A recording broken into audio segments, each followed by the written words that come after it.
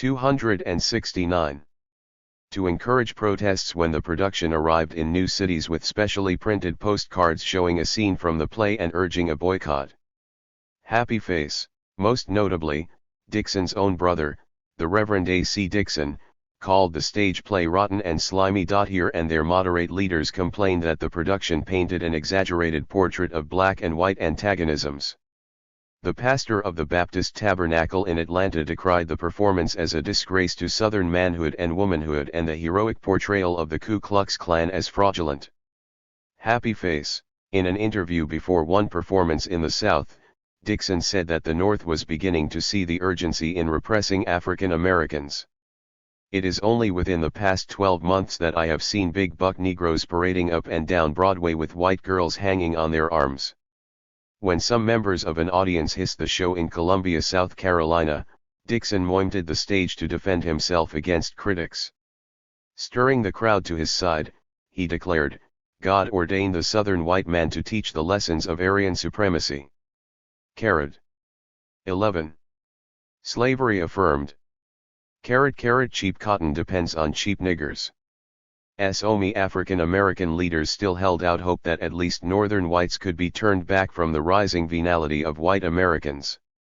Instead of embracing the accommodationist philosophy of Booker T. Washington, a generation of younger black intellectuals led by W.E.B. Du Bois insisted that it was whites who needed to adapt to full black citizenship.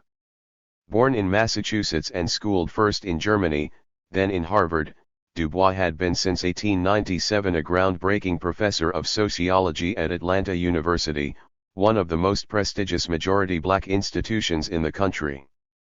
A stream of his articles, novels, and nonfiction assessments of the progress of African Americans, including The Souls of Black Folk, published in 1903, were scathing incisions into the state of race relations in the United States. Later, after the formation of the National Association for the Advancement of Colored People in 1909, Du Bois would emerge as its most central early figure. The arrival of Du Bois in Atlanta had put him deep in the heart of the new system of Southern slavery.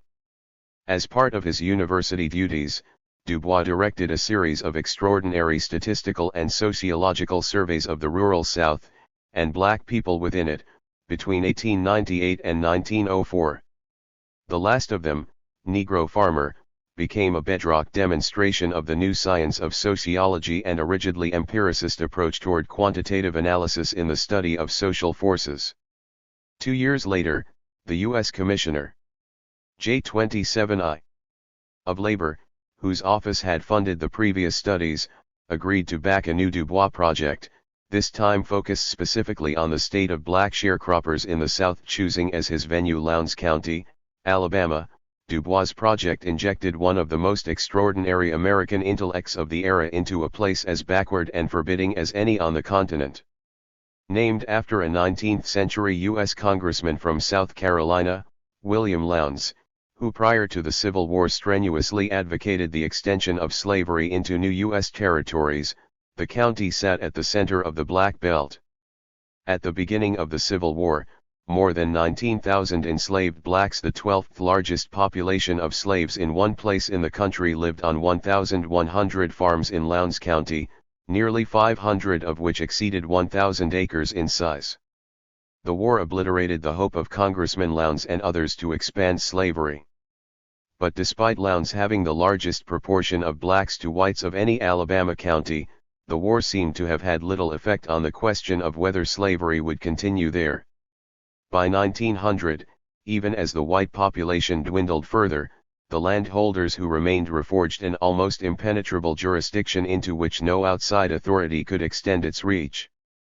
By then, more than 30,000 blacks worked the rich flat cotton fields, no longer called slaves but living under an absolute power of whites nearly indistinguishable from the forced labor of a half-century earlier. Black land ownership in the county was inconsequential.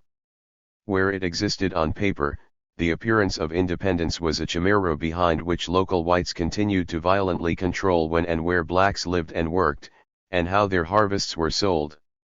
Most offensive to blacks, white men in Lowndes County continued to exercise their slavery-era presumption that they were entitled to the sexual companionship of virtually any African American woman residing on their property. During the grand jury investigation of peonage that led to the trials of 1903, Warren Reese concluded that Lowndes County was the fountainhead of Alabama's new slave labor. W. D. McCurdy, one of the original operators of the most notorious convict slave mines near Birmingham, also kept dozens of black workers imprisoned on his home plantation in Lowndes County.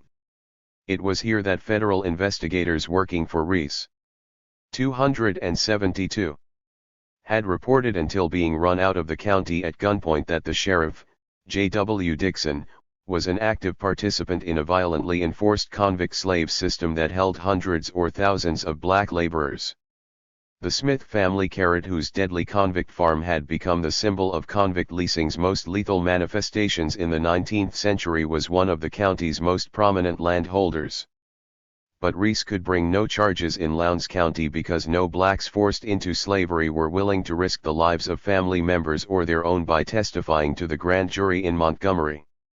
Even a black grand juror from Lowndes County participated in the inquiry only under protest for fear he would be killed upon his return home. But the failure of the federal investigation to reach Lowndes County didn't indicate there had been less slavery than federal agents initially claimed.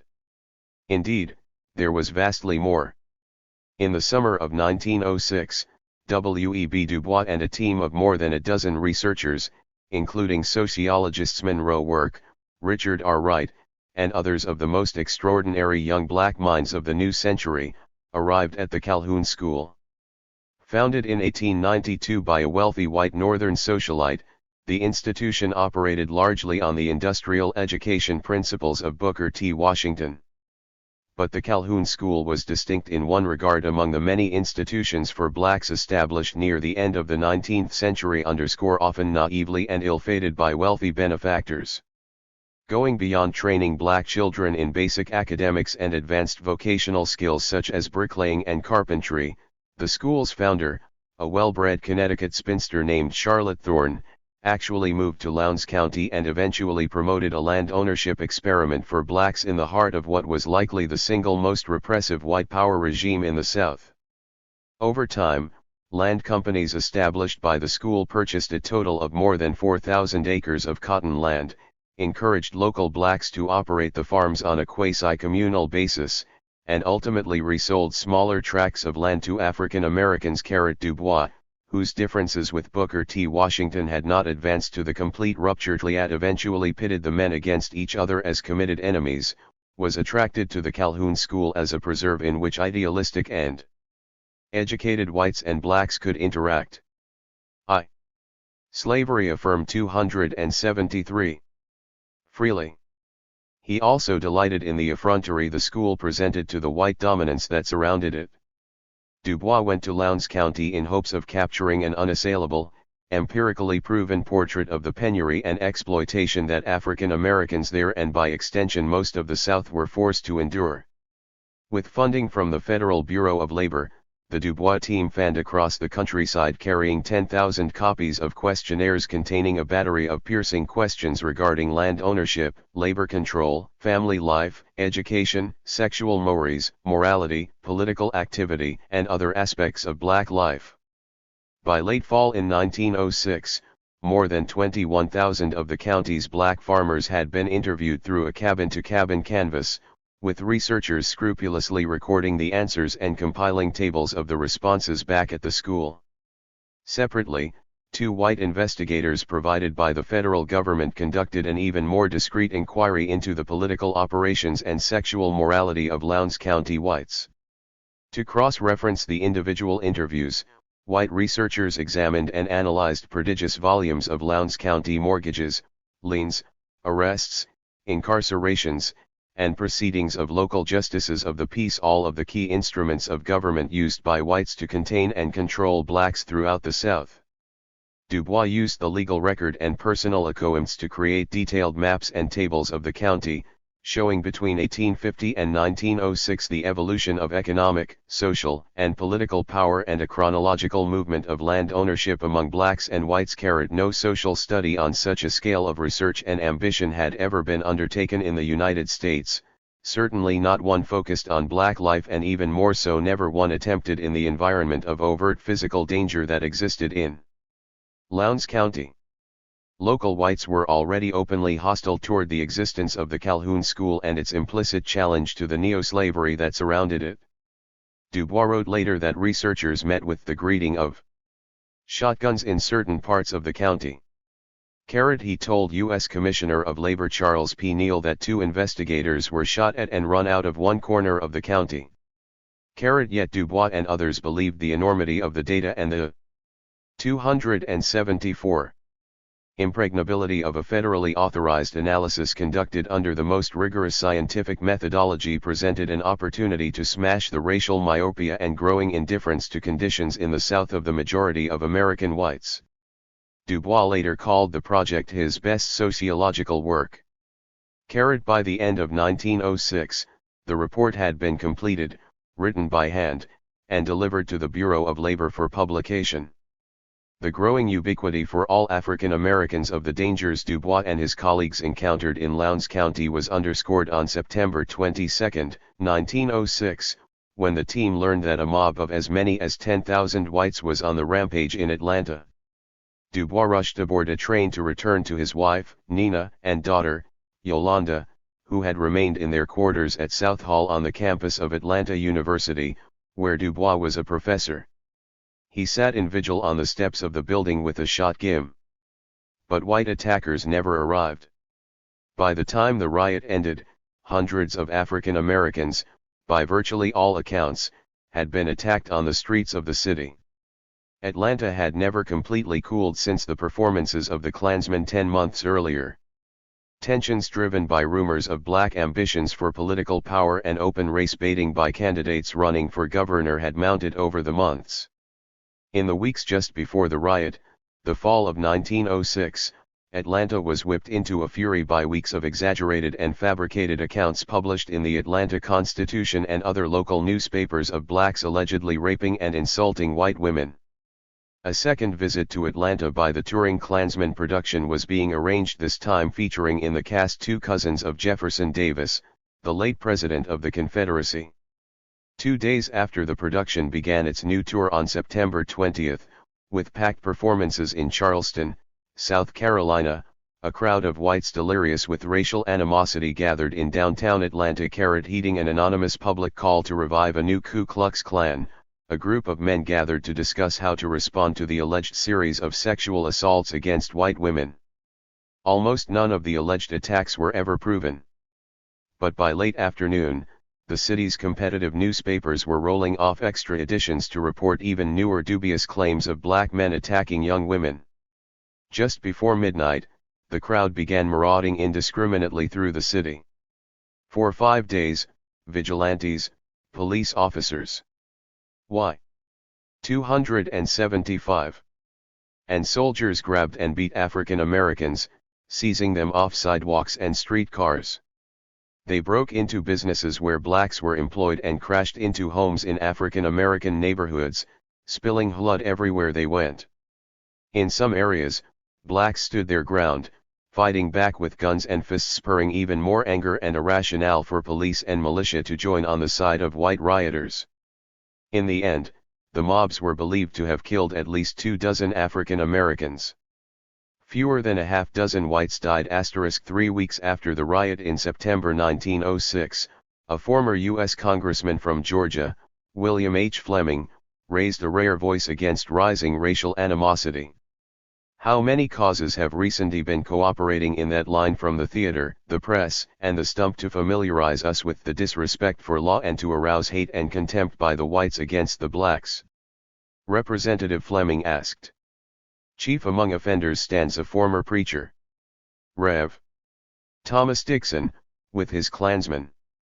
In Washington, federal officials who previously had shown such assiduous interest in the research by Dubois and the possibility it would document the widespread slavery of the South suddenly faltered. tabulations that had appeared acceptable months earlier now looked questionable to Commissioner Neal. He signaled that publication of the report would no longer be immediate. Nearly a year after completion, it remained under review, when a new commissioner replaced Neal. After reading the report, W. W. Hanger, the new head of the agency, wrote taciturnly to Dubois, "It would be extremely unwise to make any use whatsoever of the material which was gathered." Carrot registered a year later, after months of pushing for publication of his research, or at the very least that the document be remnant. Dubois was informed that the study's conclusions touched on political matters. It could not be sent to him because it had been destroyed. Nothing of what might have been a seminal study of black life survived, with one exception. 3 years later, Dubois penned his first novel, Quest for the Silver Fleece, richly descriptive portrayal of African Americans struggling against the strictures tightening against them in the North and South. The heart of the novel was a narrative drawn from what Dubois and his researchers had witnessed during their dangerous summer in Lowndes County. Substituting new names for the Calhoun School, the McCurdy's, and other great white land-holding families, Dubois 276 rendered the social order of what he called Toombs County in sharp, but unexaggerated, relief. The Baronic family, whose patriarch, Colonel Cresswell, had been the county's largest slaveholder before emancipation, still controlled in the 20th century 50,000 acres of prime cotton land and uncounted black families who lived upon it in the novel's account. In the portrait etched by Dubois, Colonel Cresswell lived in a sprawling mansion far from town, surrounded by endless numbers of broken cabins inhabited by terrified and reeducated tenants. Cresswell was intent on crushing any semblance of movement toward economic or political independence among those blacks. "Cheap cotton depends on cheap niggers," he exclaimed. "No manner of shared interests between blacks and whites could ever be contemplated. We've got whips, chain gangs, and mobs if need be. It's the Negro we've got to beat to his knees." In the county described by Dubois, black sharecroppers lived or died on the whim of the white men still called master by most. They begged the white men for their broken-down log cabins, for food and cloth to make clothes. Maturing black girls complied with their initiation into sexual activity when Colonel Cresswell's son demanded it, because he was our master. The Cresswells and other whites bought and sold sharecroppers at will, substituting the sale of their alleged debts for rent and supplies as a proxy for the sale of humans themselves. Able black men and their fees routinely sold for $250 in this Lowndes County. Black families who resisted their sale to other whites were subject to brutal violence and the confiscation or burning of their homes and possessions. Once under a labor contract to any white man, blacks knew they would almost certainly never be free of it. Disputes over the value of the cotton they raised were settled by local officials controlled by the white farmers. Any man who fought back against overseers beating workers in the field risked gruesome punishments and sale into the convict leasing system. Robbed of her crop, Dubois' central character, Zora, knows she has no recourse. What should she do? She never thought of appeal to courts, for Colonel Cresswell was justice of the peace and his son was bailiff. Why had they stolen from her? She knew. She was now penniless, and in a sense helpless. She was now a peon bound to a master's bidding. She knew that signing a contract to work for the Cresswells would mean slavery, jail, or hounded running away. While hunger and the physical abuse of overseers haunted every day, it was jail, the chain gang, or any other contact with the judicial system that loomed as the greatest constant jeopardies to blacks. Starved and manacled squads of black men prowled the town square and the roads between plantations, hustled along by gun and whip-toting guards, a scene hardly changed from the traveling slave salesman of a half-century earlier. At the slightest provocation, Cresswell threatened this ignominious horror to any uncooperative or insolent blacks. The result of any accusation by a white man would, almost without exception, be court-sanctioned ownership. Once hauled before a judge, any African American could be purchased by Colonel Cresswell or another white. One passage of Dubois' novel described the routine courthouse scene. "What's this nigger charged with?" demanded the judge when the first black boy was brought up before him. Breaking his labor contract. Any witnesses? I have the contract here, announced the sheriff. He refuses to work. A year, or $100. Colonel Cresswell paid his fine, and took him in charge. In October 1905, the U.S. Supreme Court overturned Judge Spears' order against Georgia's county convict leasing system, finding that the federal courts had no jurisdiction to dismantle the system of obtaining and selling prisoners so vividly described by Du Bois. In January 1906, Warren Reese gave up the modest office in the Montgomery Federal Building from which he had waged his quixotic war on slavery. The White House named a new district attorney for Central Alabama.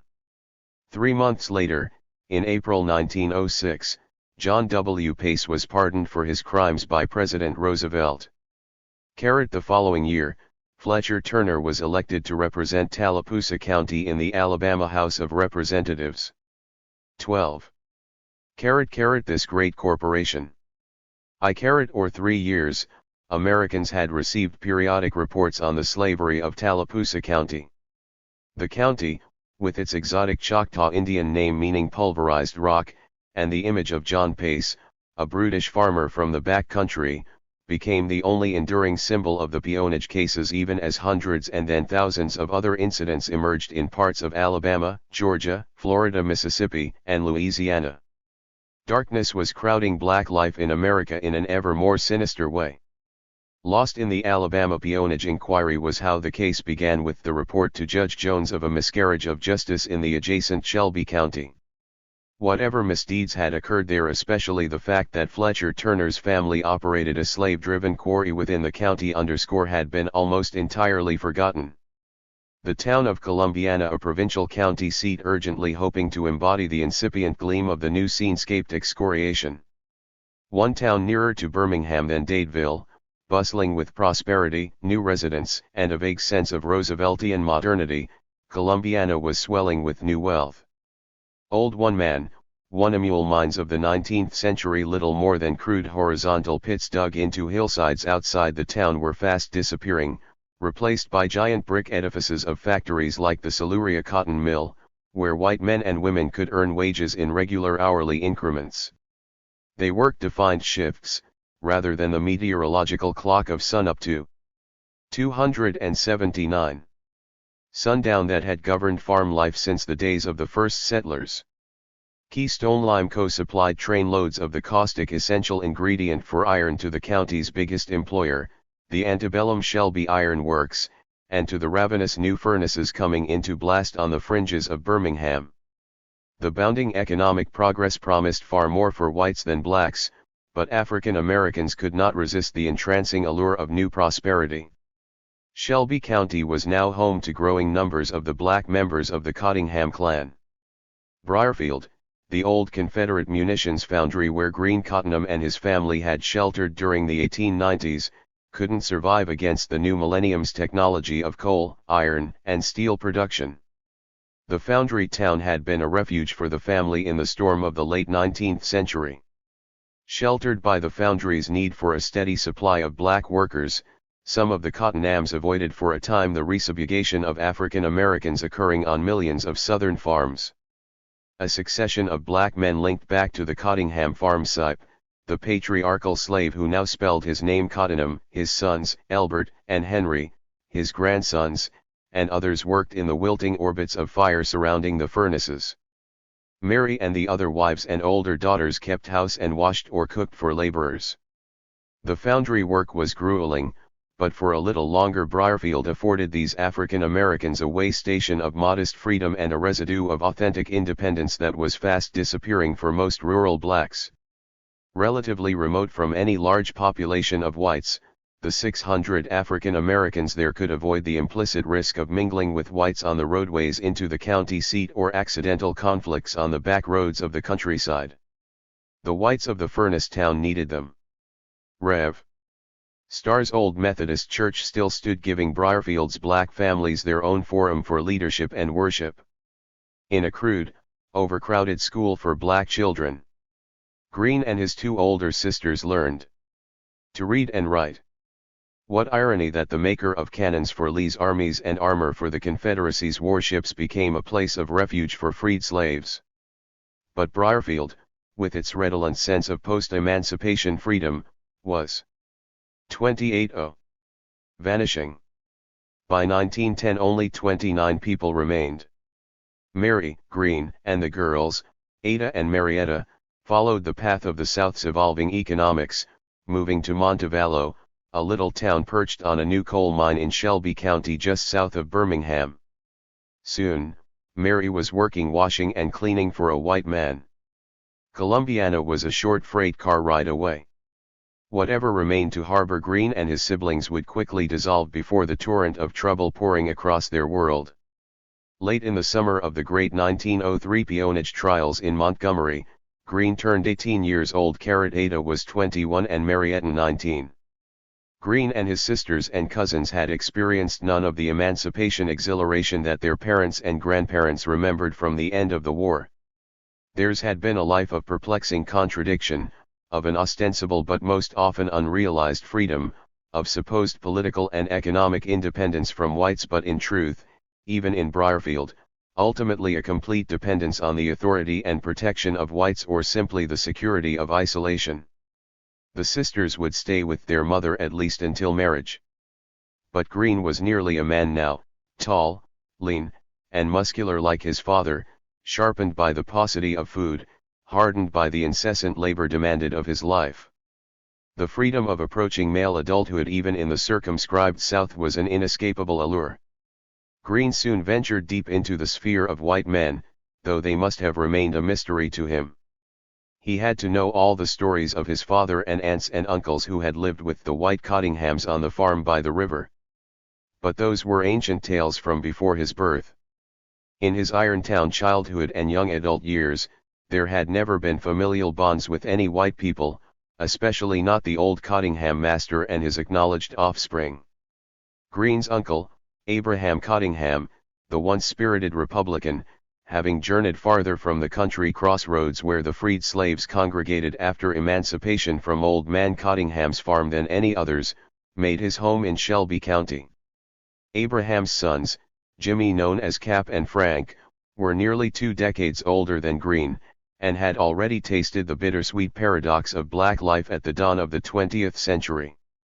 They had never been slaves. They had voted in elections. Now they had seen all vestiges of legal citizenship stripped away. Cap, Frank, and 281.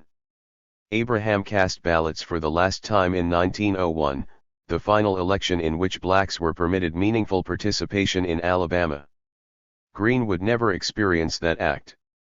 Cap Cottingham's ouster from the voting rolls was punctuated a few months later by his arrest, during a visit back in Bibb County, on a misdemeanor charge. He was quickly sold into the bondage of a white farmer named O.T. Grimes.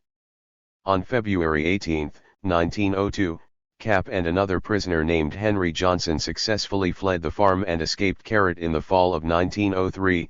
As Warren Reese prepared for the last peonage trial in Montgomery, Cap was arrested again, this time by a Shelby County deputy. The charge was for violating the Alabama statute forbidding any person from carrying a concealed weapon.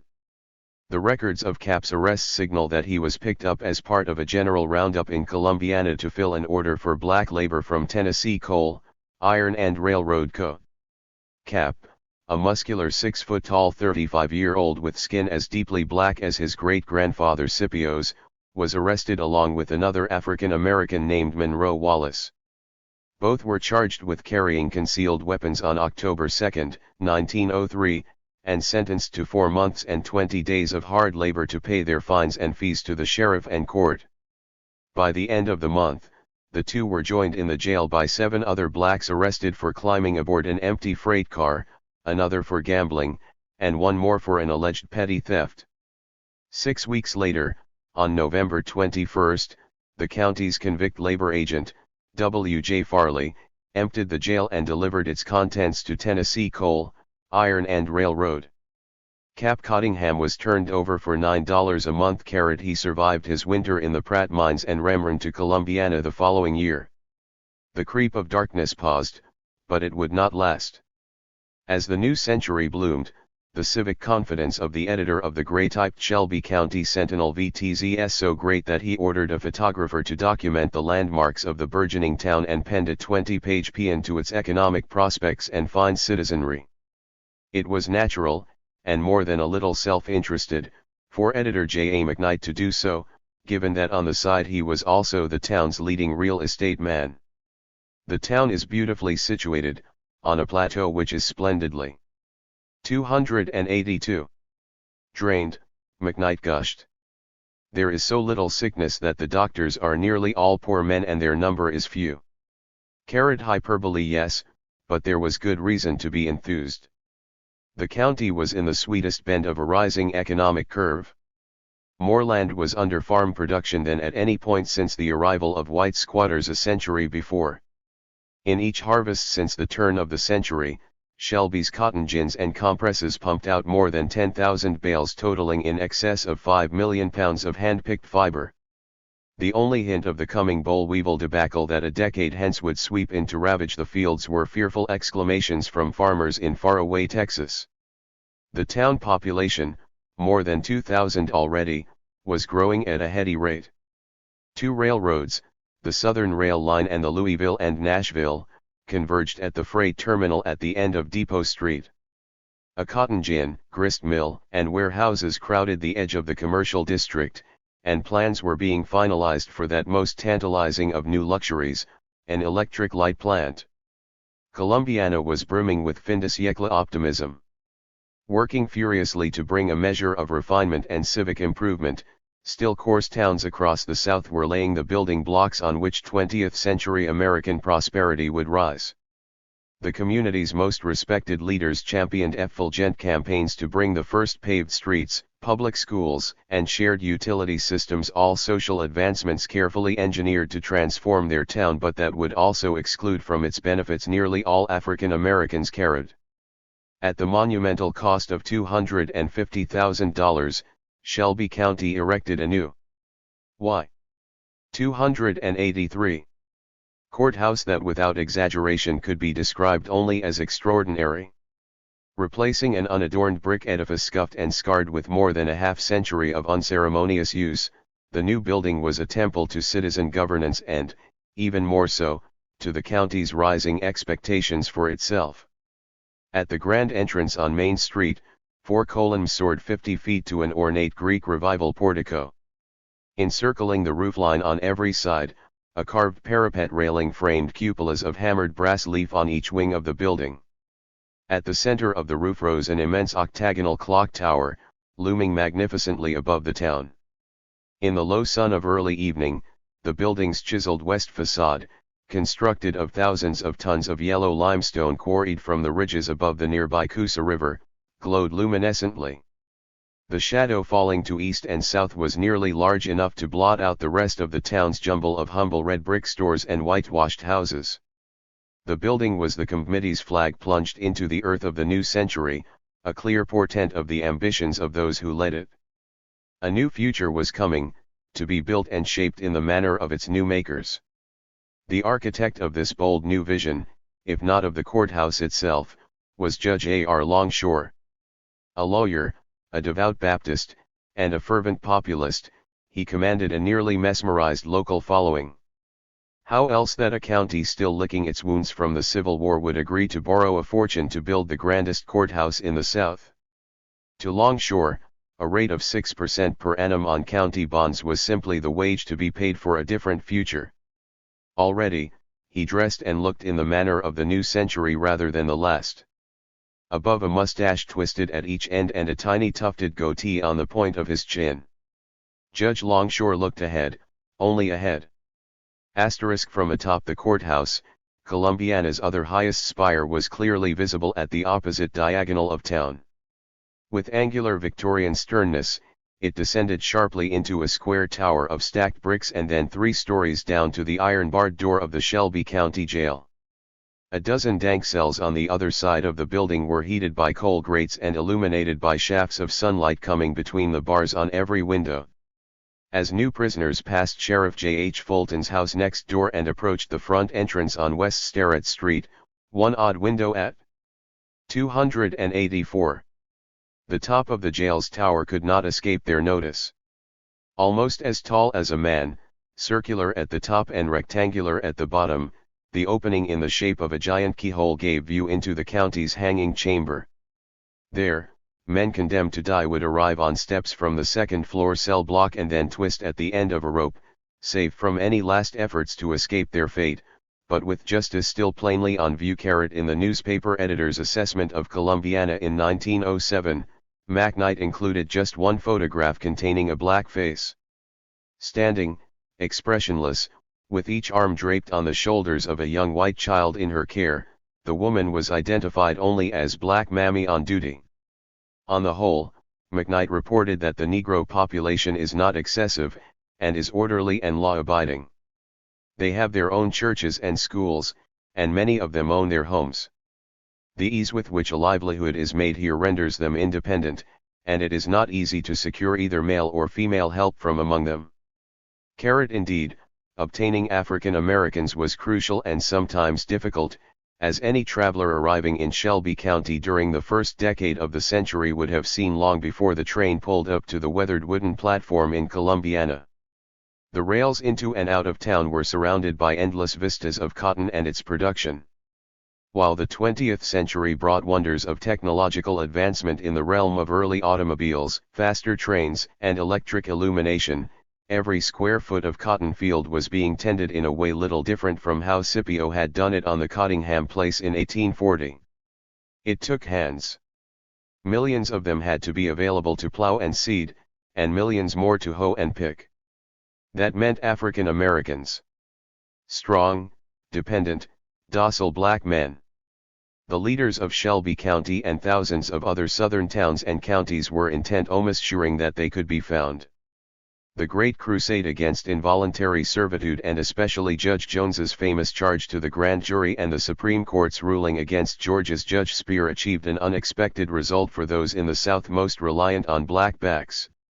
Instead of ending the new regimes of forced labor, Judge Jones's denunciations and the subsequent legal rulings, 285, became guideposts for a reorganization of the contemporary traffic in black men. Indeed, the further the court opinions decrying peonage echoed across the Southern landscape, the more hollow they became. The Supreme Court's renunciation of Speer's attempt to outlaw the misdemeanor convict leasing system was so complete that the opinion was not even written, but issued summarily and orally. Among the thousands of words of Judge Jones's famous direction to the federal jury on the definitions of legal and illegal labor practices, a single sentence ultimately rose to greatest prominence. Jones advised that persons convicted of misdemeanors whose sureties confessed judgment for them and worked them against their will could avoid violating the peonage statute by following a simple procedure. The laborers must be convicted in an authentic court, not by any bumpkin justice of the peace. The judgment and penalty had to be written down and recorded with the local courts. And the contract between the defendant and the person paying the fine, in which the defendant agreed to work for a certain amount of time to pay off the penalty, had to be signed in open court with written approval of the judge. The implication was clear.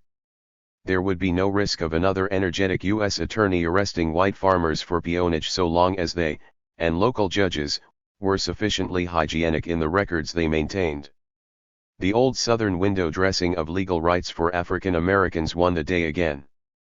There was no evidence of the decline anticipated by Reese and Jones in the number of African Americans being held by private individuals as a result of ostensible court fines. If anything, the number of black men confessing judgment swelled, now plainly and unabashedly acknowledged in open court. Moreover, undaunted by Judge Jones's ruling against the state's laws forbidding black men from leaving the employment of one white man without permission to work for another, the Alabama legislature passed a new but essentially identical false pretenses statute. Once held under a labor contract, black men who attempted to leave their employers faced criminal prosecution for doing so. If they had entered into the contract to avoid an earlier prosecution, the departure would exponentially increase the time they could be held as slaves. In Shelby County, the number of African Americans confessing judgment in open court ballooned. Registered between November 1890 and August 1906, the Dank County Jail admitted 1,327 prisoners, facing a total of more 286 than 1,500 charges. Physical descriptions were recorded only intermittently, but during the periods when notations of race were made, more than 90% of those arrested were black. A few were women. A fortunate group of 326 prisoners, generally whites and black men with some modicum of means, were able to scrape together enough cash to post a bond and obtain freedom until a later trial date. Most then simply forfeited their bonds and remained free.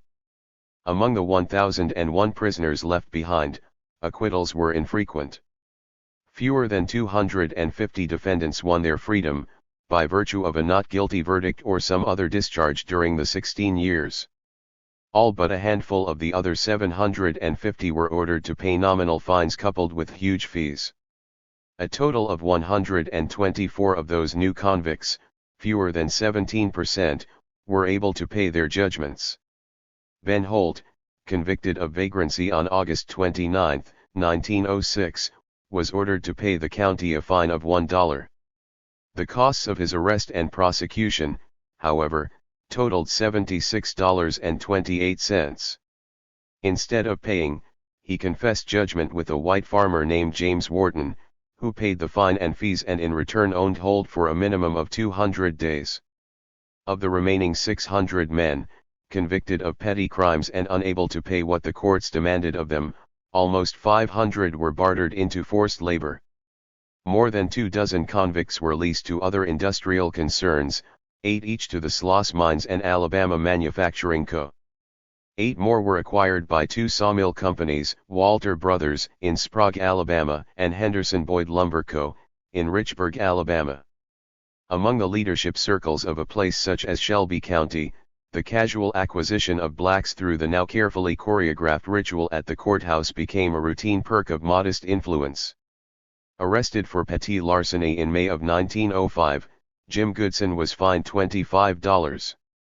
To avoid being sent to the mines with other county convicts, he agreed to sign a contract for labor with Robert E. Bowden to work 236 days in his rock quarry. Bowden bridged two groups common in southern towns as both an important local entrepreneur and a savvy political intimate of the most powerful town leaders. His thriving quarry, Keystone Lime Co., was a busy competitor to the Turner Lime Quarry not far away in Calcis. Bowden's much larger enterprise produced 1,500 barrels of quick lime a day, in 287. 15 kills. Deriving lime feedum, the massive formations of limestone undergirding all of Shelby County before the advent of the steam shovel required armies of men engaged in the crudest form of manual labor. Hardly any person would choose such work freely. Convicts were ideal. For a quarter of a century, Bowden benefited handsomely from the availability of strong black men at the Shelby County Jail. Between 1905 and 1913, he took possession of at least 18 people arrested in the county, after each confessed judgment in open court carried just as required by Judge Jones's order. Nearly all of the essential local enterprises in Shelby County enjoyed at least periodic use of entrapped African Americans. Shelby Iron Works, the area's largest employer and biggest commercial taxpayer, continued to acquire black men by confessing judgment for their sentences before Judge Longshore, continuing a nearly uninterrupted use of slaves and other forced black labor from the early 1860s to the end of the first decade of the 20th century.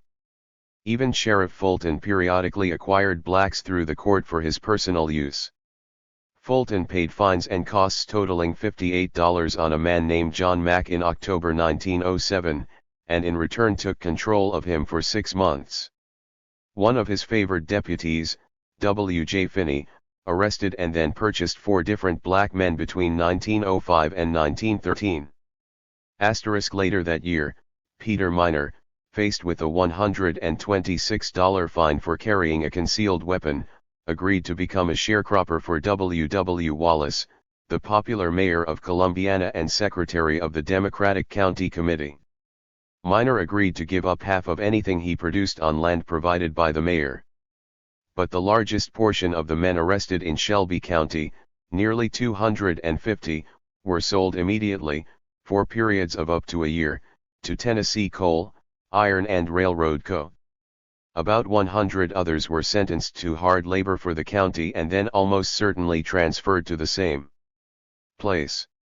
Alabama's slave system had evolved into a forced labor agricultural and industrial enterprise unparalleled in the long history of slaves in the United States. During 1906, the state sold nearly 2,000 black men to 288 different buyers. Nearly half were bought by the two biggest mining companies, Tennessee Coal and Iron and Sloss Sheffield. The McCurdy brothers of Lowndes County bought dozens. Hundreds more went to timber camps and sawmill companies. In addition to the prisoners auctioned off by the state, nearly 70 individual local governments, like Shelby County, parceled thousands more laborers to 100 or more other buyers. These prisoners lived in such misery that even some political figures in Alabama acknowledged the shamefulness of the system.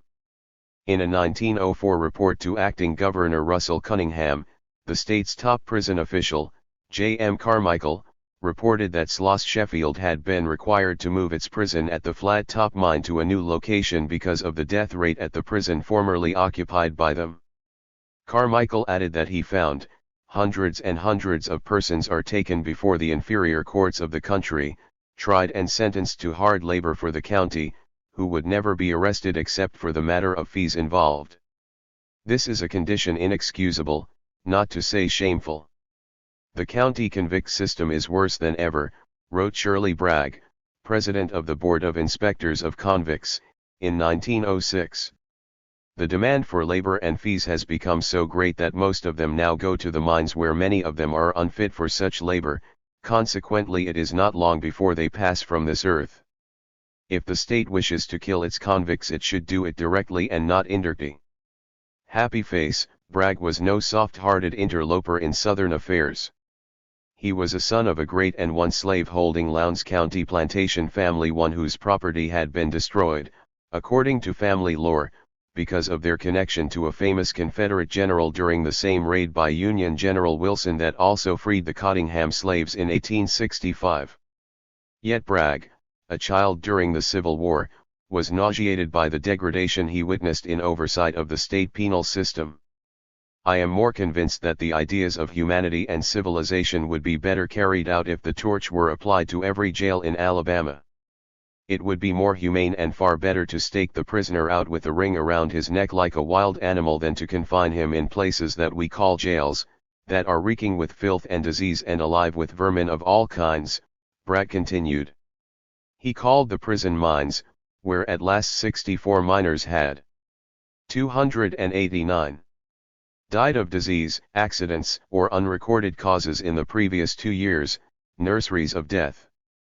Sloss Sheffield, the successor to John Milner's horrifying Coalbug and Newcastle mines of the 1880s, had long excelled at the exploitation of this county convict system.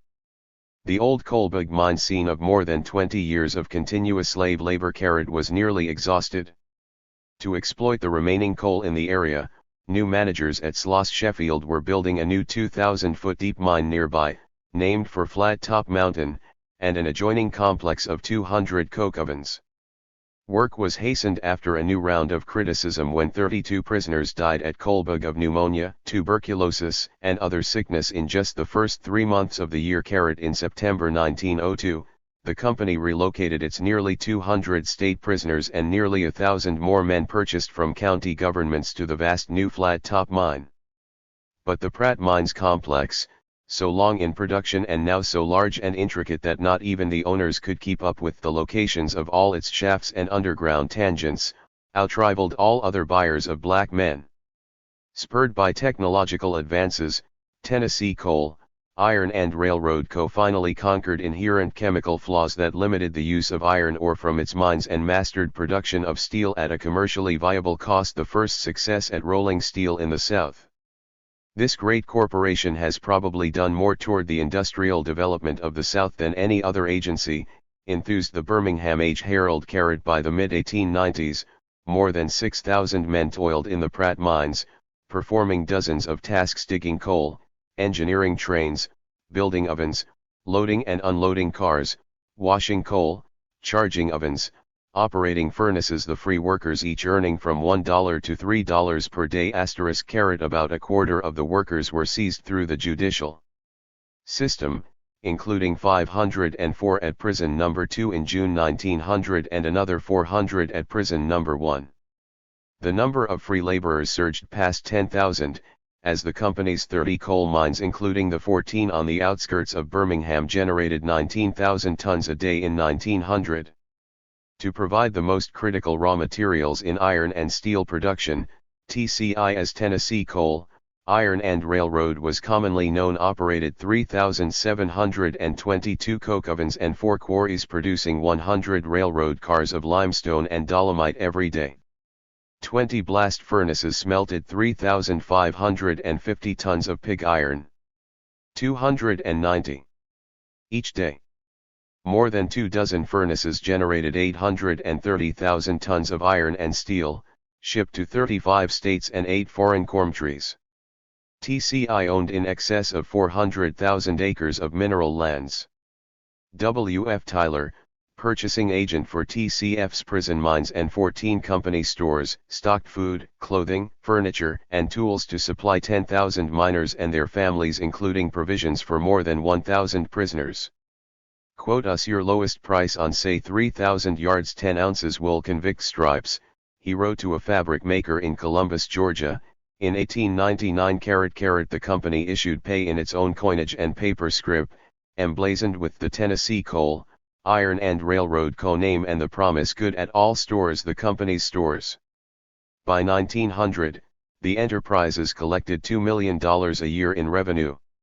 Responding to booming demand, TCI invested heavily in its Pratt Mines complex and dozens of other sites across the seemingly boundless coal fields surrounding Birmingham.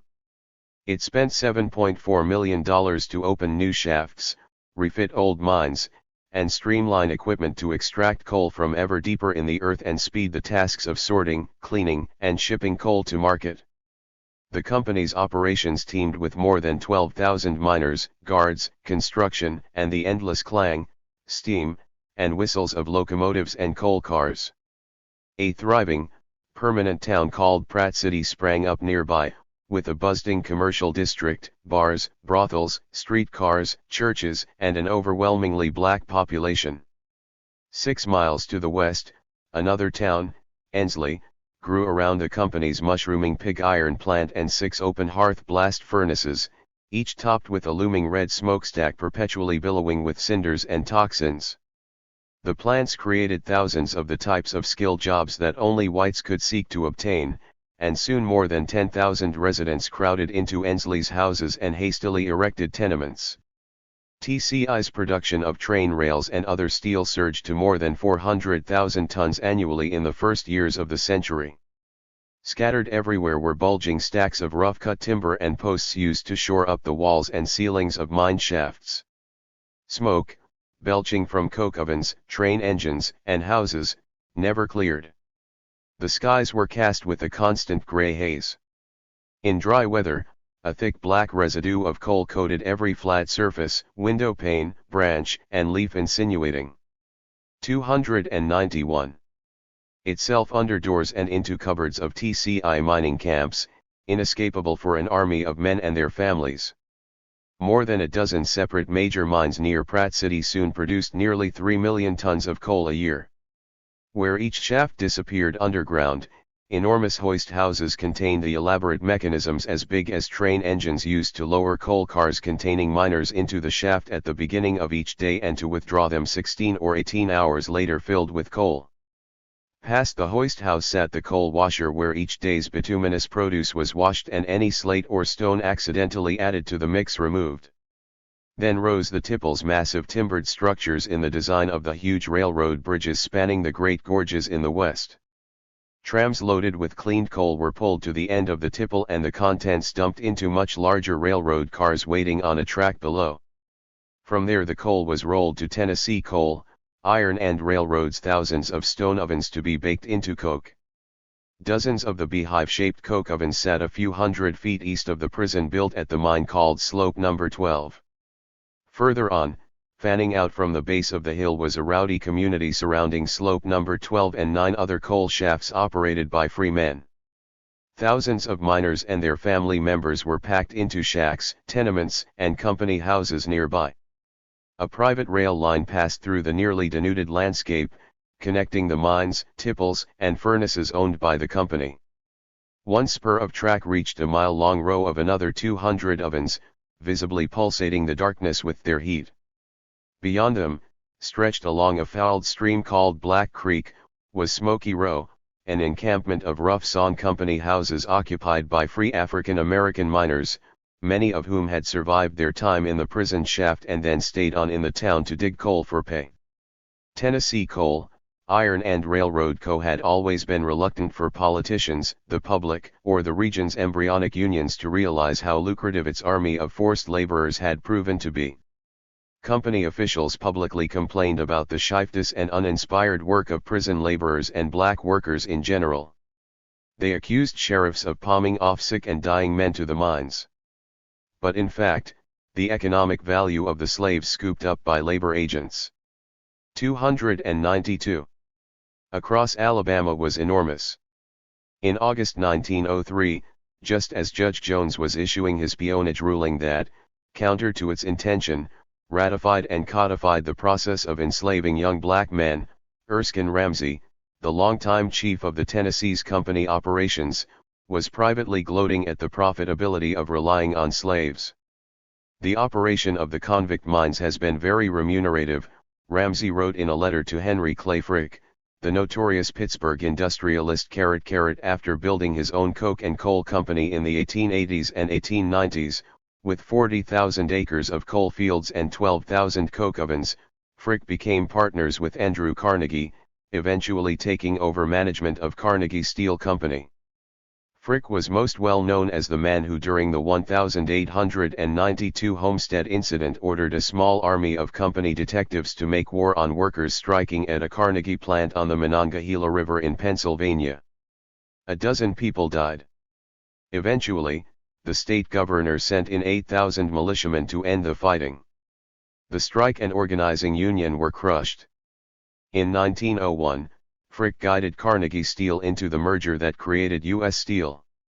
2 years later, Frick was one of the wealthiest individuals in the United States, if not the world, and continued to invest periodically in other industrial enterprises. Ramsey had known Frick his entire adult life, literally growing up as a mechanic in a Frick coal mine supervised by his father.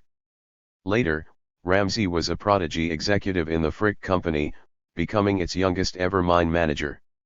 An uncanny engineer and inventor, he moved to Alabama in 1887 to become chief mine engineer for Tennessee Coal, Iron and Railroad.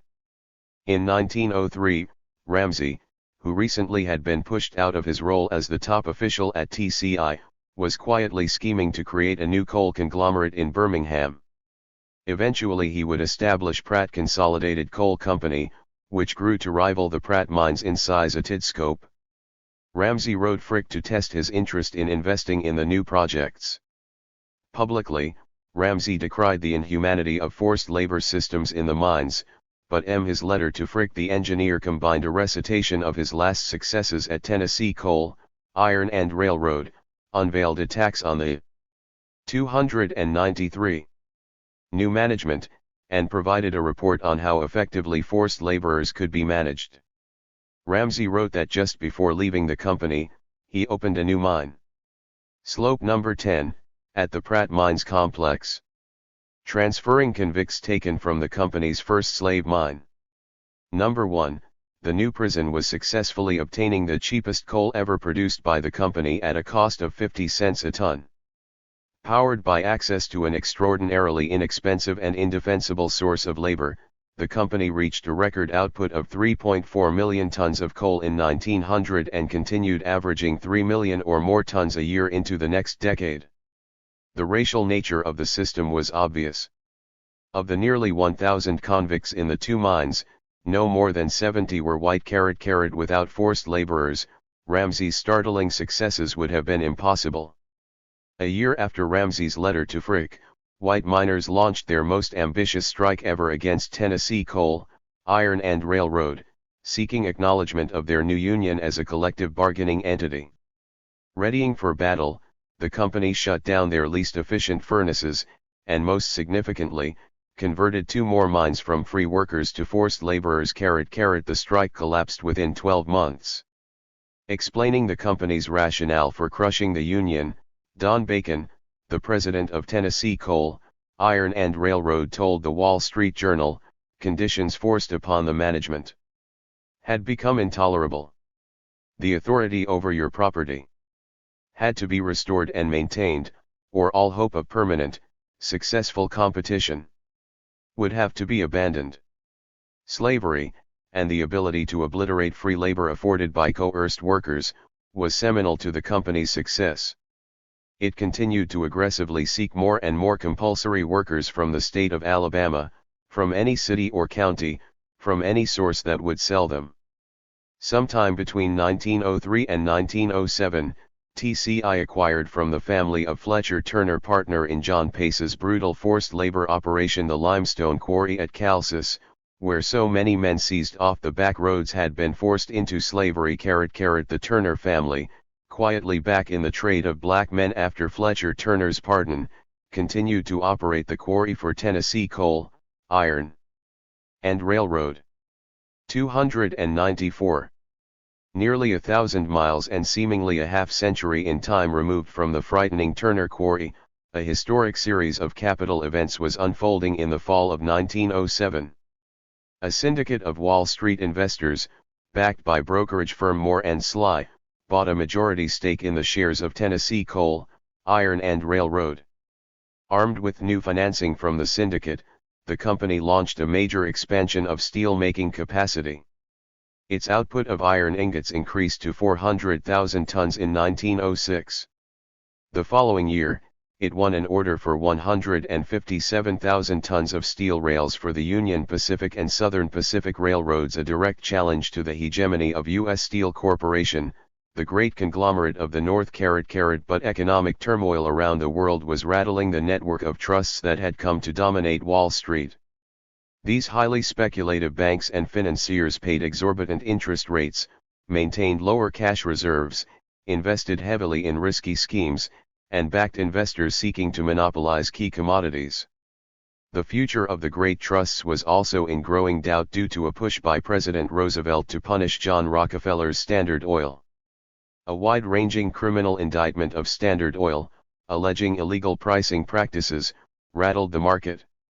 In late October, the failure of 2 prominent stock speculators in a bid to take over United Copper Company led to the bankruptcy of 2 Wall Street brokerages, a bank and another mining company. As word spread of the failed scheme and its effect on other prominent bankers, panic set into the markets. Suddenly, multiple trust banks were under threat, and dozens of stock brokerages appeared poised to disintegrate.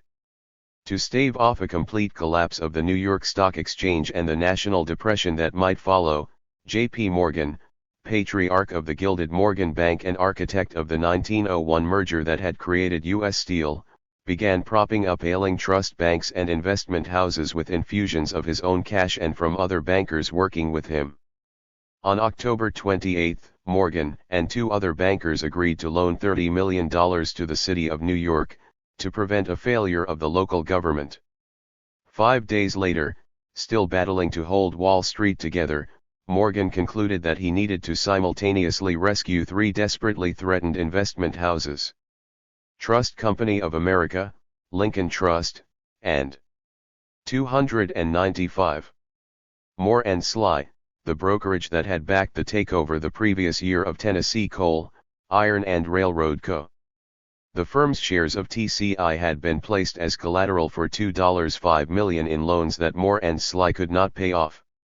It would soon be forced to liquidate the stake, the beginnings of a sell-off that Morgan believed might wreck Wall Street. Morgan proposed that U.S. Steel prevent the dumping of Moore & Sly's stock by buying the stake for a fraction of its value. In return, the presidents of the Great Wall Street Trusts had to agree to provide $2.5 million to help bail out the other banks. Henry Clay Frick, still a major owner of U.S. Steel, recognized the potentially vast value of obtaining Tennessee coal, iron and railroads mineral holdings and of eliminating it as a competitor. The chief executive of U.S. Steel, a former Illinois judge named Albert H. Gary closely allied with Morgan, agreed to the purchase only on the condition that the White House first give a promise not to attack the deal as a violation of new anti-monopoly laws. After an all-night negotiation in Morgan's offices beginning Saturday, November 2, the terms of the deal were hammered out. Judge Gary and Frick sped for Washington at midnight in a special single Pullman car. Interrupting the president's breakfast, they laid out the details of the transaction to Roosevelt and Secretary of State Elihu Root, emphasizing the potential for a national economic disaster if the stock markets weren't reassured. Within 20 minutes, the president, freshly returned from a Louisiana bear hunting trip, agreed to support the buyout, one of the biggest financial transactions in the history of American capitalism to that date. Roosevelt wired Attorney General Charles J. Bonaparte that the federal government would not oppose the merger. Judge Gary called Morgan at his offices. Word of the deal spread through Wall Street as the stock exchange opened on Monday morning. The panic subsided. U.S. Steel took control of Tennessee coal, iron and railroad for $45 million, a minuscule fraction of the estimated $1 billion value of its Pratt mines and other assets in Alabama. That TCI was the largest customer of the Alabama slavery system Roosevelt had once championed the destruction of was not discussed at the White House breakfast. 3 weeks later, U.S. Steel's newly installed president of its Alabama property, 38-year-old George G. Craw, 296. Ford, signed a new lease to acquire 4 hyoidrid prisoners from the state of Alabama for use in the company's No. 10 and No. 3 mines. Crawford agreed to pay $42 per month for the strongest laborers and agreed to pay $10 for the weakest. The contract made clear that as soon as the company's newest prison mine, a deep shaft called Slope No. 12, was ready, as many prisoners as possible would be shifted there. AR-11H-11ER. Who? The Final Chapter. Of American Slavery. I. 13. The Arrest O.E. Green Cottenham. A War of Atrocities. Green Cottenham huddled behind the worn, whitewashed walls of the train depot in Columbiana. It was a clear, brisk Thursday, sunny and crisp before noon, the temperature easing toward the 70s by early afternoon. Green walked to the train station to play dice, or to find a day's labor, or for some other claimed reason that in truth was no different from any other. The train station was simply where he went almost every day, where nearly all young black men found themselves. The freight docks of the station in Columbiana, and in every other county seat on the Southern Railway line between Birmingham and Eufaula, a lush cotton center deep in southern Alabama, were the hub of life for African American men in the South in 1908. Open freight cars, easily boarded as trains eased out of towns like Columbiana or when they slowed to cross rickety bridges and tight curves, were the only mechanized means of movement for the armies of destined blacks searching or waiting for work in the first years of the century, especially those like Green who had uncoupled themselves from the traditional black life of serfdom in a cotton patch. The tracks themselves, removed from the view of most whites, were the safest paths for walking from town to town as well. Either way, a man on the rails or the trains was violating Alabama law by entering the property of a railroad company. But the appeal of motion and movement, of 300 opportunity, that the tracks and trains represented was too much for a young man like Green to resist. That spring, there were hardly any jobs for cash to be had for a black man, unless he was willing to take up a cotton hoe or venture into the giant lumber camps on the rail lines thrusting into the swampy jungle forests below the Florida state line, or across the Georgia border. Railroad companies claimed to pay $2 a day for a strong hand who could handle an axe, cutting trees, or shaping rail ties. But the railroad camps sat at the ends of long spurs cut into near virgin forests, with no roads or other means of exit except via the trains that brought more fresh backs every day. Once a man arrived, there was no departing unless the camp boss allowed it. And there was no knowing whether the Southern Railway or any other company would keep its word to pay the amount it promised, or even to feed men or keep them out of the rain and swamps. Guards with shotguns and dogs patrolled the perimeters of the work sites. The captains of the camps kept long leather straps, affixed to thick wooden handles, to beat men who tried to flee. County sheriffs developed an uncanny eye for spotting any fleeing African Americans who made it through the woods to a farm or town, and received rewards for hauling them back in chains. That was the work available to an independent black man like Green: free labor camps that functioned like prisons, cotton tenancy that equated to serfdom, or prison mines filled with slaves.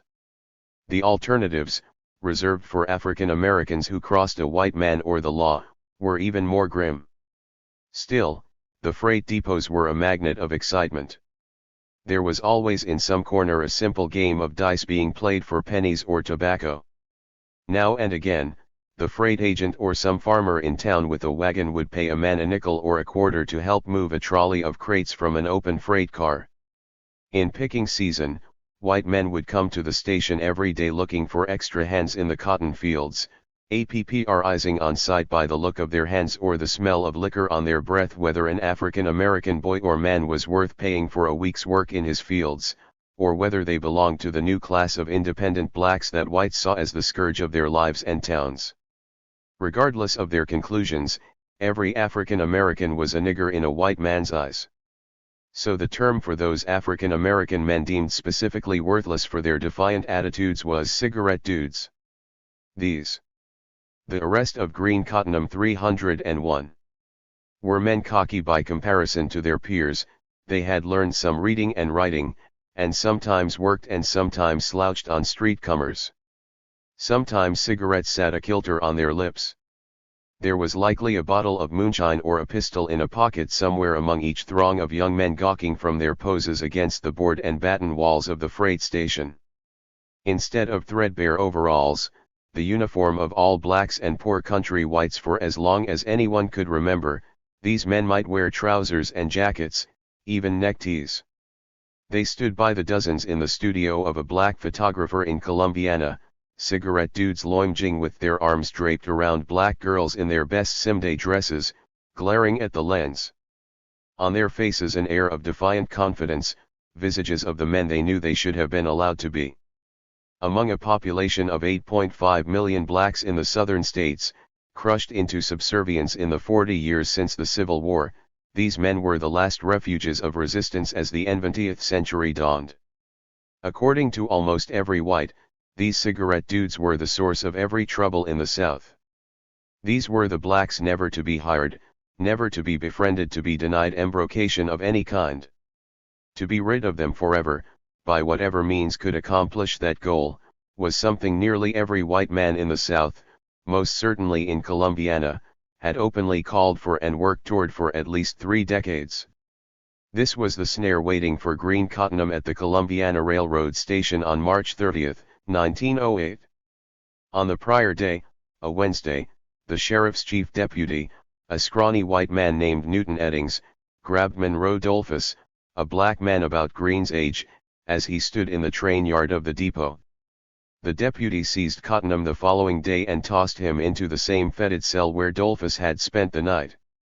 There was uncertainty about what charges against the men should be entered into the prison registry at the jail. Initially, Eddings claimed that the crime committed by Dolphus was taking a 25-cent tin of fish from the lunch pail of a Southern Railway worker. Cottonham was charged with riding a freight train without a ticket. There was no tangible evidence that either man had committed any infraction at all. 302. Taken before Judge Longshore the following day, Cottonham and Dolphus each denied the charges. Eddings was unable to produce any evidence or witnesses to convict them. But sticking to the cynical script followed thousands of times in the South, Judge Longshore chose not to release the men anyway. Instead, he declared them guilty of vagrancy, that catch-all offense to which any black man was vulnerable at almost any time.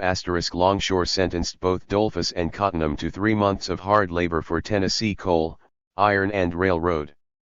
Under its standing contract with Shelby County, the company would pay the county $12 per month for each man as long as he worked in their mines. The 2 prisoners were also ordered to pay fees to the sheriff, judge, and other local officials totaling $31.85 for Dolphus, $38.40 for Cottenham, extraordinary sums for an unemployed black man. Unable to pay those costs, Dolphus was ordered to work an extra 2 months and 20 days at the mines to cover the fees. Cottenham would have to spend an additional 3 months and 6 days carried. A day later, Eddings arrived at the county jail with his shiny, 6-inch barreled Colt .38 pistol in a holster dangling against his thigh. A simple metal badge pinned to his coat read Deputy Sheriff. He carried thick round monocles connected with 3 tight steel links. A trace of chains was draped over his shoulder. Eddings barked for Cottenham and the 9 other men in the Shelby County cells to get up.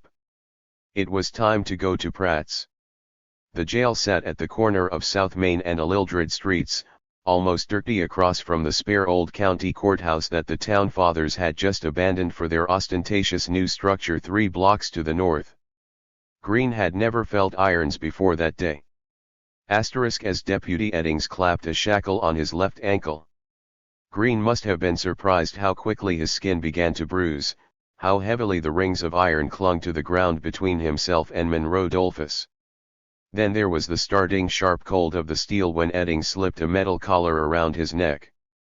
Eddings locked the clasp on Green and did the same to Mon, as the men called Dolphus, and then to each of the other 8 prisoners in the lockup that morning. Early Balling, House Pearson, and 4 others had. Why?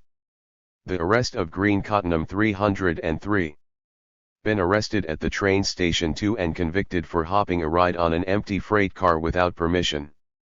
Henry Witherspoon was found guilty of petty larceny, a crime applied to the theft of any object worth more than $10. John Jones, arrested as he played dice inside a circle of other black men squatted in the dirt on the edges of the railroad yard, was convicted of gambling. Once all 10 were chained together, Eddings told them to start walking back to the railway station. They trudged out the scuffed rear door of the jailhouse and around the corner, passing by the back porch of Sheriff Fulton's wood frame house next door and on toward Main Street. All in the ragged group were still in the street clothes they had worn at the time of their arrest. But now the men were smeared with the filth of the jail's grimy, wet interior. Most had been there for several weeks, waiting for the monthly delivery to Tennessee Coal, Iron and Railroad. Several walked shakily, taken aback by the brightsome fight and unbalanced by subsistence on the sheriff's meager rations and the partial sleep of nights on remnants of putrid bedding. As they passed the sheriff's home, the men crossed the shadow of the jail, looming above them, higher than all the surrounding structures, the face of the massive tower interrupted only by the keyhole window in the hanging chamber. On a Saturday morning 3 months later, the sheriff would release the trapdoor of the scaffold there, and Tom Patterson, a 38-year-old black man convicted of murder, would twist to his death at the end of the rope. At the station, Eddings took Green and the other prisoners to the far end of the platform to wait for the early morning train. They rode the 1-hour journey in the baggage car. Outside the Birmingham depot, Eddings piled the shackled men into an open, horse-drawn wagon he had telegraphed ahead to hire.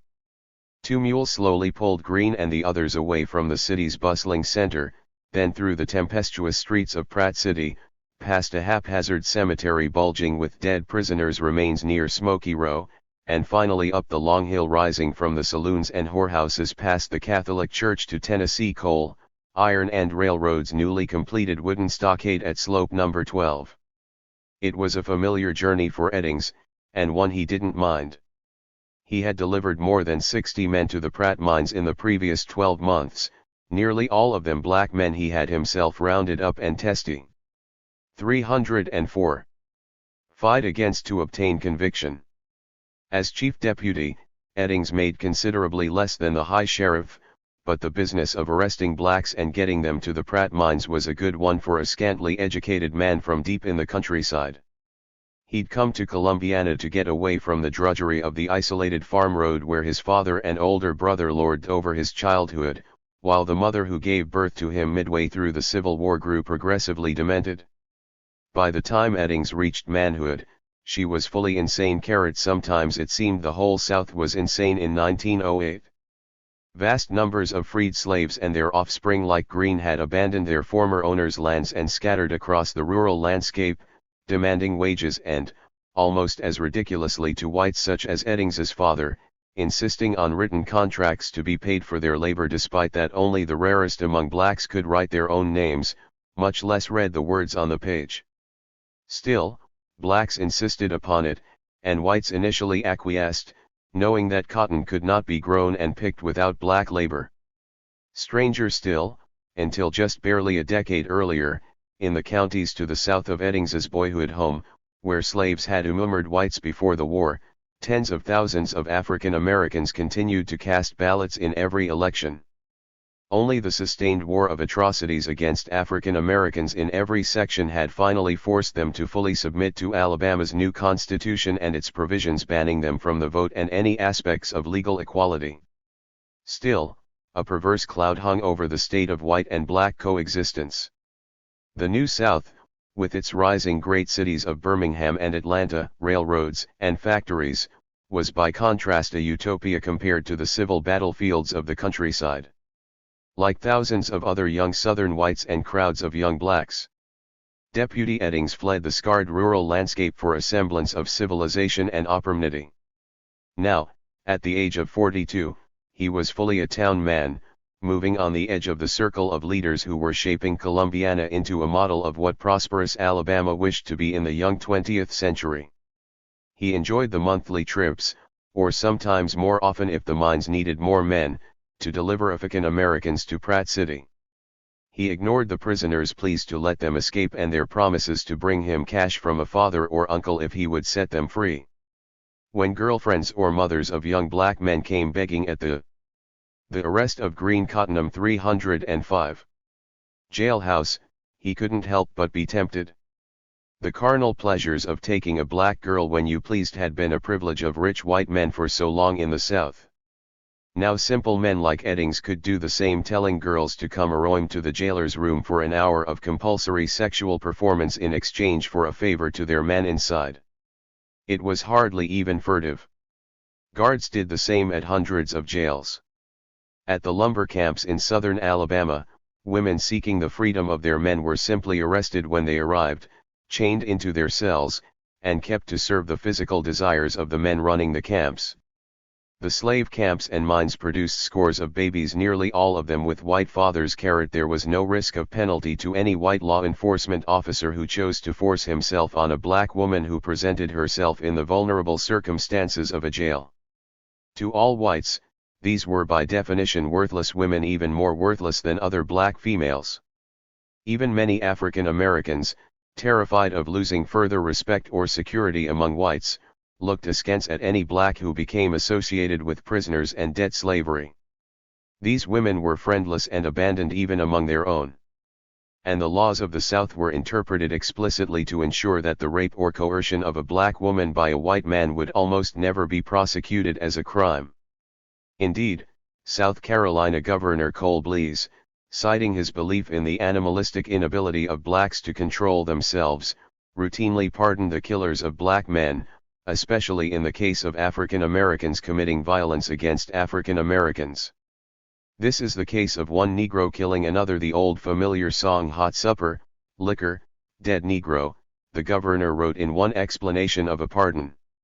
As for sexual assaults of black women, Governor Blease asserted it was the nature of every African American woman to want sex at any opportunity. Adultery seems to be their most favorite pastime, he said. I have very serious doubt as to whether the crime of rape can be committed upon a Negro.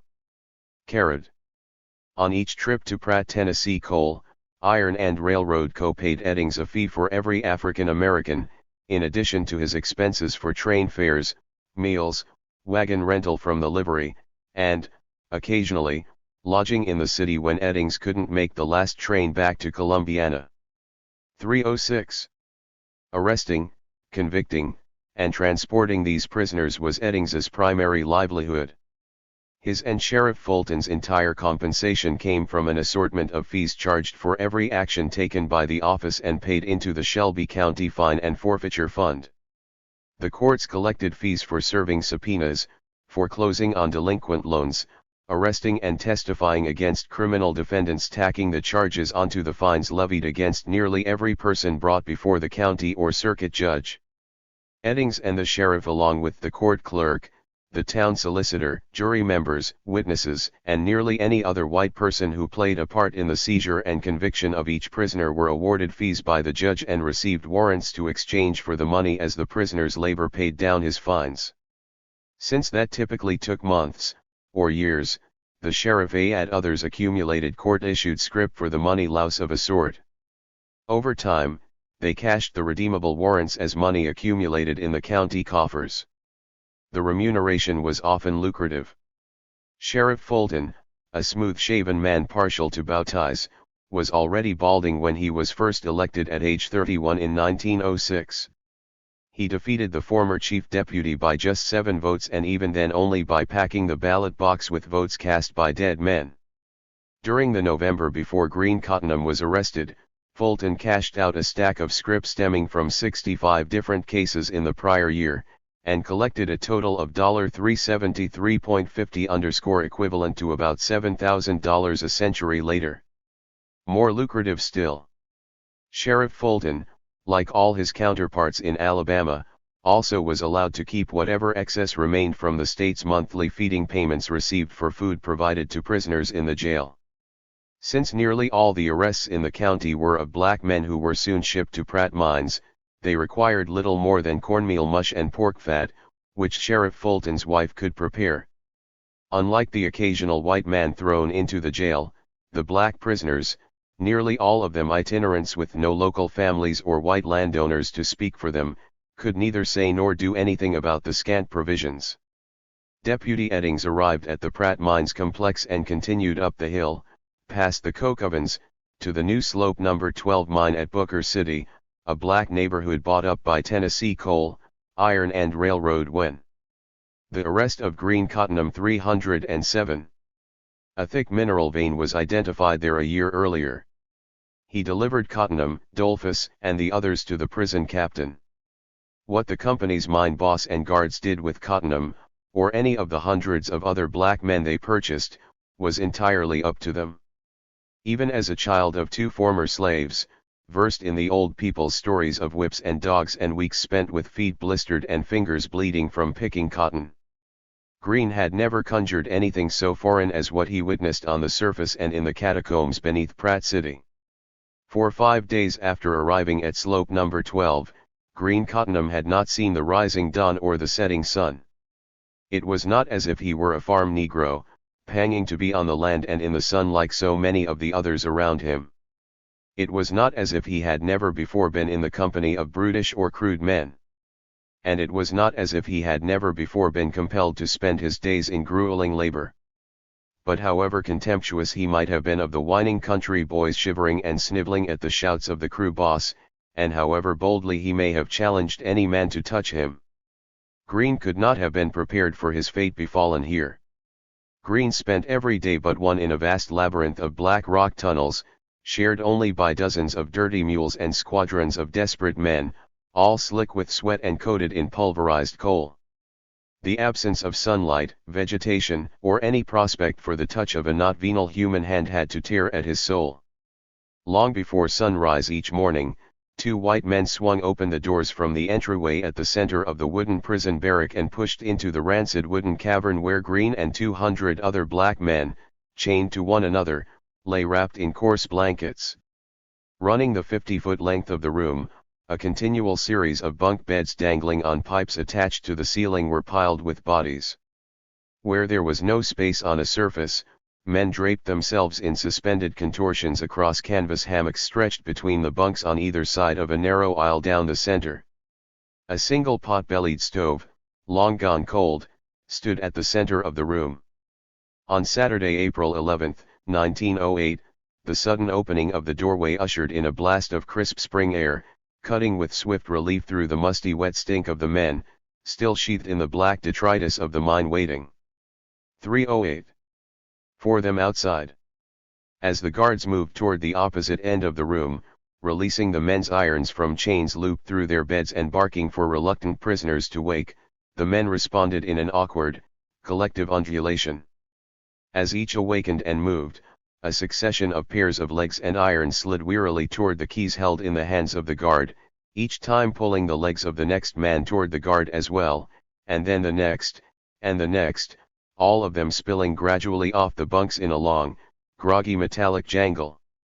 Once on their feet and refastened to their chains, Green and the column of prisoners filed out through a front stoop, down the wooden steps, and into a plain kitchen. Each man stuffed a biscuit and a cut of cold bacon into his mouth and shuffled out the door. At the point of shotguns, they tramped into the deep darkness, across the bare yard, past the pen of bloodhounds trained to track Negro scent, past the barrel across which men were stretched naked almost nighy to be whipped with a leather strap, out the mammoth gate of the stockade, and up to the orifice where they would enter the earth. There, high on the ridge above Pratt City, Green for a moment would have glimpsed the luminescence of the industrial spectacle throbbing atop the geological wonder of the coal and iron ore discovered beneath the hills of northern Alabama. There had been nothing more than one prosperous farm in this valley 40 years earlier, but now in 1908 a city of nearly 150,000 people was consuming the land. The acrid smell of coal smoke never dissipated. On the farthest horizon glowed the Sloss furnaces, where Col. James W. Sloss, the man more responsible than any other for the sensational economic boom of what was called the Magic City, had presided over a conflagration of fire, machines, and molten iron unlike anything ever before seen in the South.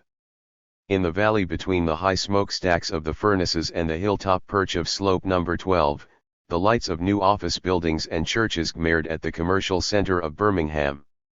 One can only imagine what filled Green's mind as he walked toward the manway to slope number 12 in the darkness that Saturday morning.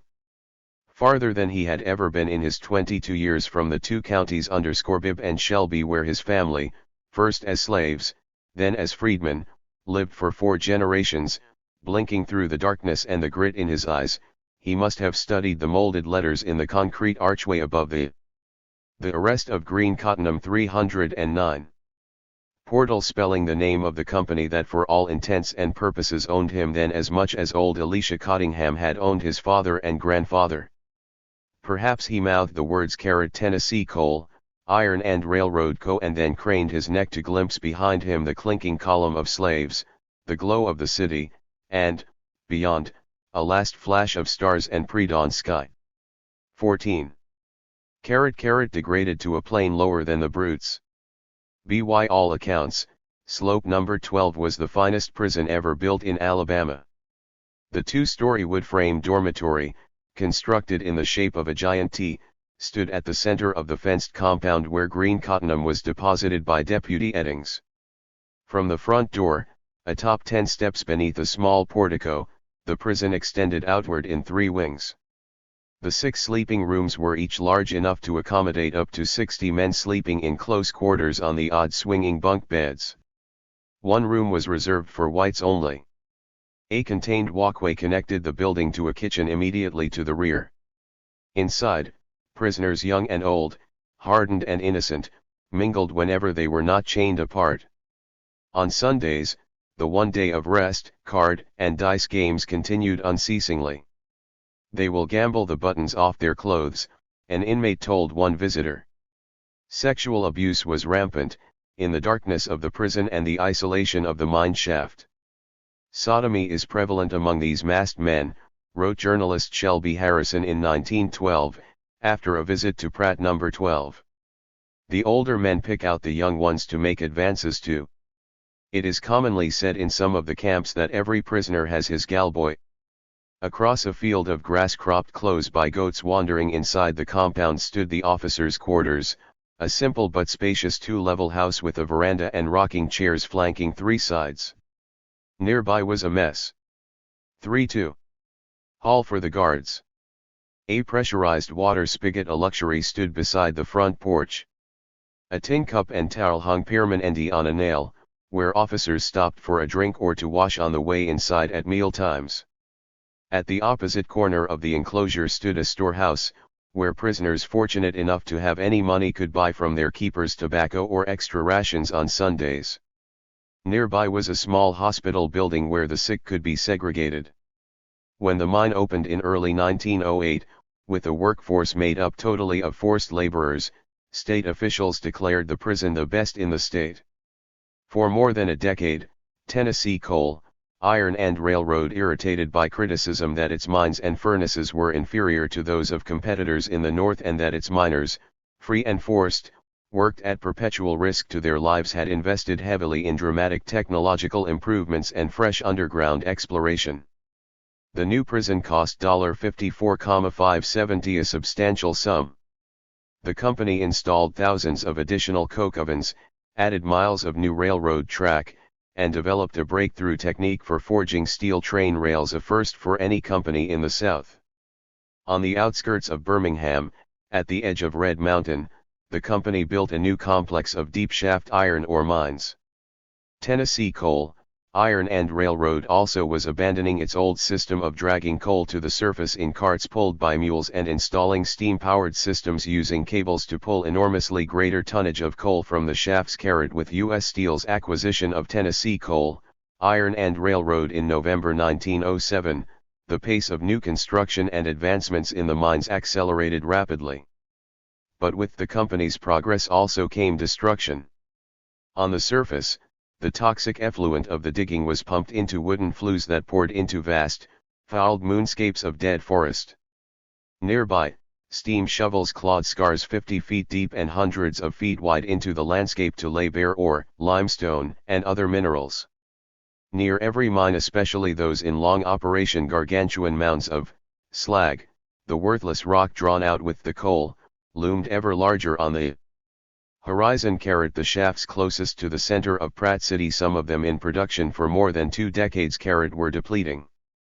Most had already been repeatedly extended, first hundreds of feet below the surface and then for 312 thousands of feet horizontally, following the thick deposits of coal threading from the Pratt seam.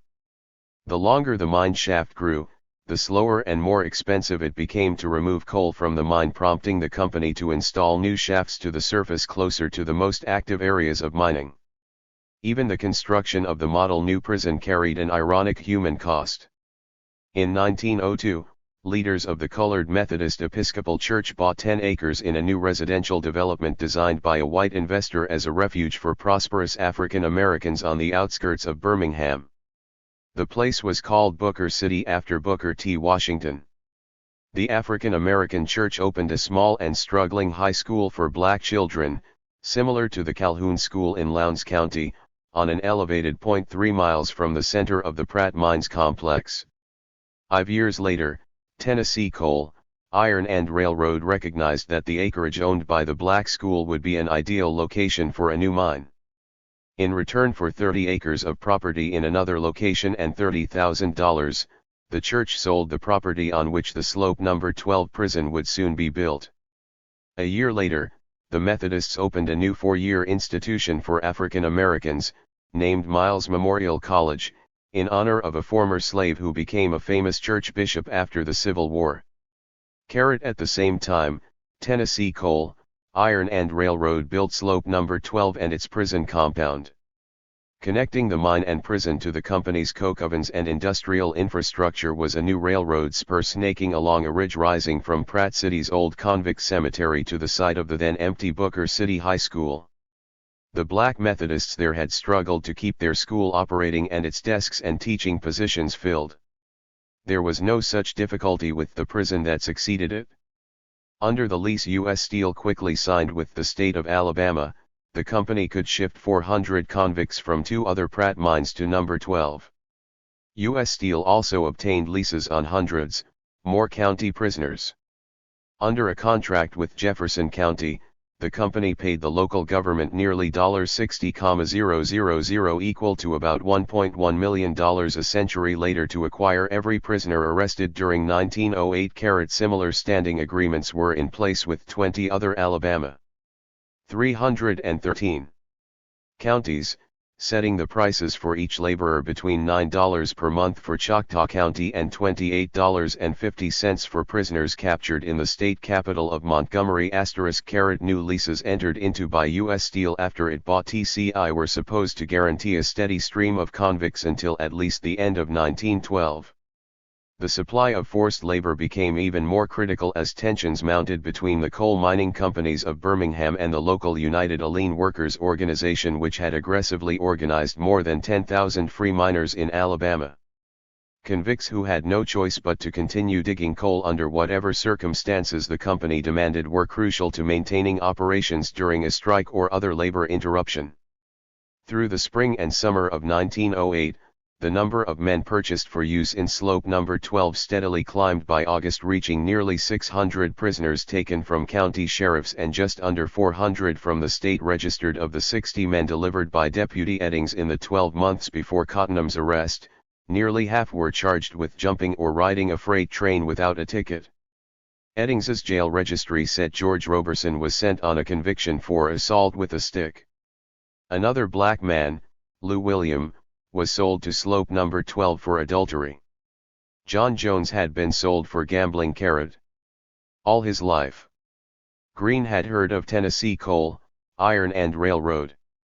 Every African American in Alabama had been told stories about the vast prison mines at Pratt City.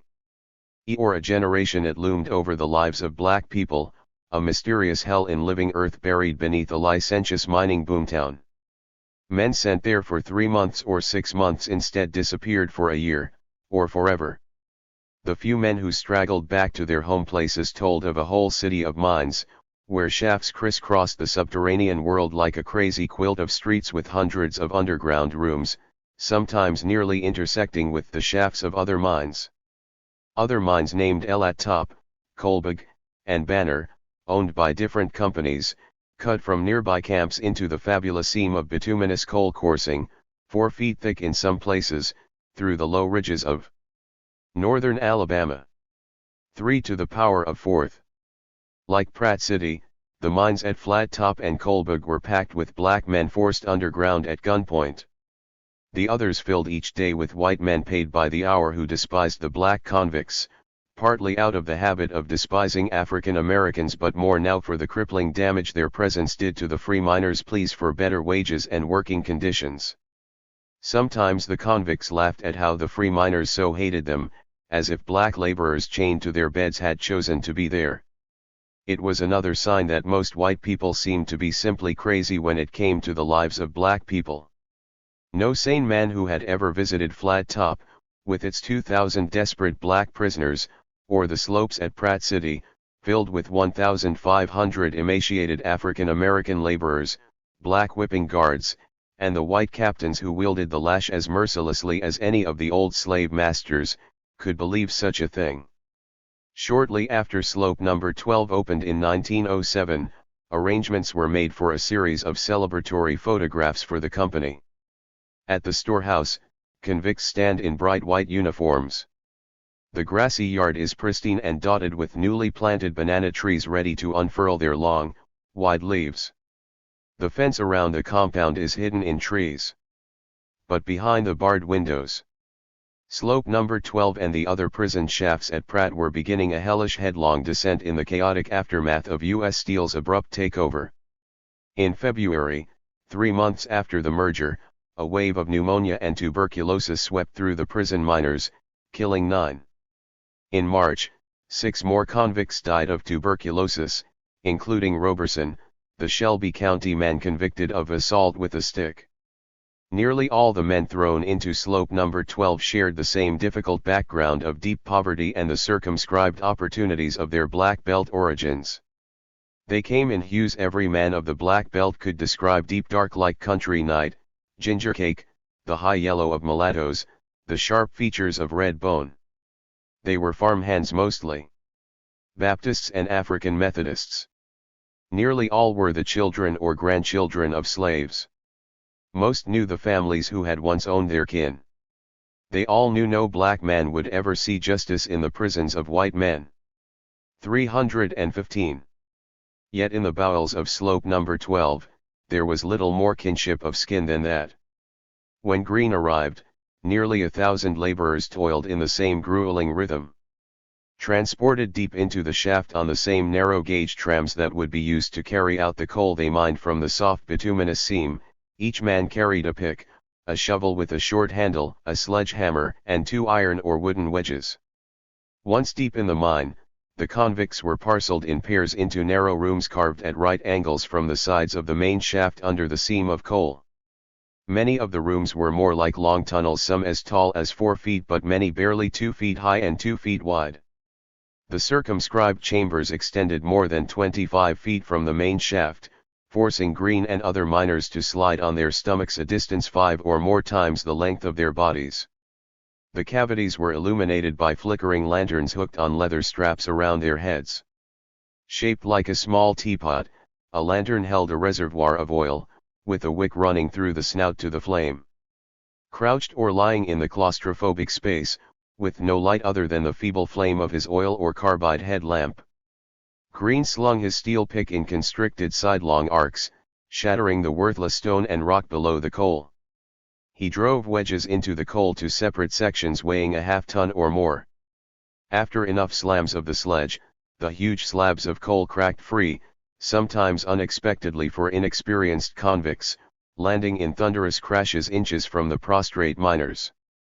When men worked entirely beneath the coal seam, they installed wooden supports called sprags to prevent an unexpected collapse. Sometimes only blasting powder wrapped in newspaper to make simple cartridges and placed in holes drilled at the edge of the seam could separate the coal from surrounding rock. Lighting a cartridge with a crude fuse, the miners hurried out of the room and back into the shaft seconds before the ceiling of coal collapsed with the explosion. Many men were caught by the falling coal and killed or maimed. Once broken free, the coal was hammered into 50 and 100-pound pieces and loaded into the train cars. Once a day, another prisoner came by with a bucket containing portions of crude food. Here there was little of the field hand or rail bed singing that Green had heard among country blacks back in Bibb County, no community of 316. Shared perseverance. There was only the furious scramble to crack and pry and stack and sort the rock and coal, and watch other stone-faced men moving in the shadowy dark. Each day, Green spent nearly every waking hour stretched in a room off the main shaft. Once the coal was freed and broken up, he loaded coal furiously as a boss. Another black convict snarled that he would feel the whip if Green mixed rock with the coal in the wagons to be pulled from the mine 16 hours later. After 6 days in slope number 12, Green had only to return to the mine once more before Sunday, the one day of rest and of daylight. After that, there would be 24 more Sundays before his time in the mine was scheduled to end. If the worst of a day in slope number 12 had been only the physically racking intensity of the labor, then this sentence, even if meted out by a crude sheriff for the flimsiest alleged infraction against the law, might have been bearable. But there was far worse. Green and Munn were fortunate that they were strapping, grown men, at the peak of their physical strengths. They were fortunate too that their stay with the sheriff had lasted only 3 days, not long enough for the starvation rations to weaken them materially. The prison mine in some respects was an improvement over the Shelby County Jail. The men were fed semi-regularly. A doctor lived in the simple hospital across the yard, a big advance over earlier medical care at Pratt Mines, which consisted of a crude one-room shed, with barn doors, a dirt floor, and one window for light. Conditions at the Pratt Mines had improved since the deadly epidemics of disease that regularly occurred in the 1880s and 1890s, but only marginally. Inside the shafts, deadly gases accumulated in unventilated sections. Work continued even as water, seeping from the walls and fouled with the miners' waste and excrement, accumulated in the shafts. Intestinal disorders, malaria, pneumonia, and respiratory problems dogged the men. Endless contact with coal dust led to black lung disease, a miserable and certain slow death. Hardly a week passed that accidents didn't take men's fingers, hands, toes, or worse. Often the cause was a careless swing of a pick. But almost as frequently men were crushed by coal falling before they expected, or 317. Pinned by railroad cars that derailed.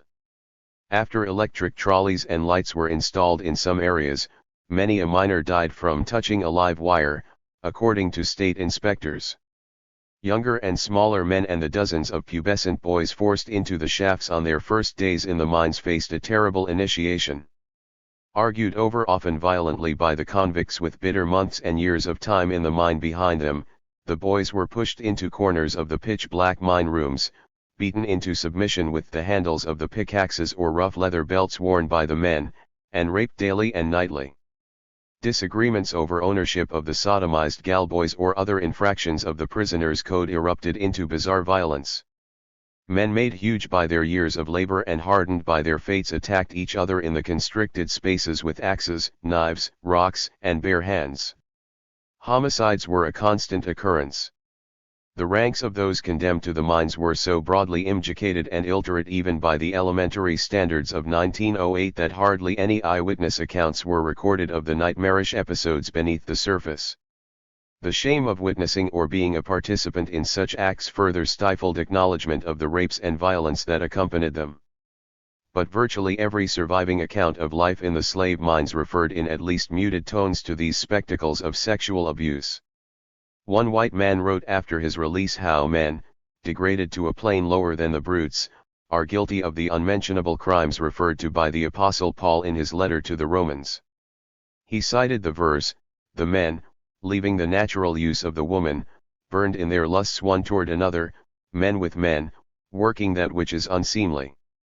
Happy face, as shocking as the sodomy were the official punishments of the mines and convict labor camps administered under the sanction of government authority.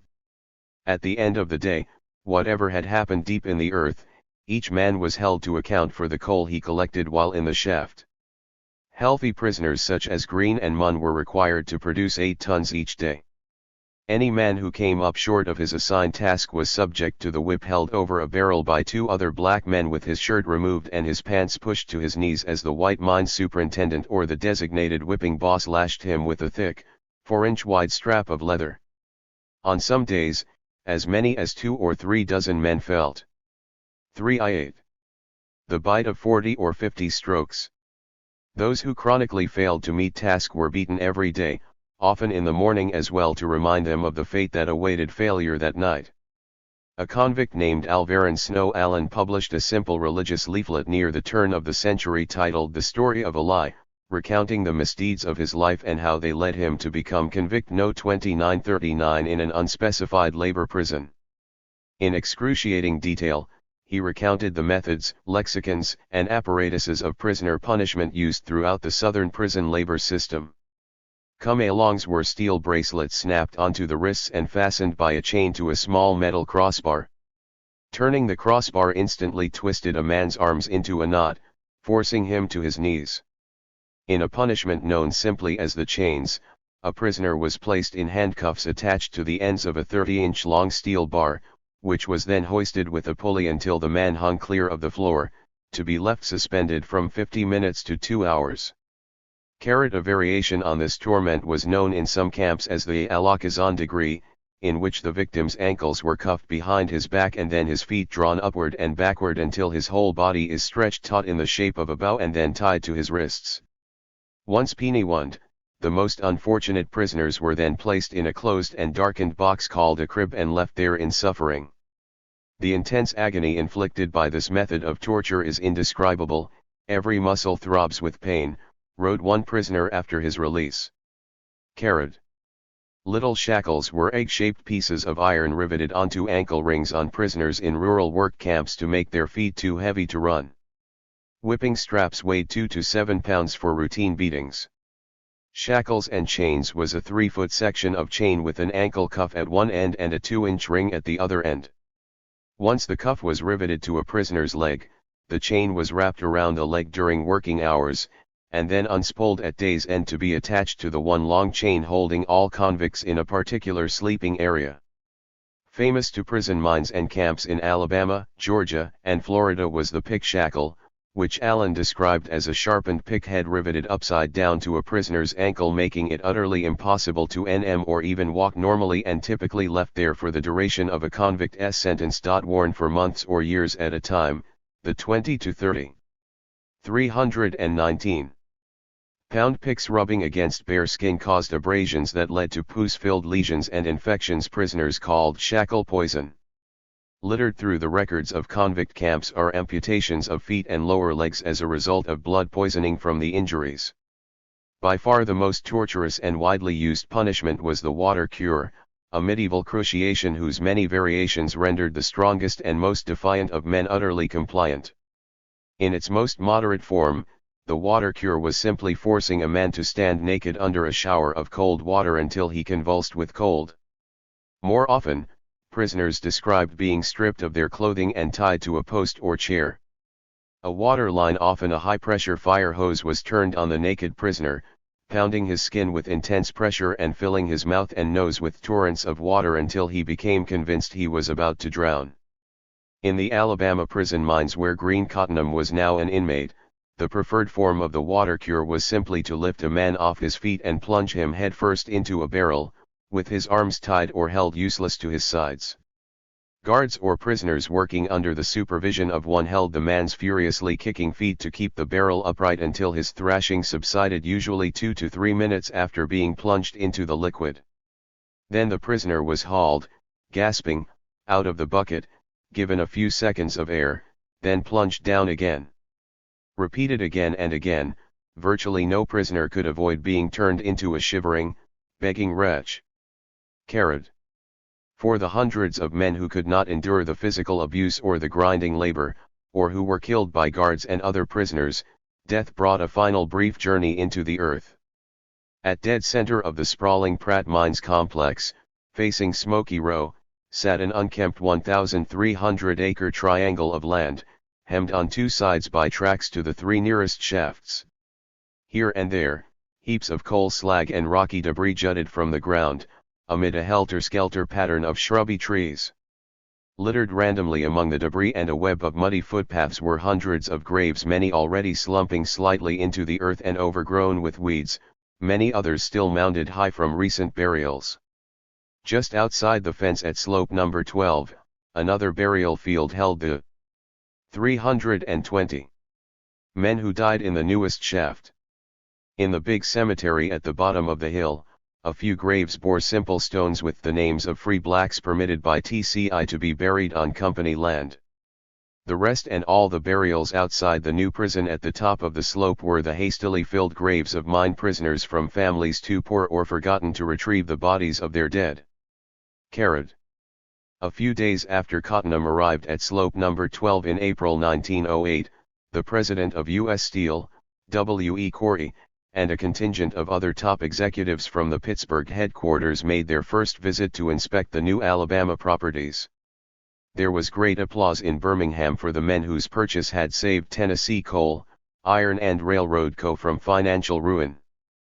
But the enthusiasm of the city's leaders was tempered by the quiet recognition that the South's greatest industrial concern had come under the control of men in Pennsylvania.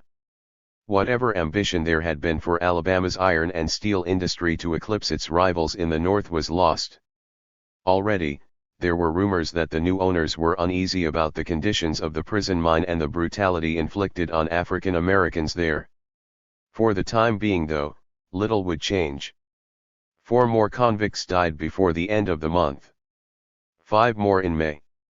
Another 4 in June and 4 more in July. The burial field at slope number 12 quickly began to fill. By midsummer, U.S. Steel and other mine owners in Birmingham were moving toward a bitter climax in their struggle with the United Mine Workers. 7,000 free miners were on strike this time, joined by 500 free black miners, many of whom had been brought in as strike breakers during earlier labor unrest and had never been welcomed by a union run by white men. Now hundreds of miners swarmed the entryways of the mines, harassing any workers who entered and threatening to break free convicts as they moved from the mines to their prison. The Holmes M. Pratt City of some leading company officials, as well as miners who continued to work, were dynamited in the night. Coal company officials petitioned the state to break up the strike with 321 militiamen and hired armed deputies, importing 60 Texas sharpshooters to help defend the mines. To keep operating, Tennessee Coal, Iron and Railroad and Sloss Sheffield pushed Cottonham and other convict laborers who had no choice but to continue working to excruciating limits. They soon resurrected the long-abandoned and notorious practice of hiring black work gangs through white foremen, often farm owners with large groups of African American tenants under their control. In a practice reminiscent of the Confederate government's inducements to slave owners to work mines during the Civil War, white foremen brought in workers from the countryside and directly supervised them in the mines. The white owner collected all their wages and paid his black subjects a fraction of the pay of real miners. Trains loaded with black farm workers from the Black Belt pulled into Birmingham each day to the hoots and threats of strikers. All the while, company labor agents prowled the countryside for more convicts, encouraging local sheriffs to arrest and sell as many more men as possible. The specter of black and white miners unified against the coal companies was terrifying to the elite of Birmingham and across the South. Mine owners responded with an aggressive campaign to divide the Union along racial lines.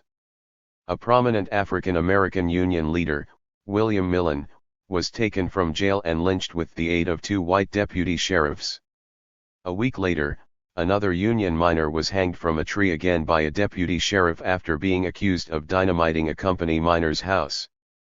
Governor Braxton Comer issued orders preparing the state militia to mobilize and banning strikers from congregating outside mine entrances in the midst of the crisis. On August 2, Cottonham could not return to his place in the mine. Greene had survived 5 months at slope number 12. But he had become a shadow of the man arrested behind the train station in Columbiana. A doctor diagnosed Cottonham as having syphilis. If the doctor's assessment was correct, Cottonham almost certainly was already infected at the time of his arrest in Shelby County. Even in the bacterium's most aggressive form in a 19th-century medical regime without knowledge of penicillin, syphilis took at least 2 years to reach Greene's mortally ill condition. In the unsanitary circumstances of the prison mine, the symptoms of syphilis were exacerbated and sometimes confused with other maladies. Already, the organism that causes syphilis, a bacterium 322, called Treponema pallidum, had infected his central nervous system. The dorsal columns of Cottonham's spinal cord already were hardening or developing lesions, triggering excruciating stabbing pains in his legs, rectum, and upper extremities. Even for the most fortunate patients, there was no cure for syphilis in 1908. Doctors gave those who could afford it doses of mercury in the belief it fought the progress of the bacteria. Otherwise, good food and clean surroundings were the only prescription for extending the vigor of the patient. Cottonham had neither. His symptoms progressed rapidly. Temporary blindness. A lack of sensation in his feet. Searing pains. Soon, his doctor diagnosed ascitia, a loathing of all food, and locomotor ataxia, the archaic term for syphilis of the spinal cord. Greene began to lose his ability to maintain balance, and then to control the movement of his legs. First, he would have walked only with a stick to stand on, then only with a cane in each hand, struggling to keep his feet from flying uncontrollably to his sides, front, or rear, slapping his feet back to the floor as he struggled to contain the movement of each step. His stomach convulsed agonizingly at the sight or swallowing of food, vomiting almost anything he attempted to ingest. Cottonham might have lived for weeks or months in such a state, declining steadily toward a state of complete paralysis. But in his gravely weakened condition, Greene was even more vulnerable to tuberculosis, the endemic respiratory disease cycling through the prisoners of slope number 12. Transmitted through impure water supplies, infected food, close contact with other victims, unsanitary surroundings, and a host of other means. To a prison mine, tuberculosis was the world's leading killer. Triggering vomiting, night sweats, and chills, it attacked the outer lining of victims' lungs, so sapping them of strength and color that the consumption, its common name at the time, was sometimes mistaken for vampirism. However or whenever Greene became infected, he was spiraling toward death by the time he entered the prison hospital on the first Saturday of August. Racked with convulsive pains, starved by his own disgust for food, fevered and unable to control the movement of his limbs, friendless and lost to the other descendants of old Scipio, Green Cottonham died 13 days later. On August 15, 1908, his body was placed in a crude pine box and car ride by other convicts out the gate of slope number 12. A little more than 100 yards down the hill, alongside the track following a long creek bed, past the last pockmarks of shallow sinking graves dug earlier that year, the men rested the simple casket on the ground and began digging among the trash and debris of the burial field. In the distance, the belching chimneys of the Ensley furnaces blackened the western horizon. No record was made of precisely where Cottonham's twisted remains, riddled with tubercular infection, were buried. The company couldn't even clearly remember his name. The doctor for Tennessee Coal, Iron and Railroad Co. logged the event only as the death of Green Simmingham. 15. Everywhere was death. Negro quietly swung up by an armed mob. All is quiet. Oh, and the night before Green Cottonham's death at slope number 12, a mob of 12,000 white people rampaged in Springfield, Illinois, the birthplace of Abraham Lincoln and site of Theodore Roosevelt's square deal for the Negro promise 5 years earlier. A month earlier, on July 4, Springfield police thwarted the killing of a black man accused of murdering a local white businessman. On July 12, passengers on a Central of Georgia train passing Round Oak, Georgia, watched out their windows as a crowd seized and hanged a black man for pulling a knife during a brawl with a local white.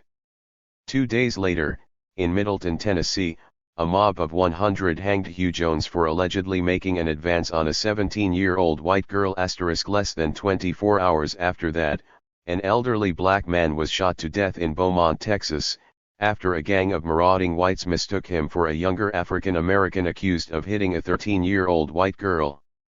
The mob was setting 2 black-owned businesses afire when the victim passed, but paused long enough to kill the man carried. The next week, news of a notably sordid lynching in Dallas, Texas, flashed across national news wires, after an 18-year-old African American named Tad Smith was accused of raping a white woman. A crowd of 1,000 whites tied him to a stake in the ground, surrounded him. Everywhere was death. 325. With kerosene-soaked wood, and cheered as they watched him burn to death. A week later, only a detachment of Georgia state militia in the town of Ocilla was able to prevent the lynching of 4 randomly seized African Americans taken by a mob after a white woman claimed an unidentified black man entered her hotel room. The next day, a mob in Pensacola, Florida, attacked the jail where Leander Shaw was being held for an alleged sexual assault and knifing of a white woman. The sheriff and 2 deputies resisted a crowd that grew to 1,000, shooting and killing at least 2 of the white men attacking the jail. Sometime after midnight, the crowd overwhelmed police, took Shaw from his cell, dragged him 2 blocks with a noose on his neck, hanged him from a light pole in the center of the city's park, and then began firing on his corpse. 2,000 bullets completely riddled his body, wrote a correspondent for the Atlanta Constitution. On the same night, in Lyons, Georgia, a white crowd tore through a brick jail wall to reach and kill a black man accused of assault on a local white girl. 2 days later, about 100 white men broke into the Russellville, Kentucky, jail and seized a black farmer accused of killing his white landlord. They took 3 other African Americans from the jail as well, and hanged all 4 from a tree on a country road. A note attached to one body read, "Let this be a warning to you niggers to let white people alone." Back in Springfield, a white woman falsely claimed rape on August 14, after her secret sexual affair with a local black man was discovered. The mob that raged that Friday night killed at least 7 black people, destroyed much of the African American section of the town, and issued proclamations that no blacks should return to the city. Calm was restored only after the arrival of 4,000 soldiers carried. 2 weeks later, a delegation of prominent Birmingham citizens visited leaders of the striking miners still encamped in tents outside the Alabama mines and issued an explicit threat. The owners of Tennessee Coal, Iron and Railroad, Sloss Sheffield, and Pratt Consolidated Coal, the three biggest companies and each a major buyer of forced black laborers, made clear they would do anything necessary to crush the strike. Unless the strike 326 ended, Birmingham would make Springfield, Illinois look like 6 cents, according to a newspaper reporter who shadowed the visit. Alabama Governor Braxton Comer issued a statement insisting no such madness would be necessary to destroy the biracial labor activists of Birmingham. Telling union leaders that he and other white officials were outraged at the attempts to establish social equality between black and white miners, he demanded that the strike end. He added that he would not tolerate 8,000 or 9,000 idle niggers in the state of Alabama. When the walkout continued, Governor Comer called the IMRAist a threat to white supremacy and dispatched the militia on August 26 to cut down the tents of strikers and break up their camps. Facing armed military units and out of money, the strike collapsed on September 1. Free miners returned to their company housing and re-entered the forbidding shafts. Tennessee Coal, Iron and Railroad redistributed its prisoners back into multiple shafts at the Pratt mines. Tensions hardly eased.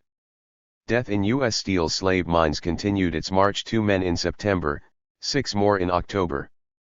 Early in November, Birmingham buzzed with word of the latest Southern lynching. A black man named Henry Leidy was accused by a 15-year-old girl in Biloxi, Mississippi, of sexual assault.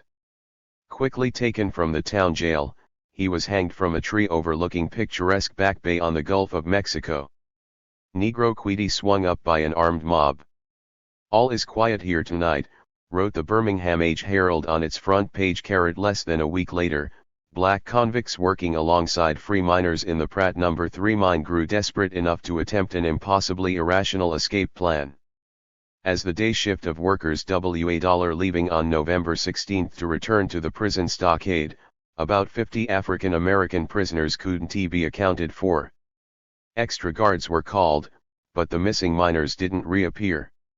A new crew of 60 men descended into the shaft to keep operations underway. Long past nightfall, a guard spotted smoke and then a burst of flames coming from timbers supporting the manway, the tunnel used by miners to enter and leave the shaft. Within minutes, the passageway was filled with flames. Guards quickly discovered 40 of the missing miners waiting near. Everywhere was death. 327. Another mine entrance with dynamite planning to blow open an iron gate during the chaos and make their escape. 8 other conspirators, who had set the diversionary fire, became trapped in the burning manway when one section of the tunnel's roof collapsed as the conflagration incinerated support timbers. Engulfed in the flames, the miners were roasted and suffocated, according to a newspaperman on the scene. The Board of Inspectors of Convicts recorded the deaths due to asphyxiation. The fire burned for days. But within a week, convicts were back in the tunnels of No. 3, digging coal again. By the end of 1908, the first full year of U.S. Steel's ownership of the Pratt mines, nearly 60 of the company's forced laborers had died. Everywhere in the slave mines of Birmingham was death. Hardly any week passed when one or more dead black corpses weren't dragged up from inside the earth, heaped atop the mounds of coal in the rail cars, or found dead in the simple infirmaries of a prison. Often no one knew or would say how a man died. The coroner of Jefferson County, a dour man named B.L. Brasher, made almost continual visits to examine the dead or investigate the causes of their demise. On July 20, 1909, Brasher went to examine the body of Joe Hinson, sentenced to a life term for murder and sold into Pratt's No. 11 mine. Hinson had encouraged the story that his sentence was for chopping off the head of a man in the town in East Lake after an argument over Hinson's dog. A brutish record like that, whether true or not, could save a convict from other prisoners, but not from the mine itself. Charles Jones, another prisoner at Pratt Mines #11, as Brasher scrawled the notation, watched as Hinson loaded his coal car deep in the shaft and then slipped in the confined quarters. As he fell, his hand touched a live electric line. He died instantly from electrocution. On March 12, 1910, Harrison Grant, A SHGHT 18-year-old boy from Lowndes County with dark brown skin and a small scar atop his head, was digging alone in a room off the main shaft of Pratt No. 12 7 months into a term of 1 year and 1 day for burglary. Grant had no formal education. His parents, 3 brothers, and a sister lived in Montgomery. As he hammered a wedge into shale beneath the coal seam, the entire 328 wall of rock suddenly collapsed, crushing him. There was little in the obliterated mass of his body with which to identify him. The coroner noted that he wore shoe and hat #8. Matt Dunn, an illiterate 26-year-old black farmer from Pickens County with missing teeth and only 5 feet 3 inches tall, was crushed on April 22, 1910, in the No. 12 mine, trapped between a mining car and a rib of the mine slang for the columns of rock and coal left as supports for the roof of underground chambers and shafts. The next day, inmates Will Burke and Will Williams began fighting in the same shaft. Burke, a common laborer arrested in Russell County for burglary, was gored first in one side and then through the head with a mining pick. Archie Hargrove, a black man from Hale County, was found dead in No. 2 mine on July 3, 1910. Sometimes death came in plainly obvious ways. Eugene Phillips, a 25-year-old black prisoner with a ginger cake complexion, being held at the No. 12 prison for 2 years on a charge of forgery, died July 16, 1910. I found deceased came to his death from a lick in the left side with a mining pick, at the hands of Clifford Reese, wrote Brasher. The 2 men had fought for reasons no witness could recall. It ended with the shaft of pick embedded in Phillips, a farm boy from Chilton County. W. M. Hicks died at the same mine on July 28 for reasons unknown. Frank Alexander was stabbed to death on August 25, by a convict defending himself from Alexander. Gus Miles was crushed by falling rock in another Pratt mine on September 24. On the first day of October, miners at the No. 3 prison in Ensley entered a dormant section of the mine and found submerged in the rancid backwater the rotting body of Will Lindsay. A 41-year-old black man, he had been sold by Shelby County Sheriff Fulton to Tennessee Coal, Iron and Railroad in November 1908. Lindsay was reported escaped the following July. Guards assumed he slipped out of the prison. His remains proved he disappeared into the black labyrinth of the forgotten section of the dig. This Negro has never been heard of since his escape, and is quite possible that in trying to make his escape he got lost in abandoned part of mines and died from starvation and bad air, the coroner wrote.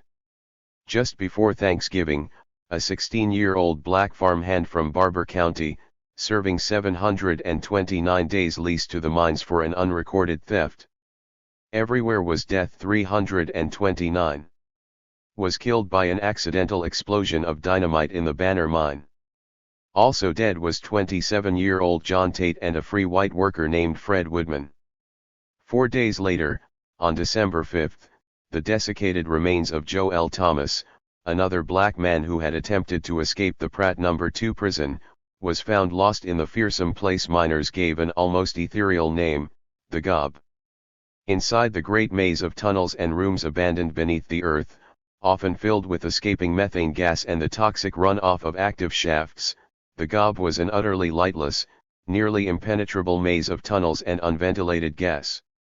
Deceased came to his death from exposure, as he had been in Gob of mine for 2 or 3 weeks, trying to escape, the coroner wrote.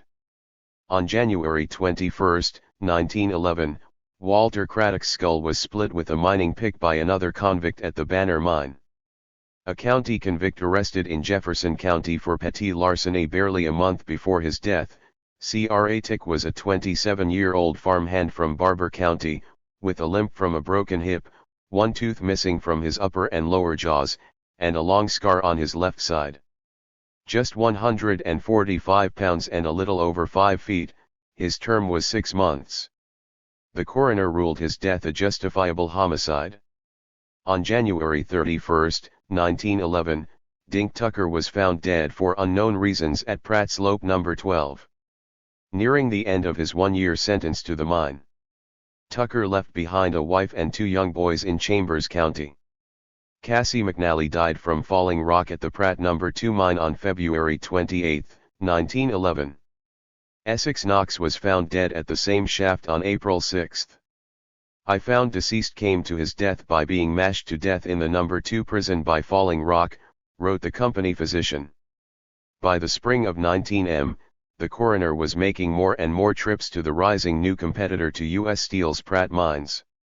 One of Birmingham's most admired coal mining engineers and executives, Erskine Ramsay, organized the Pratt Consolidated Coal Company in 190D Queedy, merging several small companies and acquiring 98,000 acres of coal fields in Alabama.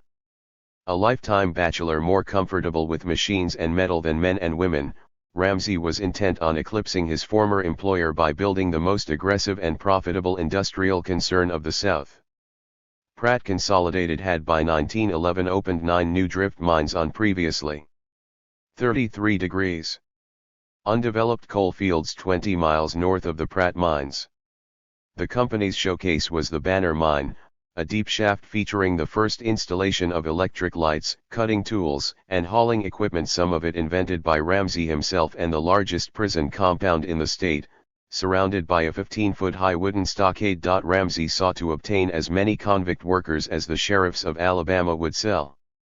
On April 8, 1911, 2 black convicts at the Banner Mine died from inhaling after damp the noxious combination of carbon monoxide, nitrogen, and other gases left behind when methane vapor ignites in a mine.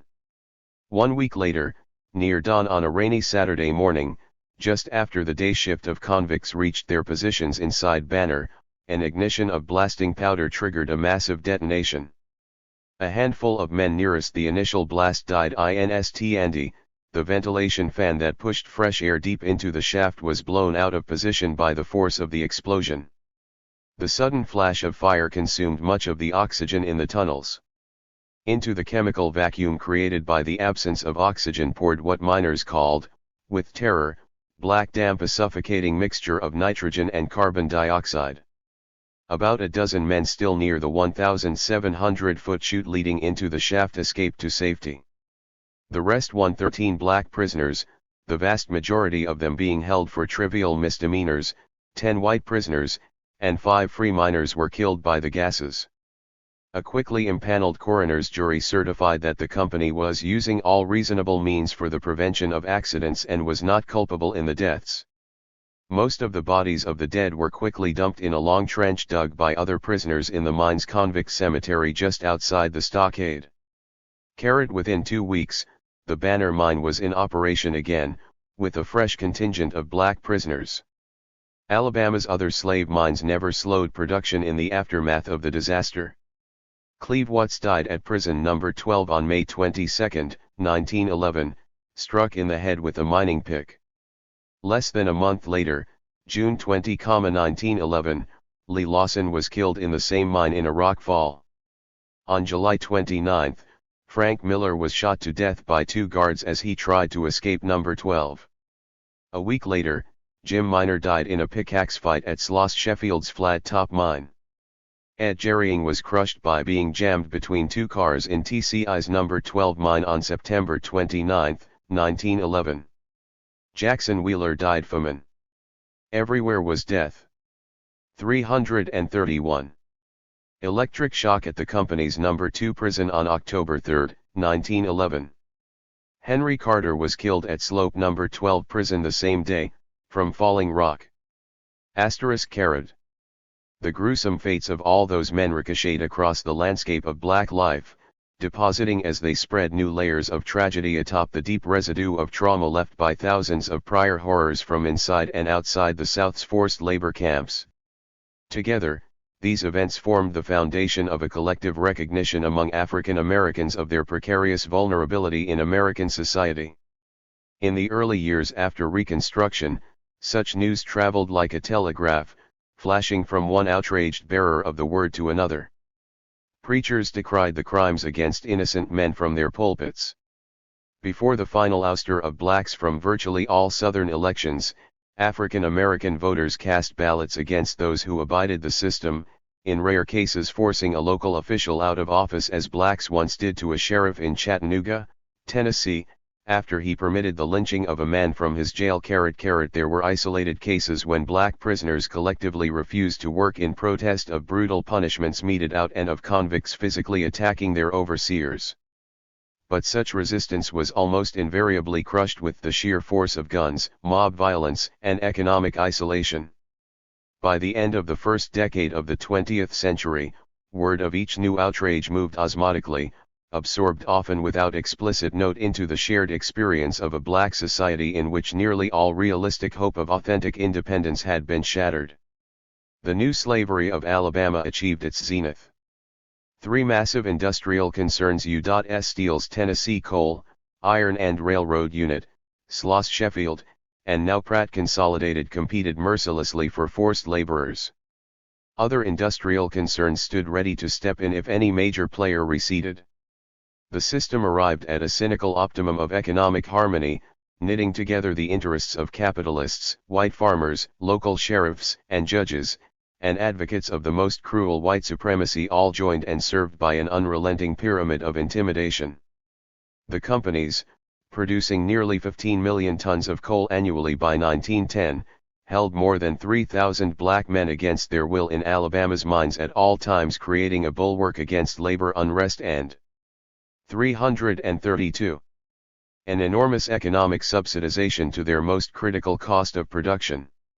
Hundreds more African Americans worked in southern Alabama timber and turpentine camps operated by Henderson Lumber Company, Horseshoe Lumber Company, McFall Turpentine Company, a textile factory in Prattville, and other businesses. Hundreds more no one kept coined were parceled out by local sheriffs to farmers and businessmen scattered around the state. The reality of incarceration in the slave mines became so ubiquitously understood for African American men that landlords and local sheriffs, equipped with almost unchecked powers of arrest and conviction and enormous personal financial interest in providing labor to the mines and other enterprises, could make almost any demand upon any black man.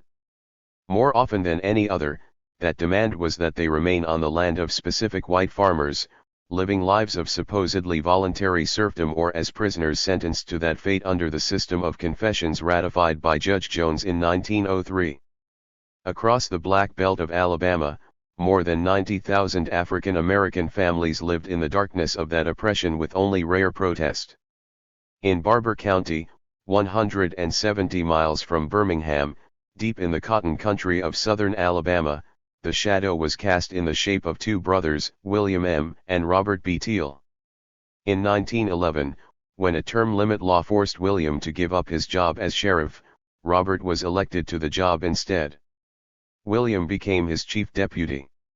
The brothers just swapped places, according to the local newspaper, the Clayton Record, because it controlled the county's convict leasing franchise. The sheriff's office was a plum asset. Over one 10-year period, Barber County sent 691 men to the coal mines, primarily those operated by Sloss Sheffield and Tennessee Coal, Iron and Railroad. The Record took little note, among its weekly coverage of cotton prices, buggy accidents, and lost mules, of the disappearance of so many local black men.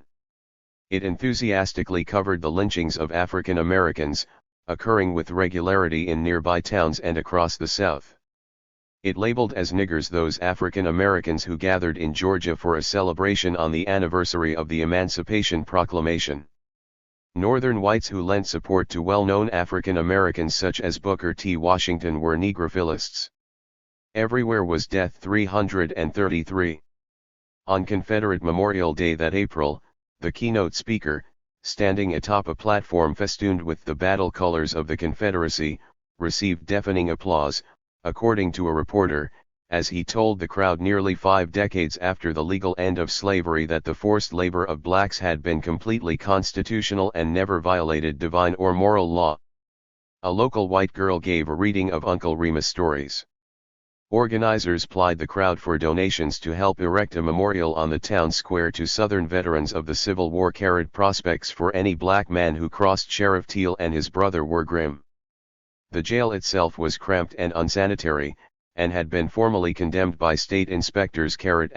What went for justice for African American defendants was swift. After one trial of a Negro charged with violating prohibition in 1911, a local judge in Eufaula, the more prosperous cotton trading town 20 miles to the east, explicitly instructed the jurors to convict the man. When the jury unexpectedly acquitted instead, Judge M. Solly threatened to have the jurors arrested for contempt of court. Once convicted, African Americans were routinely sent to the coal mines near Birmingham for offenses as slight as selling a bottle of moonshine. Most months, the Teals arrested fewer than 20 men. Then suddenly dozens of minor offenders were rounded up over a few days' time and charged with vagrancy, alcohol violations, and other minor offenses. Nearly all were quickly sentenced to hard labor and shipped out within 10 days to fill a gap in men at the coal mines. On any given day in the summer of 1912, the county jail near the town square in Clayton held from 10 to 24 men, awaiting the arrival of circuit judges who rotated through the area's towns. A man named Edwin Collins was charged with eavesdropping. Another black man, Josiah Marcia, was being held for allegedly having had sexual relations with a white woman. Louis Denham had been arrested for vagrancy. Housed with them were Ed Rumpf, Henry Demas, Jackson Daniels, and Peter Eward, 4 African American men accused in murder of a sharecropper named George Blue. Demas, 17 years old, and his wife were boarders in the house of Rumpf, another young black farmer, on property near the remote farming community of Mt. Andrew. Demas could read and write, but had no formal schooling. Rumpf, 19 years old and illiterate, was married to a woman named Freddie Carrot *. 334. Blue had been killed the prior spring by a party of Negroes, according to the record. As often happened after black homicides of that era, a large number of African Americans were charged in the case. Indeed, on the same weekend that Blue was killed, 7 African Americans including 32-year-old farmhand Will Miller were charged in the death of another black man in Eufaula. Liller spent the summer in the Barber County Jail as well. Whatever evidence was presented against the various defendants was later lost, along with any record of their trials or whether the men had access to attorneys. By fall, though, all had been convicted and sentenced to varying terms of hard labor. Each of the accused murderers received between 20 years and life. Collins received 6 months hard labor, Denham got 5 months. No sentence was recorded for Marcia. Emaciated and marked, the men's bodies told their own story. Miller was logged into state records as having one good tooth on top, shot through top of right shoulder, badly burnt on back left leg.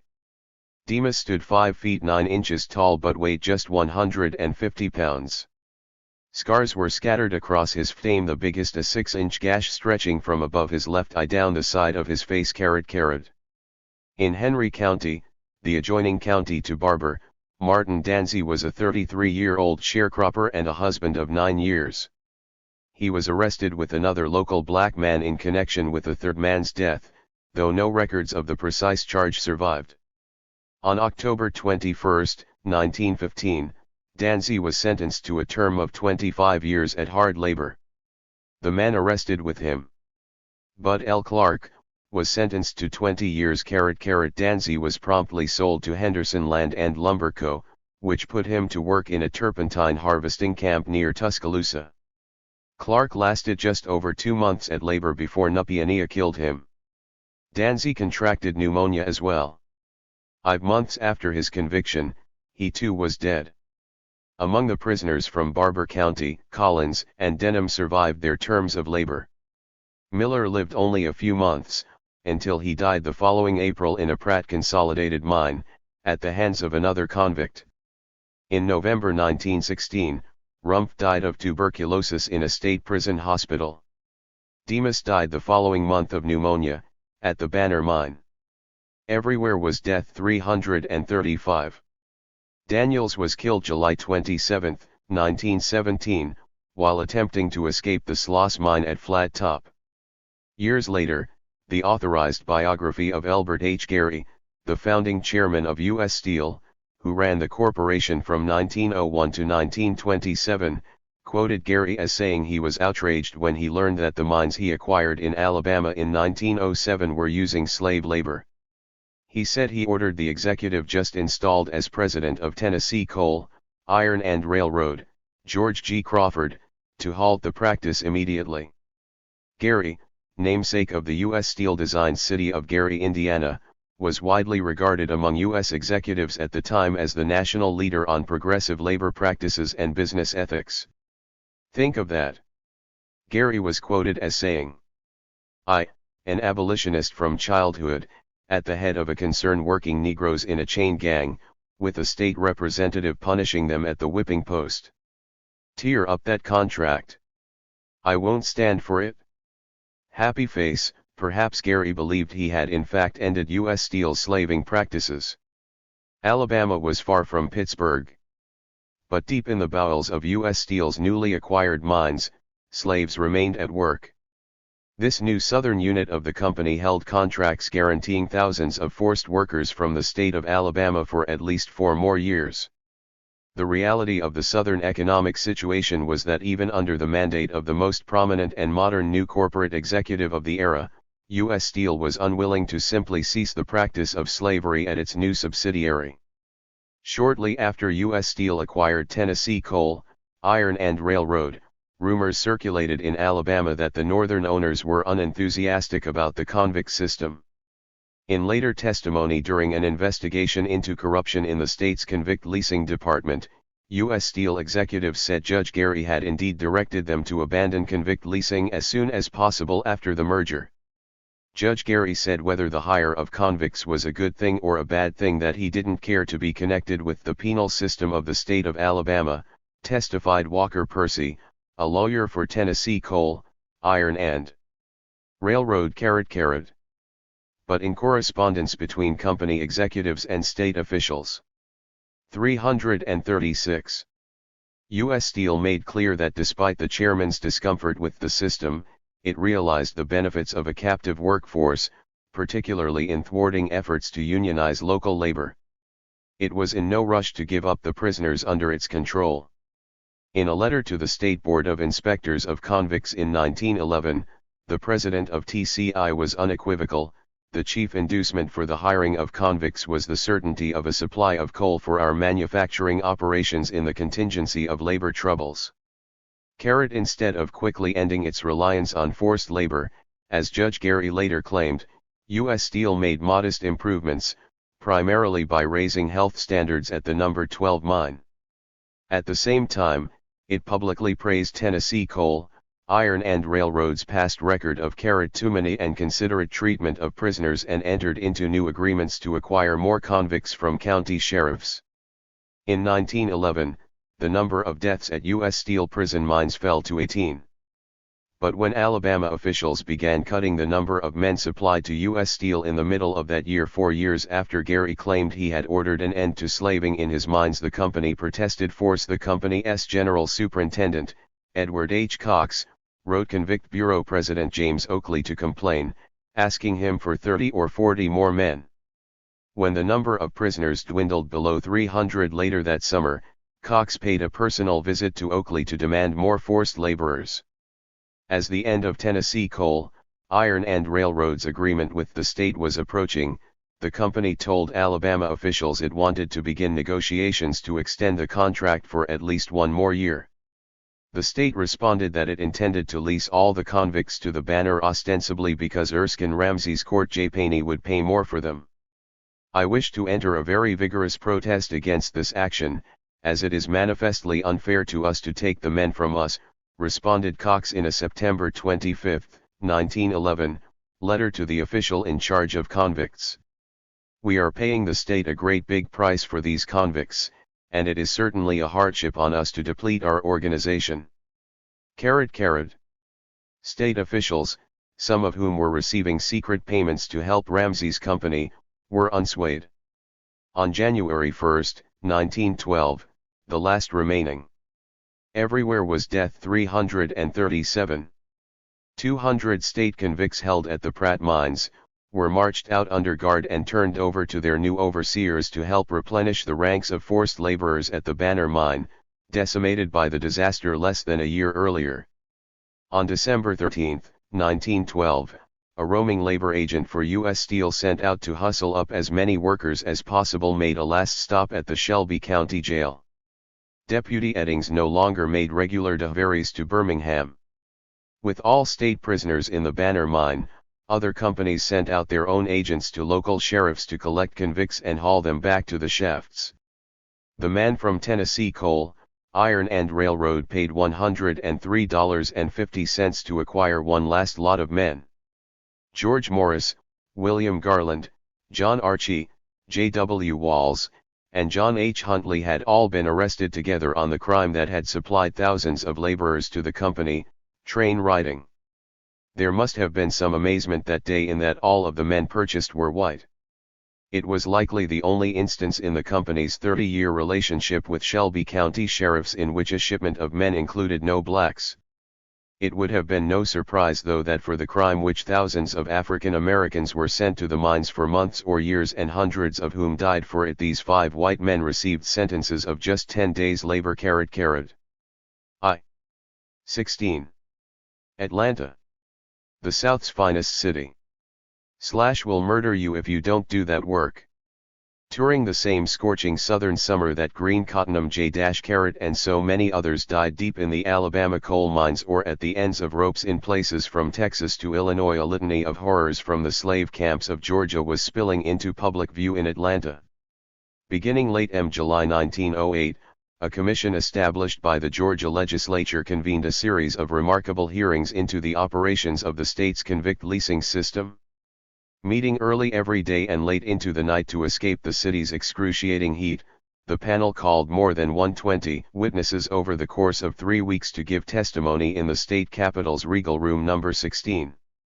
The architects of the investigation, primarily State Senator Thomas Felder, launched the inquiry in hopes of proving corruption in the management of Georgia's extensive system of buying and selling prisoners. It would prove that.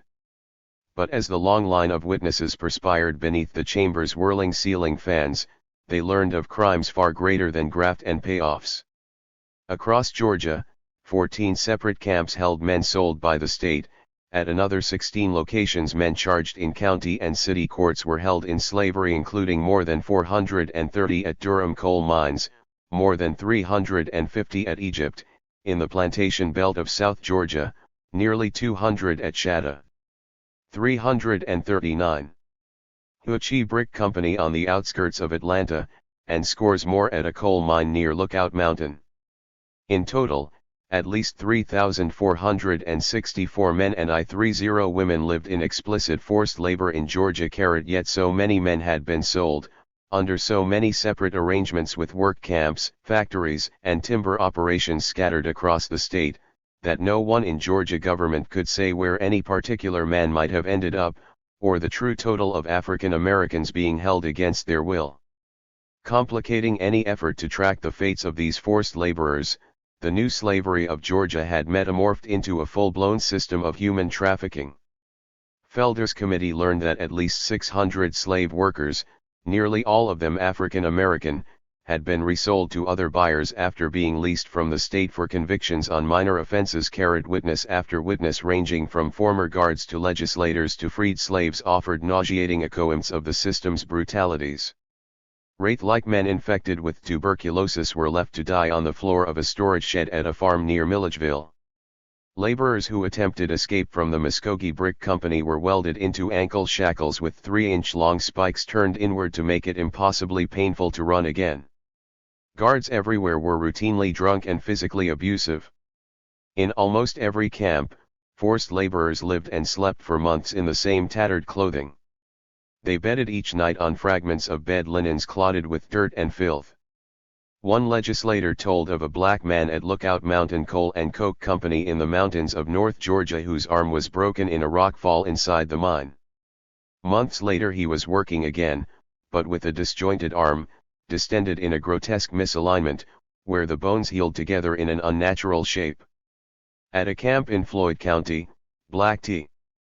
Women riddled with venereal diseases worked on a roadway chained to one another. Everywhere, prisoners worked, ate, and slept almost continually shackled. Legislators who visited the Pinson and Allen lumber and turpentine camp in Miller County were so revolted by the trash and insect-riddled food given to prisoners, they had to leave without completing the tour. In late July, a circumspect 14-year-old black boy with a clenched hand gave his name as Daniel Long. What followed was a plain-spoken 340 description of his sentence served a year earlier in a turpentine camp after being accused of stealing a watch chain. Senator Felder asked him if he'd been whipped. "Yes, sir," Long responded.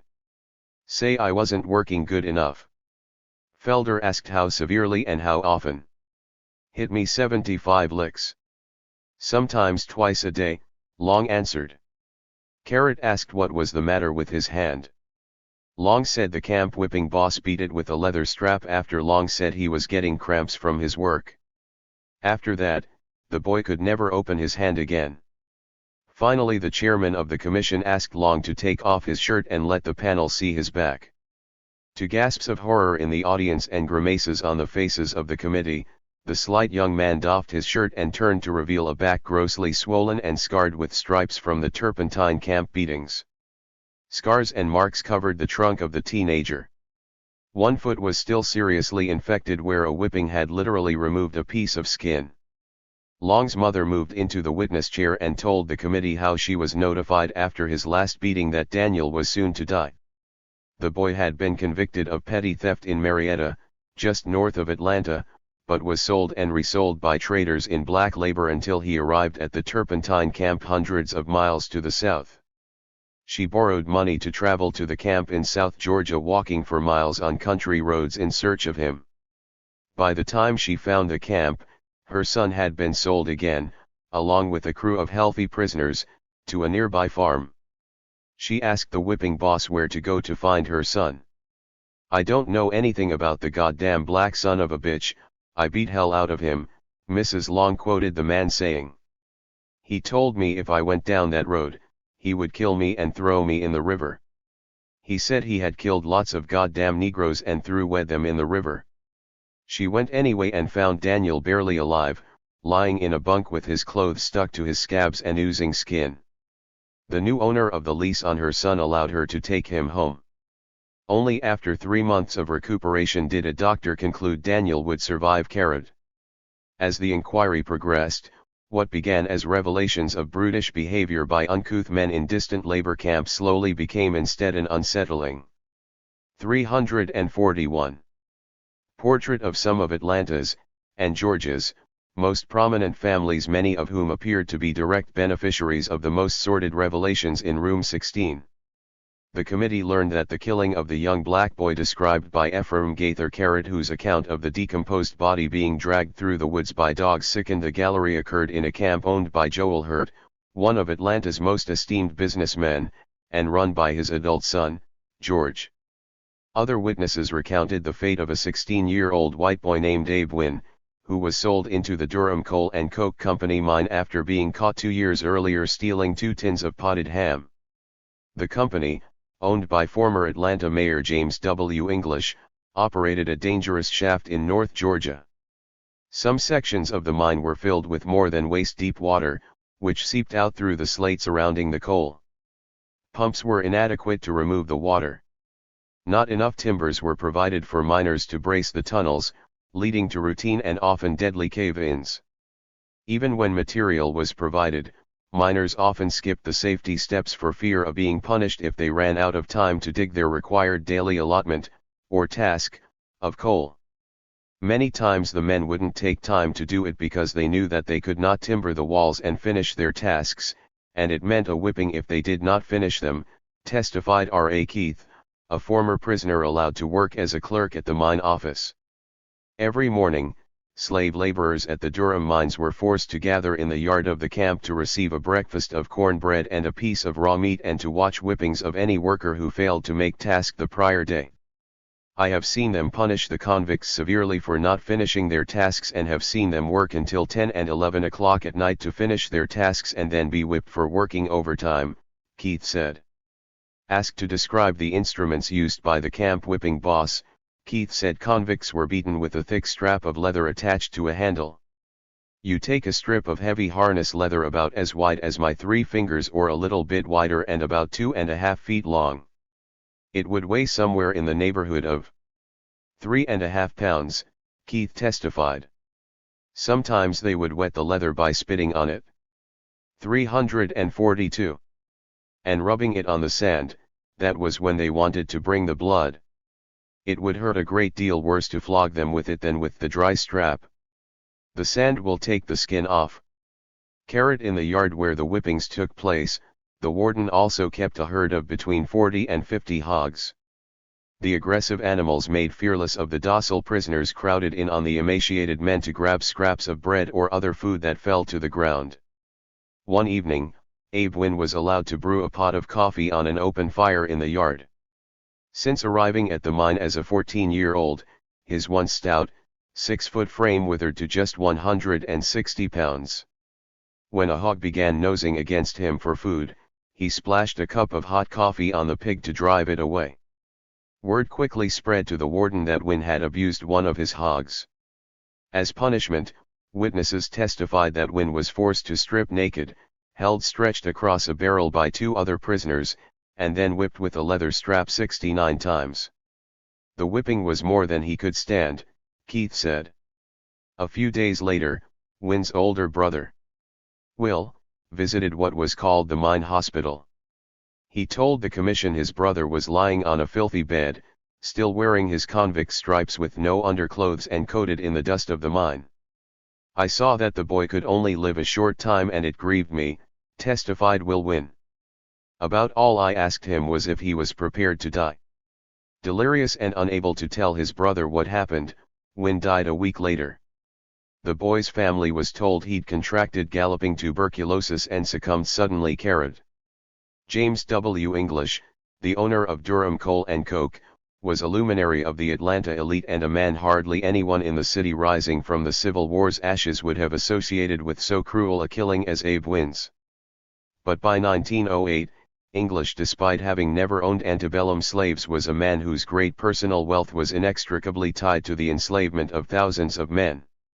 Born in 1837 near New Orleans and orphaned as a teenager, he apprenticed himself to a carriage maker and then served notably as a young man in the Confederate Army, rising to become a captain in a prominent Georgia brigade. Serving in a forward position near Appomattox, he 343 received the first written surrender demand from Ulysses S. Grant to Robert E. Lee. After the South's defeat, he went to Atlanta, to establish himself in the business and politics of the bustling new capital of Southern commerce. He was elected to the city council partly on the renown of his war service, and later served on the Atlanta School Board and as the city's police commissioner. He led a drive to make Atlanta the state capital of Georgia, cementing its foundation as an economic center, and in 1880 he was elected mayor, registered presiding from a regal home a few blocks from the center of the city. English, a portly man with a thick shock of white hair and a matching mustache, fostered a collection of enterprises that grew as Atlanta emerged from its Civil War ruin.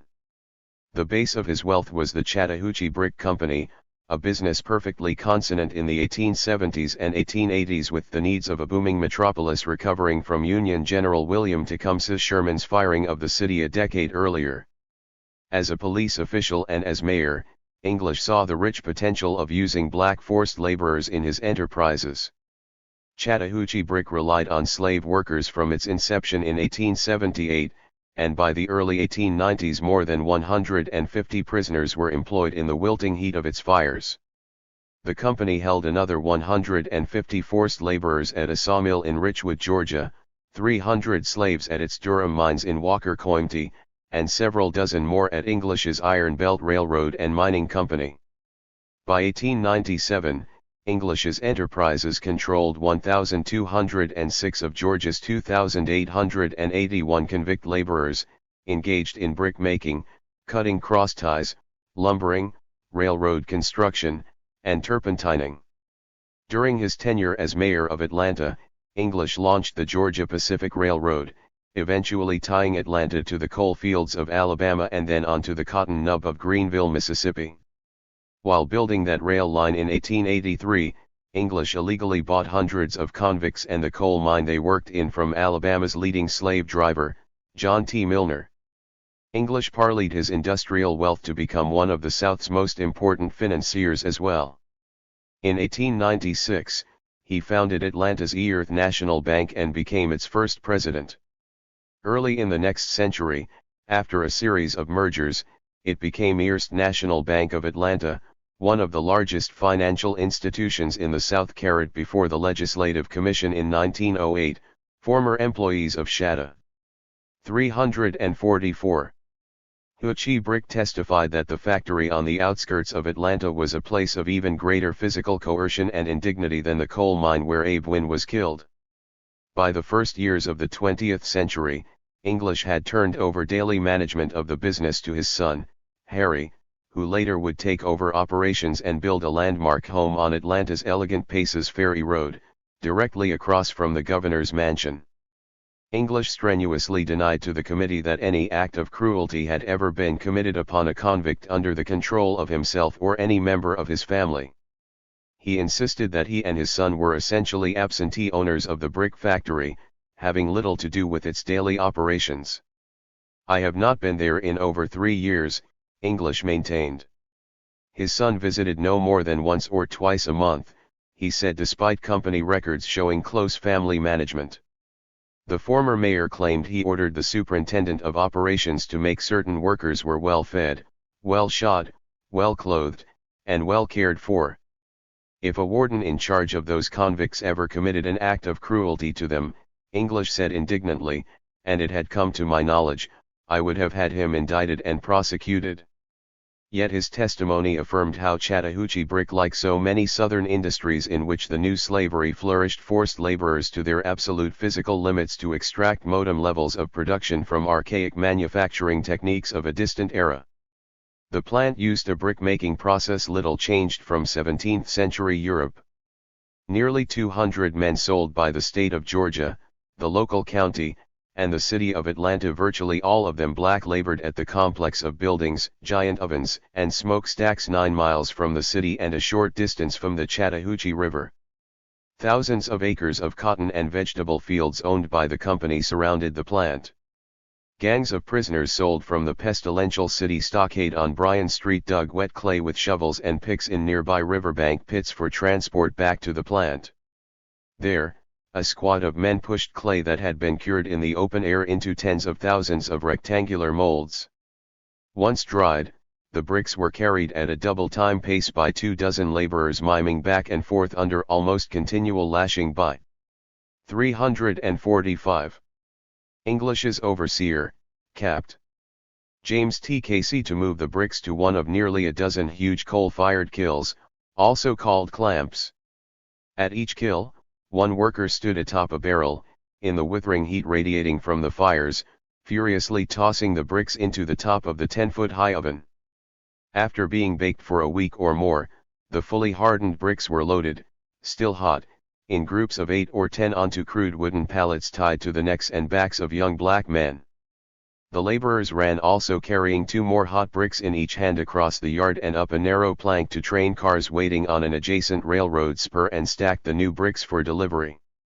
Witnesses testified that guards holding long horsewhips struck any worker who slowed to a walk or paused. By the end of every day, 200,000 or more new bricks were loaded on the rail cars. English obviously had grown rich in his years in Atlanta, but few people realized quite how lucrative the slave labor business became. The prisoners of the brickyard produced nearly 3 million bricks in 12 months ending in May 1907, generating sales of $239,402, or roughly $5.2 million today. Of that, the English family pocketed the equivalent of nearly $1.9 million in profit, an almost unimaginable sum at the time. A string of witnesses told the Legislative Committee that prisoners at the plant were forced to work under unbearable circumstances, fed rotting and rancid food, housed in barracks rife with insects, driven with whips into the hottest and most intolerable areas of the plant, and continually required to work at a constant run in the heat of the ovens. The plant was so hot that guards didn't carry guns for fear their cartridges might spontaneously detonate.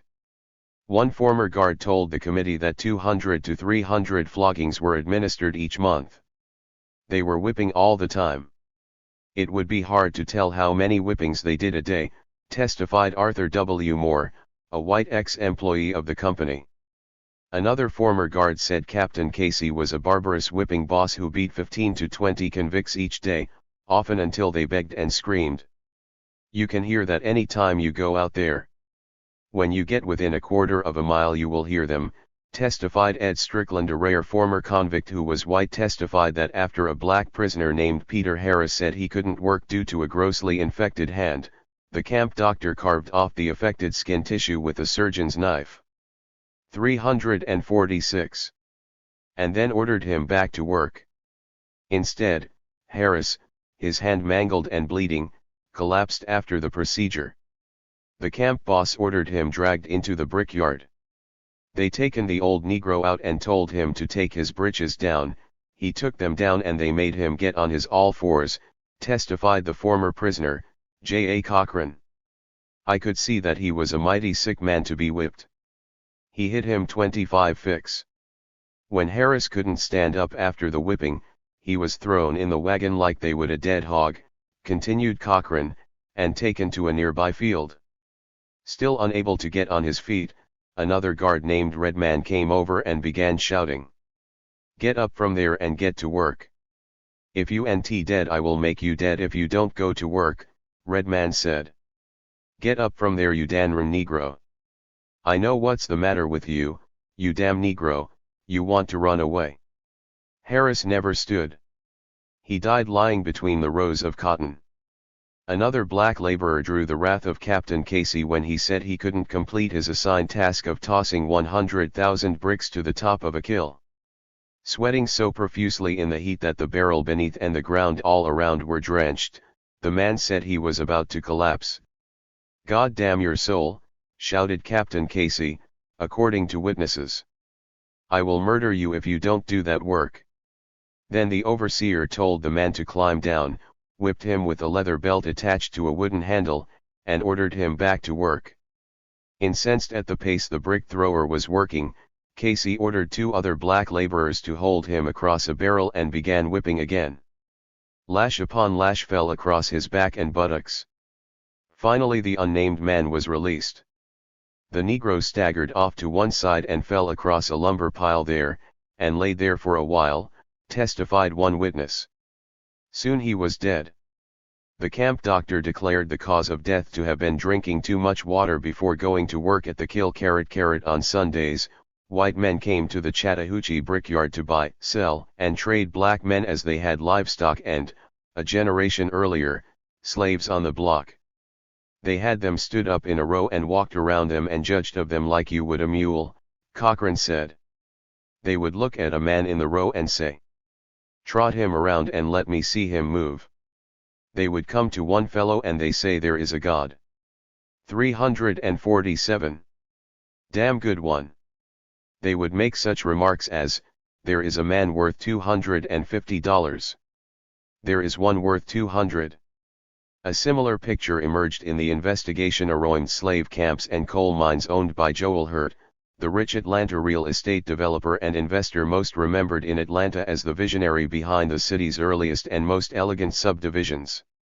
Virtually every white person of any social significance lived in one or the other of Hurt's signature developments, the high-Victorian Inman Park or Druid Hills, an area of wide promenades and lush parks designed at his behest by the firm of Frederick Law Olmsted. Hurt was also the founder of Odontis Trust Company Bank, the city's other preeminent financial institution, the streetcar operator that became Georgia's first electric power company, and an early investor in concerns that would become some of the most iconic companies in the South. His namesake building near the Five Points Business Center dominated the early Atlanta skyline at 17 stories, making it one of the tallest structures of the early 20th century.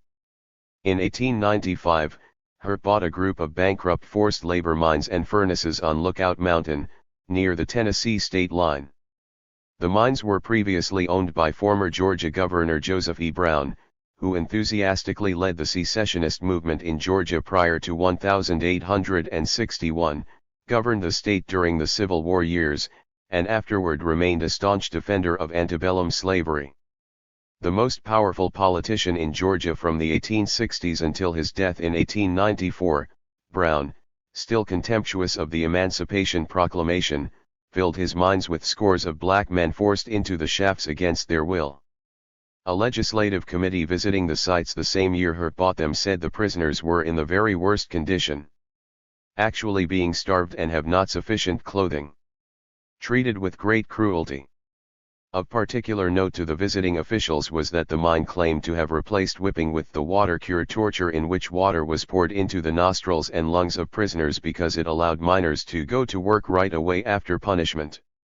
Called to testify before the commission at the Georgia Capitol in 1908, Hurt lounged in the witness chair, relaxed and unapologetic for any aspect. 348. Of the sprawling business he'd taken over from Brown and aggressively expanded through the traffic of forced black laborers.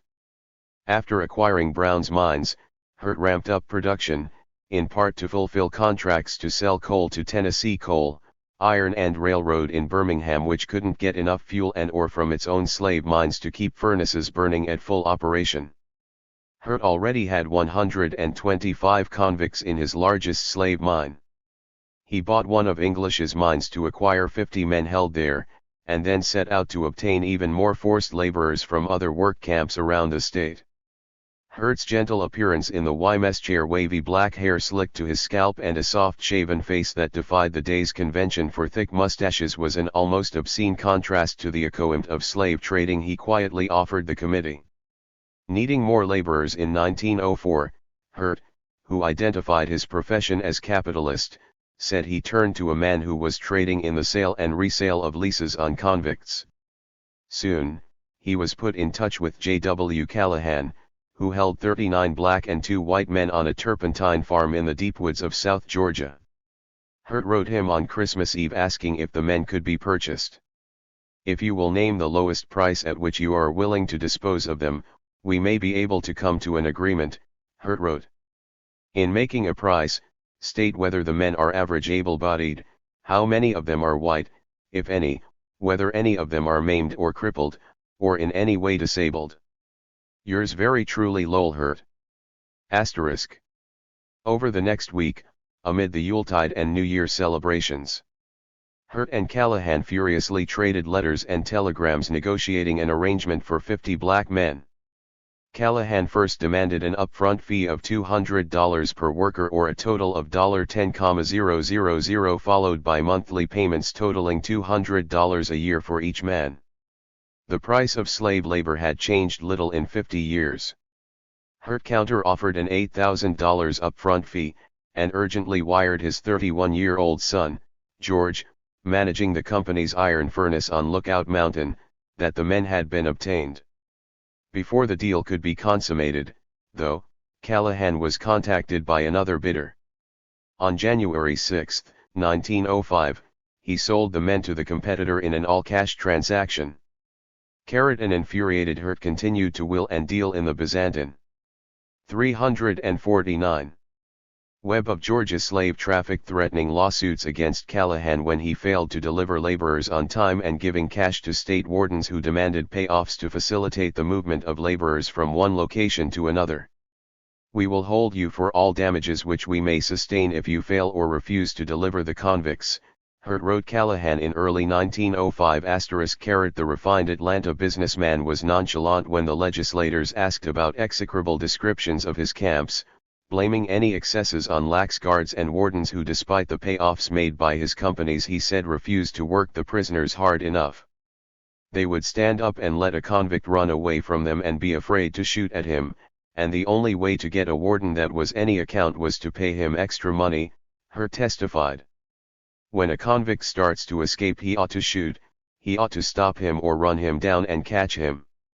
Another witness before the commission, former Chief Warden Jake Moore, testified that no prison guard could ever do enough whipping for Mr. Hurt. He wanted men whipped for singing and laughing, Moore told the panel. When the commission called Hurt's son George to testify, the younger Hurt said convicts in his coal mines had been punished too little, not too much. Asked to cite an occasion when a warden refused to punish a prisoner who should have been Hurt said, that would be like numbering the sands of the seashore. Registered. Do you remember what you wanted them whipped for? Responded a commissioner. For the lack of work, the younger Hurt replied. What was the task you required of them? From 2 to 6 tons, said Hurt. Asked why men had been forced to work in the mines into the night, violating prison rules that convicts should labor only from sunup to sundown, Hurt mocked the question. Yes sir, but they are under the ground and it's rather hard for the warden to tell exactly when the sun is up or down.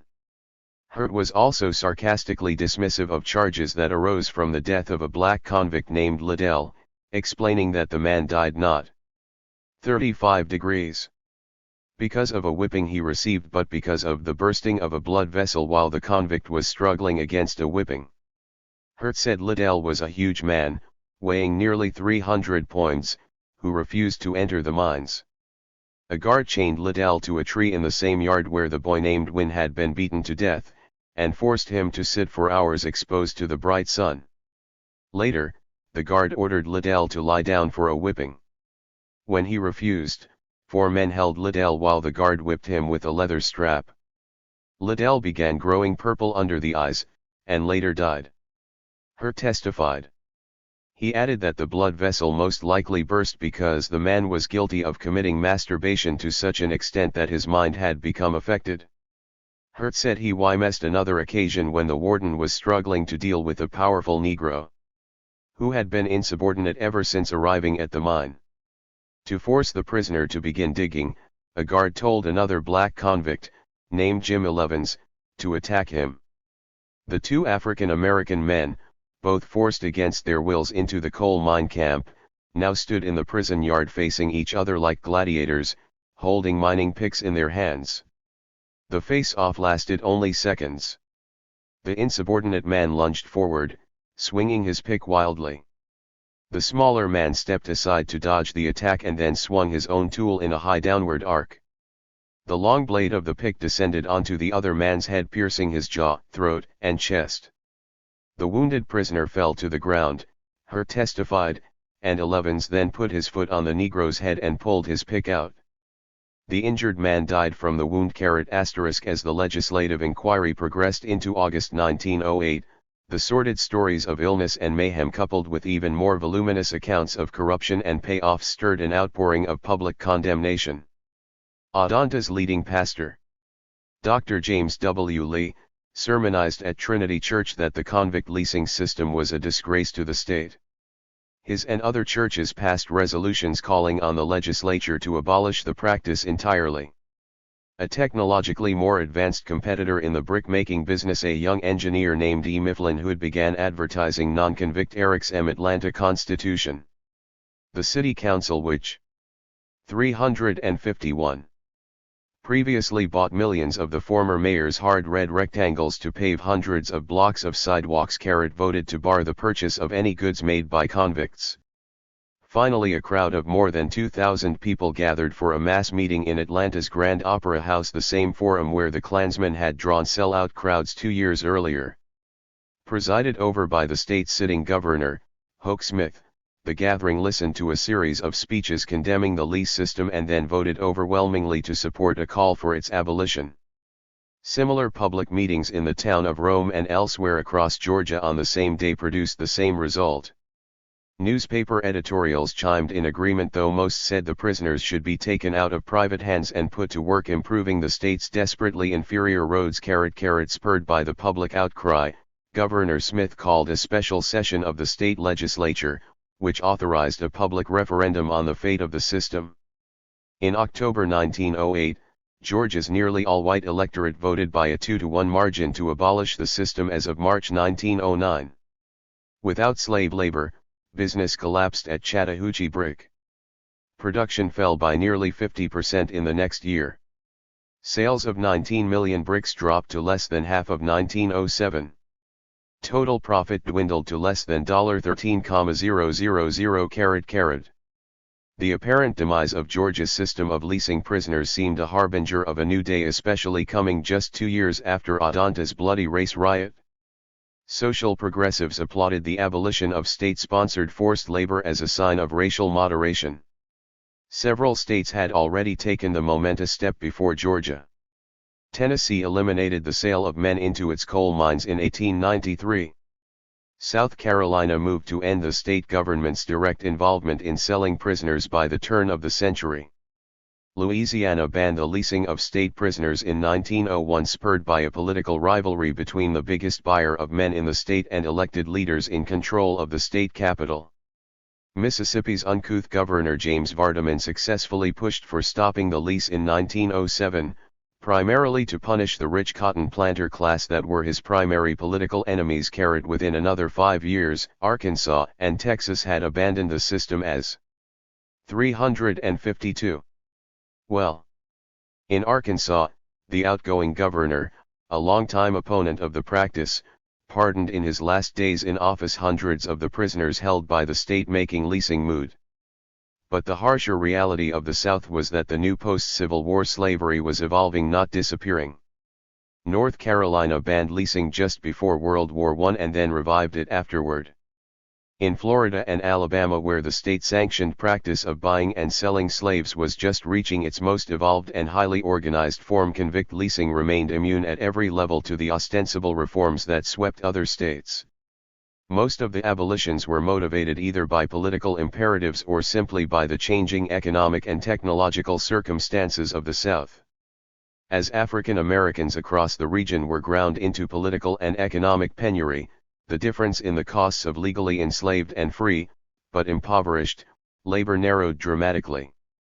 The cost of buying prisoners from state governments had risen substantially, while the cost of free labor available from hundreds of thousands of essentially indentured black laborers working on southern farms was flat or declining. Moreover, while thousands of state prisoners in Georgia, the Carolinas, and other states were no longer leased to private corporations, they were being forced into an improved method of coercing labor and intimidating African Americans, the chain gang. Throughout the South, peonage and the leasing of prisoners by county sheriffs, long the most terrible aspect of the practices, continued unabated. Alabama's system of selling black men through its courts and prison laws continued for more than 15 years after U.S. Steel took its last shipment of convicts. Shelby County and most local governments continued a prosperous trade in African American forced laborers, though in the new and more orderly fashion mandated by Judge Georges. The confessions of judgment coerced upon thousands of African Americans for trivial or unprovable offenses were now carefully recorded in court files. In Washington, D.C., there was little evidence that forced labor was abating. The offices of the Attorney General and the White House continued to receive a stream of allegations of peonage and involuntary servitude as elaborate and extreme as those that had occurred on the farm of John Pace. 353. A deputy U.S. Marshal in Roanoke, Alabama, reported in the spring of 1906 that a white man named Silas Lacey was operating a railroad construction camp as terrifying as those of 3 decades earlier. Dozens of slaves were arrested on fabricated charges, held against their will, starved, and subjected to daily lashings and tracking dogs.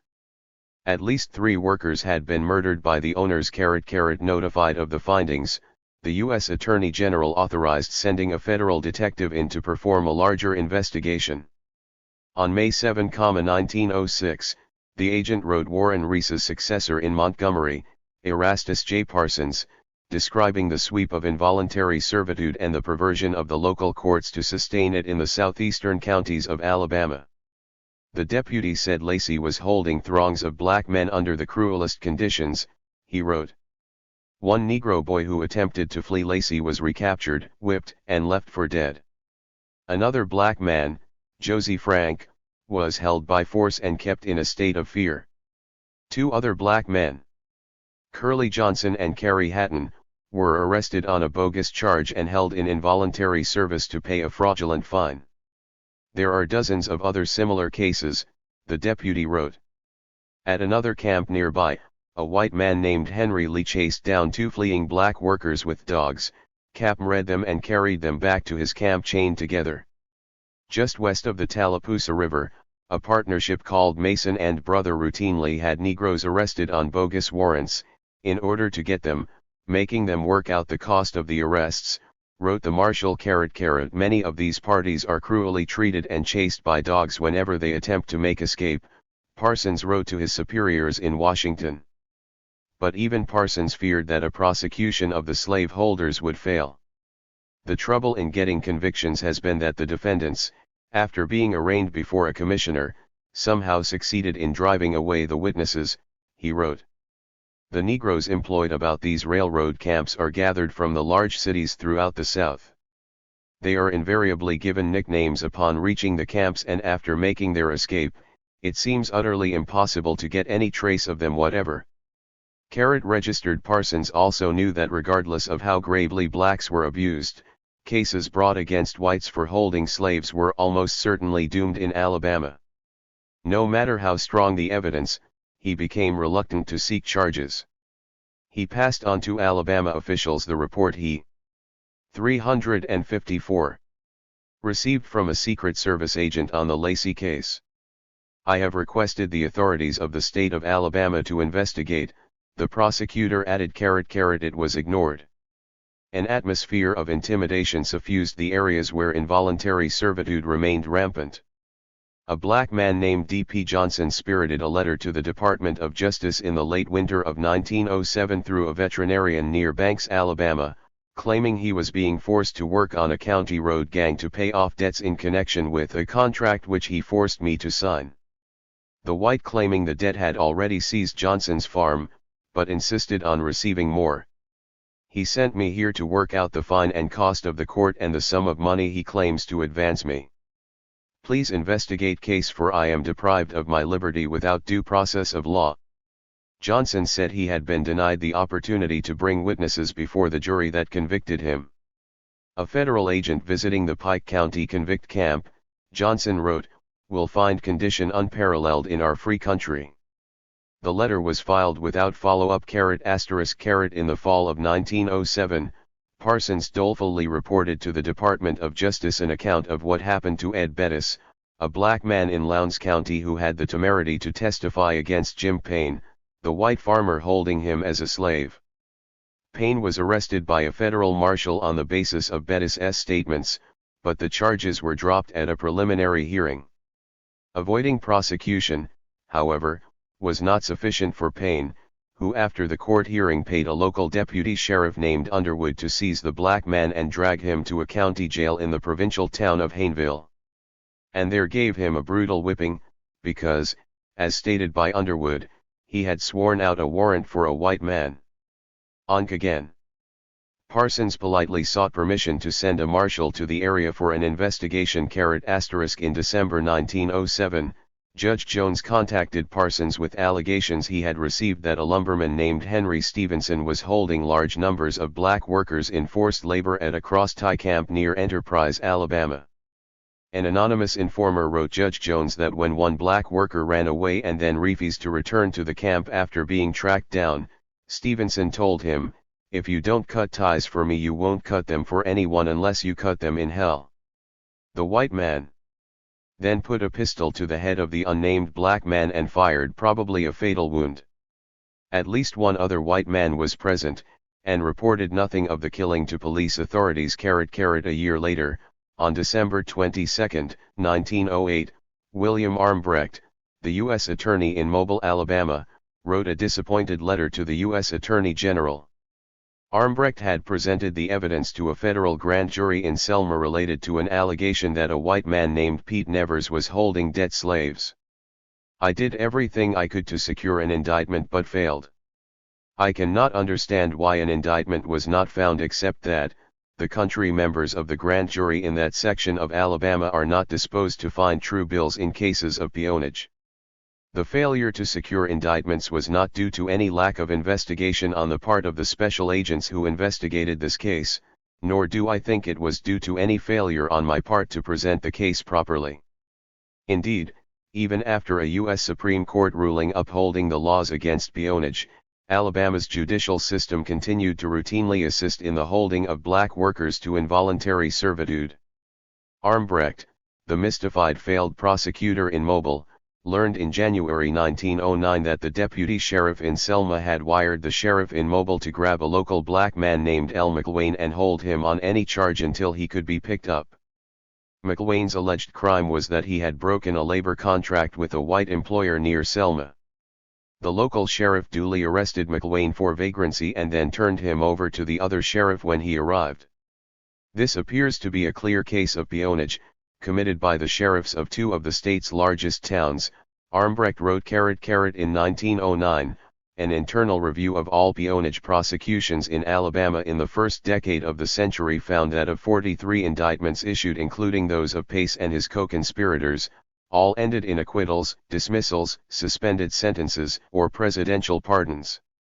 A total of $300 in fines had been collected from the defendants. 4 of those convicted served short periods in jail. Evidence of widespread peonage in Alabama and elsewhere in the Black Belt sections of other southern states barely slowed. In 1913, 2 Alabama men, Butler and John Searcy, were finally tried on peonage cases having 356. First delayed their trial by several years by kidnapping the primary witness against them, a black man named Wash Gardner, and shipping him to Cuba. The jury refused to convict. It was plainly apparent that convictions on peonage charges would be nearly impossible to obtain. As cases collapsed, U.S. attorneys in various districts continued to go through the motions of investigating allegations of slavery. But indictments grew rare. More and more often, federal officials citing a highly technical reading of the peonage statute asserted that they had jurisdiction only in cases in which a slave was being held specifically to repay a debt. Adopting the same legal rationale put forward by the defense lawyers in the trials of 1903, officials increasingly took the position that merely forcing a man or woman to labor for nothing or buying them for that purpose was not a federal crime. Responsibility for any action to combat it lies entirely within the state, said the Department of Justice. The new slavery reached a critical plateau. The resubjugation of Southern blacks was achieved in such broad totality and reaffirmed with such crushing consequences for millions of individuals that codes and statutes were increasingly deemed necessary for its preservation. African Americans had virtually no political representation in any place in the South, even those where blacks of voting age made up the overwhelming majority of the population. Public education for African Americans was a threadbare reflection of that, provided for whites limited to half the number of days provided for white children in most cotton-producing counties. Only 5% of whites were entirely illiterate in 1910, nearly a third of blacks were. Nearly 69% of white children attended school, 37% of African Americans did so. Laws written and unwritten barred African Americans from selling the produce of their farms to anyone but the most powerful white merchant in their WORLs and prohibited them from buying goods from anyone else as well. A local grand jury in Birmingham reported that the bartering of African Americans for sale into the state's coal mines and the collusion of local justices of the peace in the system were only increasing. The dockets of the justices of the peace in this county would convict many of them for peonage should the federal government choose to enforce its laws. Read the final report of the grand jurors, issued in September 1911. It cited thousands of unwarranted arrests and instances of cruelty, such as 357 men penned into a 14-square-foot holding cell without food for up to 2 days. It would be far better for the state of Alabama that every misdemeanant in the county of Jefferson should go unpunished than for a court to be run for the oppression of those unable to protect themselves, the jurors concluded. The U.S. Attorney in Birmingham forwarded the report to Justice Department officials in Washington, but no federal action was ever undertaken in response. Desperate for traction in the face of the forces coalescing against African Americans, W.E.B. Du Bois launched what would be the NAACP's seminal organ, The Crisis, in 1910. But the same year, Baltimore, followed by a host of cities across the South, enacted the first local ordinances delineating the geographic boundaries of black and white neighborhoods. The election in 1912 of Woodrow Wilson, an openly white supremacist Democrat from Virginia, precipitated a dramatic expansion of Jim Crow restrictions on African Americans. In the nearly half-century since the Civil War, the federal government had been the one province of American public life where black officials could still be appointed to important public positions, such as postmasters, customs officers, and other administrative roles. The Washington government hired thousands of black workers, and within federal buildings, African Americans maintained a measure of civil equality with whites. Wilson, narrowly elected in a split election among himself. Republican William Howard Taft, and Theodore Roosevelt running on an independent Bull Moose platform, aggressively reversed the federal government's traditions of at least modest equity for African Americans. In paradoxical contrast with the Wilsonian reputation the president developed after World War I for his pursuit of the visionary League of Nations, Wilson dramatically curtailed the number of black appointees in his own government. His administration largely introduced to Washington, D.C., the demeaning Southern traditions of racially segregated workspaces, office buildings, and restrooms. Wilson strongly backed the demands of Southern leaders that their states be left alone to deal with issues of race and black voting without interference from the North, ensuring there would be no challenge to the raft of laws passed to disenfranchise African Americans across the region. 358. Another half-century would pass before the civil rights movement could crack the anti-black legal regime consolidated during Wilson's tenure. After being named president of Princeton University in 1902, Wilson openly discouraged African Americans from applying to the school. In his academic writings as a political scientist, he blamed the existence of slavery not on American leaders but on England's imposing the institution upon its colonies despite England's abolition 3 decades before the Civil War. Wilson accepted the most distended idealization of the antebellum South and demonization of the black political participation that followed. Domestic slaves were almost uniformly dealt with indulgently and even affectionately by their masters, he wrote. The Reconstruction era of African American governance in states with black majorities was an extraordinary carnival of public crime. Udelson called the eventual suppression of black political activity the natural, inevitable ascendancy of the whites. In 1910, the vast majority, more than 93%, of the 10.2 million African Americans living in the United States continued to reside in the South. Nearly 60% of adult black men and nearly 50% of black women worked in farming. Among whites, farming was a path to or an established form of economic independence.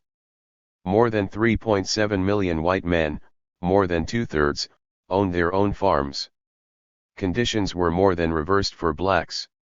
More than one-third of nearly 900,000 farms operated by African Americans were owned by the black men who tilled the land. The rest worked at the behest of white men. There is little empirical evidence on which to establish the precise economic arrangements between most black families and the landlords who so dominated their lives, especially on the question of how many black families lived in a form of uncompensated, de facto involuntary servitude. But what record survives indicates that the desperate plight of black farmers captured in Dubois' loosely fictionalized account of Lowndes County, Alabama, was only worsening. When federal census takers questioned every farmer in the United States in 1910, they calculated that nearly 700,000 black men, along with at least 2.5 million wives and children, lived and worked in the murky limbo of sharecroppers and rent farmers. Tenants. 359. Ostensibly paid some form of rent for the land they farmed, sharecroppers gave up most of their crops at the end of each season to a landlord in return for use of his property, a house, and supplies. But under the South's regime of legal restrictions on black mobility and job freedom, the vast majority of those African Americans lived in a state of subjection to the white landowners or employers. Federal enumerators were unable to classify tens of thousands more men for whom the nature of their relationship to white landowners was unclear. A separate federal survey of farmers in 1909 gave a telling clue to the true status of African Americans who whites would have claimed were free laborers. Of nearly 2.5 million farms in the 11 states of the old Confederacy, the owners of almost 1 million farms reported giving some form of compensation to workers during the previous year. On most of the farms a total of more than 850,000, the entire compensation to laborers for the year was less than $79. When the Birth of a Nation, the movie version of the racially vitriolic stage play The Klansman starring the former deputy sheriff from Shelby County, Alabama, appeared in 1915, President Wilson enthusiastically embraced it. The best-selling creator of the play, Thomas Dixon, who had proclaimed in Atlanta less than a decade earlier that the duty of every Southern white man was to preserve Aryan supremacy, was a classmate from Johns Hopkins University and longtime friend of the president. Swept up by the movie's romanticization of the Ku Klux Klan's savage war on black political involvement in the 1870s, white audiences thrilled to the silent movie, the first full-length American film. It became Hollywood's first true theatrical blockbuster. Its screening for President Wilson was the first showing of a moving film at the White House. Wilson helped arrange previews for other elected officials, members of his cabinets, and justices of the Supreme Court. "My only regret," he reportedly said, "is that it is all so terribly true."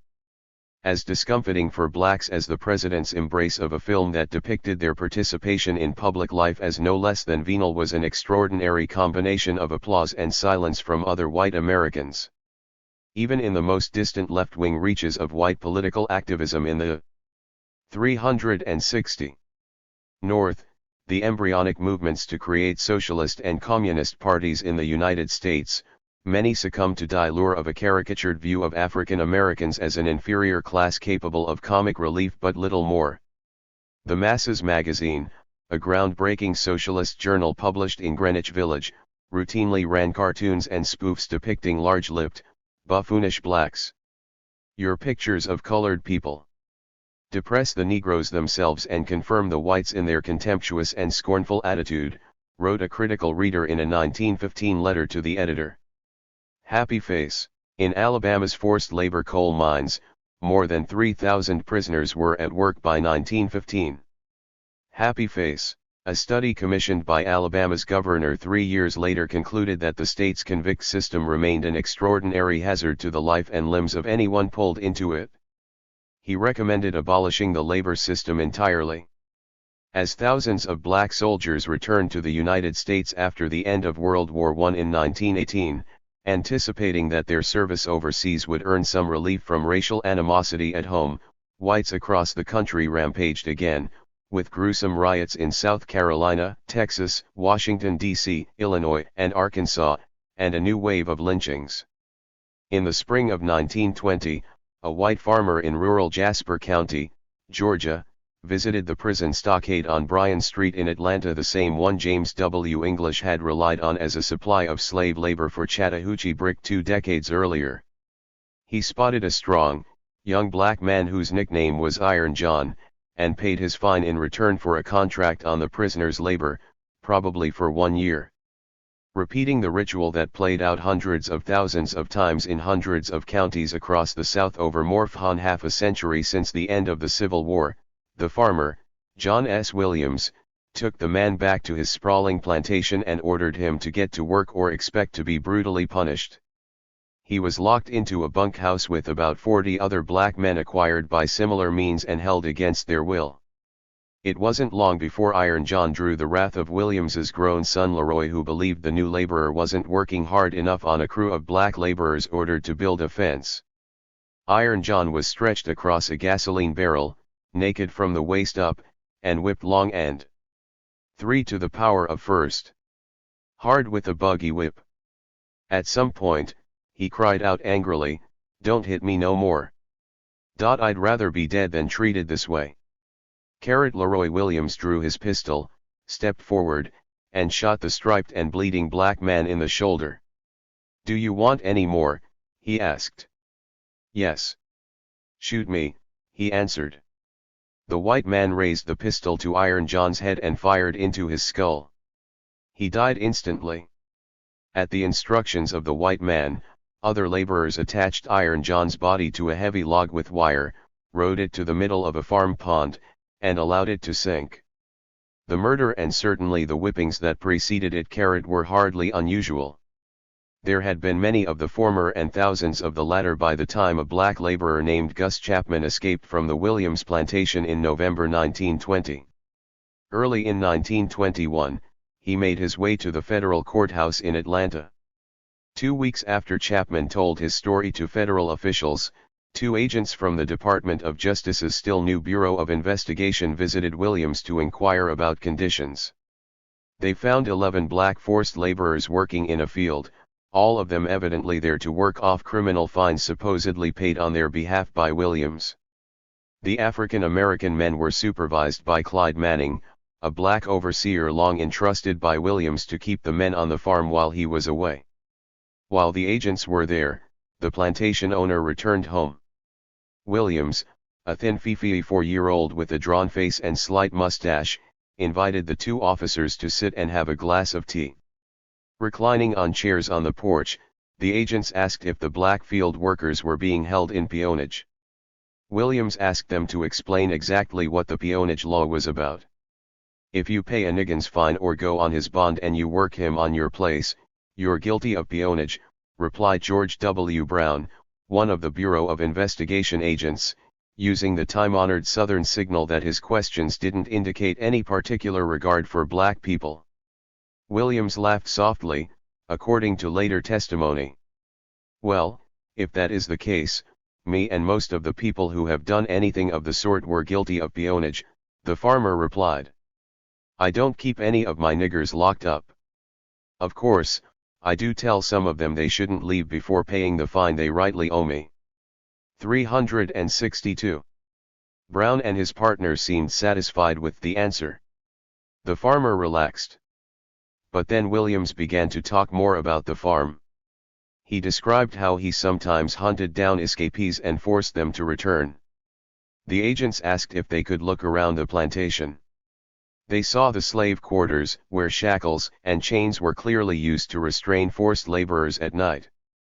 Every black worker they quizzed, while appearing terrified and reluctant to talk, nonetheless said they were satisfied with their treatment on the farm. None of the workers spoke of the murder of Iron John or other acts of violence on the farm. By the end of the day, the agents were convinced that Williams had committed at least a technical violation of the peonage statute. But to a pair of experienced field agents, both native to the South, the situation looked typical for most big Southern farms. The anxiety and mumbling of the workers were routine, given the unwavering social custom of blacks showing absolute deference to all whites and open fear to law enforcement. After all the years of investigations and failed peonage prosecutions in the South, Brown knew no Georgia jury would convict a white man for practices engaged in by tens of thousands of other white farmers across the region, especially since Williams's laborers appeared relatively well fed and clothed. This wasn't a case worth wasting time on. The agents explained the anti-peonage statute to the farmer again, warning him not to violate it further. I don't think you need to have any fear of any case before the federal grand jury, Brown told him as they departed. That assurance wasn't enough for Williams. He was an intelligent and relatively worldly man. Now that he understood the peonage law more clearly and knew that federal agents had identified him as a violator, Williams recognized his vulnerability, and that of his adult sons. The property he and his oldest sons farmed stretched for miles across Jasper County. In Williams's big house at the center of the plantation lived his wife and 8 minor children. He had built a comfortable and influential life, and a farm admired for its size and profitability. Williams had the distinction of owning an early automobile, and the ear of white county leaders. He would not risk seeing a personal empire built over 20 years ruined. Williams resolved that no African American would ever testify of the slavery on his plantation.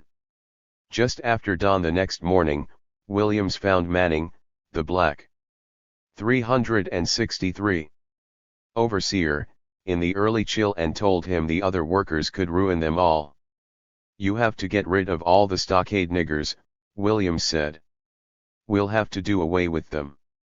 2 days later, Williams and Manning attacked Johnny Williams, one of the forced laborers, in a remote pasture and bludgeoned him to death with the flat side of an axe. The following morning, John Will Gaither was ordered to begin digging a new well. Once it was a few feet deep, he was killed with a pickaxe blow to the head and buried in the hole. On the evening of Friday, February 25, 1921, a week after the federal agents visited, Williams entered the slave quarters and told the stunned men they were free to go. He said John Brown and Johnny Benson should get in his car to go to the train station that night. Instead, Williams drove them to an isolated spot, where Manning wrapped chains around their bodies and attached a heavy iron wheel from a cotton press. The pair were thrown alive off a bridge into the Alcovy River, where they sank into the murk and drowned. As darkness fell on Saturday night, Willie Preston, Lindsey Peterson, and Harry Price climbed into the car under the same ruse.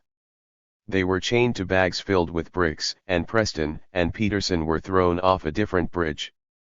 Price, resigned to his fate, jumped in on his own. Before the church hour on Sunday morning, Manning split Johnny Green's skull with an axe. The white farmer watched as Manning attacked and then instructed him to keep hitting Green's shattered skull until all signs of life ceased.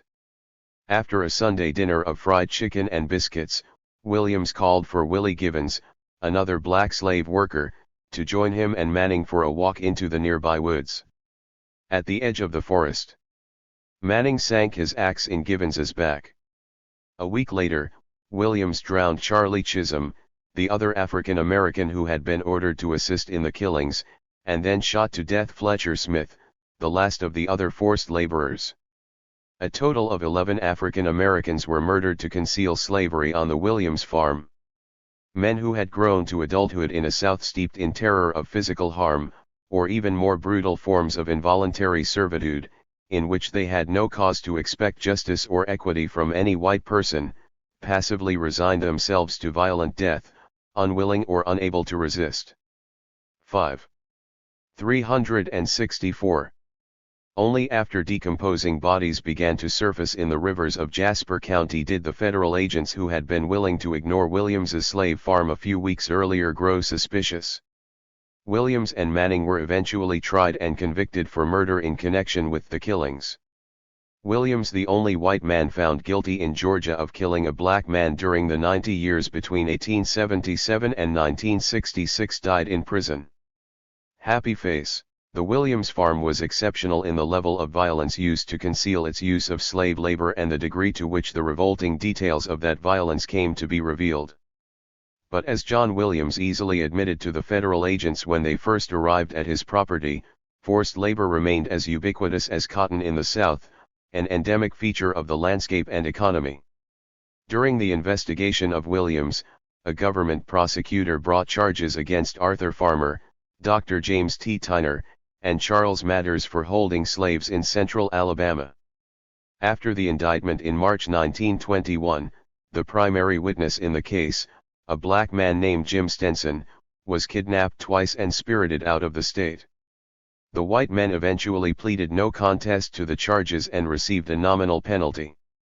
There was no prosecution for having intimidated their victim into refusing to testify. Carried. Increasingly, after years of absolute political hegemony by the white supremacist southern wing of the Democratic Party, federal officials in the South wanted as little as possible to do with the political and social inflammation that came with investigations into any racially oriented crime. An accusation in 1924 that the logging camp and sawmill of S.J. Wilkins on Alabama's Tombigbee River had held a 22-year-old African-American man and his 15-year-old brother for more than 9 months claiming they owed the owner $150 each went nowhere. U.S. attorneys and field offices of the Department of Justice abrogated their role in such cases, knowing full well that virtually no act of violence by whites against African Americans and certainly no cases of involuntary servitude whatsoever would ever be prosecuted by sheriffs or state officials in the South. In April 1926, federal authorities in Birmingham were told of a brutal whipping given to a black man working in a textile mill as a J. 365. Signal to other African Americans that they shouldn't seek work above the level of floor sweepers or janitors. The following month, J. Edgar Hoover, director of what was then called the Department of Justice's Bureau of Investigation, wrote Assistant Attorney General O.R. Luring blithely asserting that the facts surrounding an attack on a black worker by whites in the Birmingham, Alabama, textile mill didn't merit a federal investigation. We have an enormous amount of work on hand involving undoubted violations of federal statutes and I can see no reason for proceeding with this matter, Hoover wrote. Carrot registered the case was ignored. 2 months later, a black woman in Birmingham named Rebecca Jones mailed a letter to the White House, asking President Calvin Coolidge to help her free her teenage daughter, Carolina Dixon.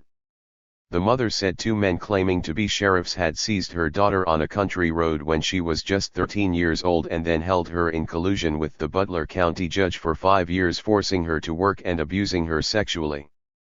When Jones went to the farm of Tom Couch, the man holding her daughter, I was met with threats under the point of high-powered rifles, stating that I could not take my daughter back, Jones wrote. My child was scarred unmerciful in several places on her body. A federal agent was dispatched to investigate, and the facts of the kidnapping were put before a grand jury. It refused to indict Couch. The matter was dropped. Happy face. Yet even as the federal government did little to check the breadth of the new slavery, the economic logic of the system weakened. Crude industrial enterprises to which slave labor lent itself so effectively for 50 years were being eclipsed by modern technologies and business strategies. Mechanized coal mining using hydraulic digging tools, electric lights, modern pumps, and transportation made obsolete the old manual labor mines of Alabama, packed with thousands of slave workers and mules. When cotton prices fell drastically after World War I, and the new scourge of the boll weevil ravaged millions of acres of cotton fields, depression set in across the rural landscape. The cost of labor plunged yet further. Prisoners offered for sale by state officials who expected the returns on their business in labor to steadily increase grew too expensive for some market conditions. Buying and selling them was less and less. 366. Sensible. As financial incentives for the states faded, political scandals and abuse outrages gained traction. In even the most notorious states, public cries to end the leasing of convicts to private contractors arose for the first time. In the winter of 1921, Martin Tabert, a 22-year-old white man from a middle-class farm family in Munich, North Dakota, decided to take a walkabout through the United States, traveling by train, sleeping in railroad camps with tramps, and working to support himself as he crossed the West, Midwest, and finally the South. Running short of money in December, Tabert, along with a group of other itinerant men, hopped aboard a freight train without a ticket. Unbeknownst to Tabert, the sheriff of Leon County, just south of the Georgia state line, maintained a rich trade from spying on the freight rails that crossed into his territory, seizing men from the train, charging them with vagrancy or beating a ride on a railroad, and selling them into slavery. Tabert was arrested, fined $25 for vagrancy, and then sold for 3 months' work to a turpentine camp owned by Putnam Lumber Company, then a vast enterprise headquartered in Wisconsin but engaged in the harvest of hundreds of thousands of swampy Florida forest land. Within days, Tabert's family wired more than enough to pay the fine, but their son had already been shipped into the maw of Putnam's forced labor system. In 65 years, the southern turpentine camp, desperate, hungered, sadistically despotic, had changed hardly at all. Young Tabert did not last long in the putrid swamp. He was given ill-fitting shoes, and his feet became blistered and swollen. A boil formed in his groin. Accused of shirking work in January 1922, the slight-framed Tabert was forced by the camp whipping boss, Walter Higginbotham, to lie on the ground as 85 other prisoners watched. Higginbotham pulled up Tabert's shirt and applied to his back more than 30 licks with a 7.5-pound leather strap. By the time the beating concluded, Tabert was twitching on the ground, according to one witness. Higginbotham placed his foot on Tabert's neck to keep him from moving, and then hit him more than 40 more times with the strap. The boss ordered Tabert to stand, and when he moved too slowly, the guard whipped him 24 more times, Witnesses later testified. When the young North Dakota man, 1,000 miles from home and an immeasurable distance from any Maya. 367. Sure of sanity or decency, finally made it to his feet, Higginbotham chased him in a circle, striking him over the head and shoulders, shouting repeatedly, "You can't work yet." When the beating finally ended, Tabert collapsed into his cot and never stood again. A terrible odor rose from his body. He died the following night. A Putnam lumber executive wrote to Tabert's family a few days later, informing him that their son had died of malaria and expressing the company's sympathy. Unconvinced of the explanation for their son's death, the Tabert family triggered a series of legal inquiries and a Pulitzer Prize-winning journalistic investigation by the New York World. Higginbotham was tried and convicted of second-degree murder. But his conviction was later overturned by a Florida court.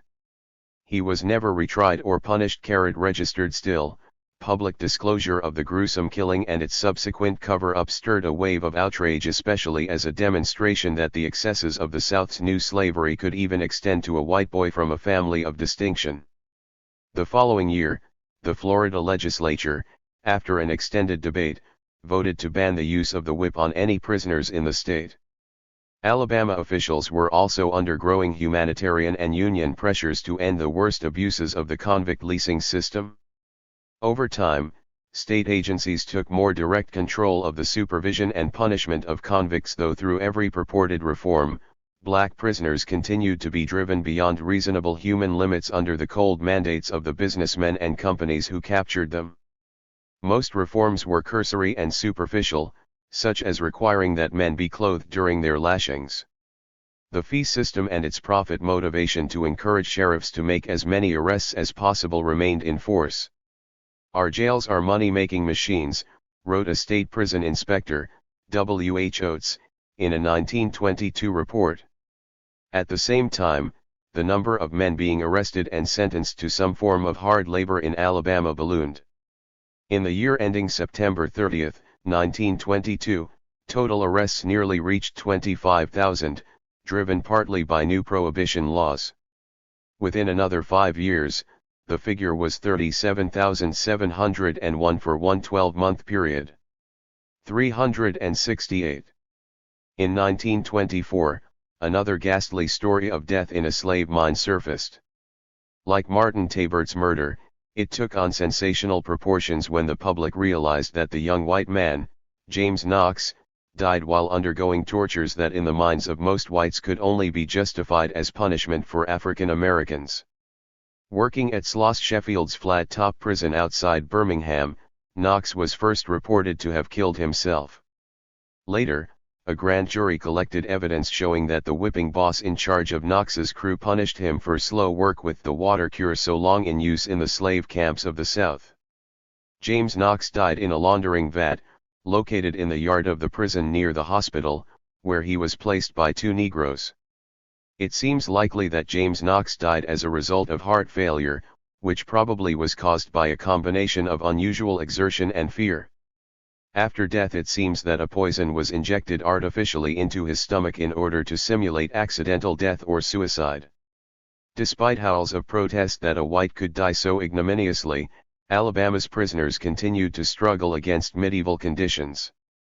Monthly memos written by Glenn Andrews, a state medical inspector, recorded scores of routine lashings for offenses such as cursing, failure to dig the daily quota of coal, and disobedience. One entry in March 1924 reported that in the previous month, a Negro woman was given 7 lashes for cursing and fighting. On the same day, a Negro man was given 7 lashes for burning a hole in prison floor. On February 14, a Negro man was given 7 lashes for cursing and fighting. On the same day and for the same offense, 2 Negro women were given 6 lashes each. In a 1925 report, 2 black inmates, Ernest Hallman and R.B. Green, received 5 lashes each for not obeying a guard. Others were put in chains and given up to a dozen lashes for not working. White prisoners, now invested in larger numbers, were more often given solitary confinement. In March 1926, the front page of the New York World featured an expose on Southern slavery. The stories reported that in 51 of Alabama's 67 counties, nearly 1,000 prisoners had been sold into slave mines and forced labor camps the previous year, generating $250,000, or about $2.8 million in modern currency, for local officials. The state government pocketed $595,000 in 1925 or $6.6 million today, selling about 1,300 men. 369. To Sloss Sheffield's Flat Top Mine, the successor to Pratt Consolidated, now called Alabama Byproducts Corp., and the Aldrich Mine in Montevallo, Alabama, the town where Green Cottonham's mother lived her last isolated years. Once sold, the prisoners faced beatings with steel wire, hickory sticks, whips, and shovels. The stories described dog houses, rough-hewn boxes the size of coffins into which men were locked for up to 48 hours. Most prison camps had 6 to 20 such houses. Finally, in 1927, new Alabama Governor Bibb Graves moved to stanch the long-running negative depiction of the state and its 20th-century slavery. He began relocating 100 prisoners out of the mines and other private businesses each month, and sped up construction of new prison facilities and roadwork camps where Coimtee prisoners would soon be shackled into chain gangs, seeding the notorious scandals of the next generation. On June 1, 1928, the lungs of 800 men filled the damp air of the mine shafts at Flat Top with the sounds of "Swing Low, Sweet Chariot." The white prisoners held here and at Alabama's only other remaining prison mine had already been relocated to work on road gangs. Only African Americans remained at Flat Top. They rose out of the mile-long manway in 2 columns, blinking at the sudden brightness of the summer sun. As the plaintive lyric "Coming for to carry me home" wafted into the daylight, the prisoners marched out of the shaft, surrounded by armed guards, and walked to a train platform. Within a few hours, they had been transported to the state's newly constructed Kilby Prison. No more men would be sold into slave mines by the state of Alabama. More than a year later, a 36-year-old man born in Tallapoosa County and named Henry Tinsley arrived at the gates of Kilby Prison. Like Green Cottonham, he was born decades after Abraham Lincoln's emancipation of his parents and grandparents. Also like Green, all his years and every facet of his life were shaped and circumscribed by the slavery that succeeded the freedom of his forebears. It was Henry Tinsley and his brother, Luke, who as children 3 decades earlier had been captured by John Pace and forced to work on his brutal Tallapoosa plantation. They were the 2 young boys Warren. 370. Reese had discovered still being held by Pace 5 years after taking them from their mother, and long after Pace had been pardoned by President Roosevelt on a promise never to hold slaves again. Henry had worked for a time in the warehouse of a grocery wholesaler in Birmingham. He had married and fathered a child more than a decade earlier. He had been a soldier too, called in 1917 to fight in the U.S. Army, but the Alabama Henry returned to after World War I was the same state he was born into in 1892. And soon it returned him to the condition Alabama had reserved for him at birth. His crime in 1929 was recorded as assault with intent to murder. The details of the case are lost, but the sentence of 2 years imprisonment suggests a brawl in which the other man was injured, registered regardless of whether the man who had grown from that captive 13-year-old committed a real crime or whether it was his enslavement by John Pace that led him to do so. 23 years later, deep into the 20th century, Henry Tinsley wore chains again. 17. Freedom. In the United States one cannot sell himself. 2 years after the last convicts emerged from Flat Top Prison, a white writer named John Spivak visited the offices of the State Prison Commission in Georgia in September 1930. Presenting himself in Atlanta as a journalist seeking to document reforms in the convict system, Spivak was given a letter of introduction from none other than the state's top penal officer, directing the wardens of every prison camp in Georgia to give him full access to their stockades and inmates. Spivak, born in Connecticut, had worked as a police reporter for a newspaper in his home state and as a writer of pulp fiction stories. His strong socialist leanings made him sympathetic to the plight of blacks held against their will in the South. His skill with the jocular techniques of insinuating into the comfort of sheriffs and wardens gave him the tools to render an astonishingly SH-RP portrait of what he found. Contrary to the congratulatory pronouncements that followed Georgia's abolition of the practice of selling black prisoners in 1908, the state had more forced labor slaves than ever by 1930. In excess of 8,000 men, nearly all of them black, worked in chain gangs in 116 counties. Of 1.1 million African Americans in the state that year, approximately half lived under the direct control and force of whites, unable to move or seek employment elsewhere under threat that doing so would lead to the dreaded chain gang. 372. 2 years later, Spivak published Georgia Nigger, a 241-page fictionalized account of his finds built around a harrowing narrative of a young black boy drawn inexorably and cynically into a lifetime of slavery on a county chain gang, as a debt slave to farmers, as a possession bought and sold by white plantation men. The episodes that make up the narrative could have just as easily been first-hand accounts of the fiery lynching disaster in Pineapple, Alabama, the brutish violence and perversion of Lowndes County 3 decades earlier, or the murder farm of John S. Williams. Unlike the plethora of chain gang-themed novels and movies that followed in the next 4 decades, such as the 1967 film Cool Hand Luke, nearly all of which assiduously labored to depict the Southern penal barbarism as something directed equitably at both whites and blacks, Spivak made no effort to blunt the overtly racial character of involuntary servitude. He unstintingly portrayed a system designed to enslave or intimidate black men into obedience. That a small minority of white men were drawn in as well was peripheral and inconsequential. Spivak created a character named David Jackson, a black sharecropper's son first sentenced to the chain gang of fictional Ochlockonee County for no apparent crime. Still a teenager, he was released from the traveling camp in which prisoners were, as in actual life at the time, held in rolling cages similar to circus wagons transporting exotic animals. The men were perpetually chained to one another, eating, sleeping, working, bathing, and defecating together, never freed from their heavy iron links. After the character's release from the chain gang, David watched a game of dice in an alleyway during a Saturday visit to town. A fight breaks out, a steel blade glinted in the yellow light. The burly nigger grunted and clutched at his neck. The assailant dropped the knife and fled. Someone scooped up the money and ran. Only the knife was left by the tough. The restaurant proprietor and his 2 customers rushed out. David instinctively turned to the lighted streets, hoping to lose himself in the crowds. Dark forms scurried by.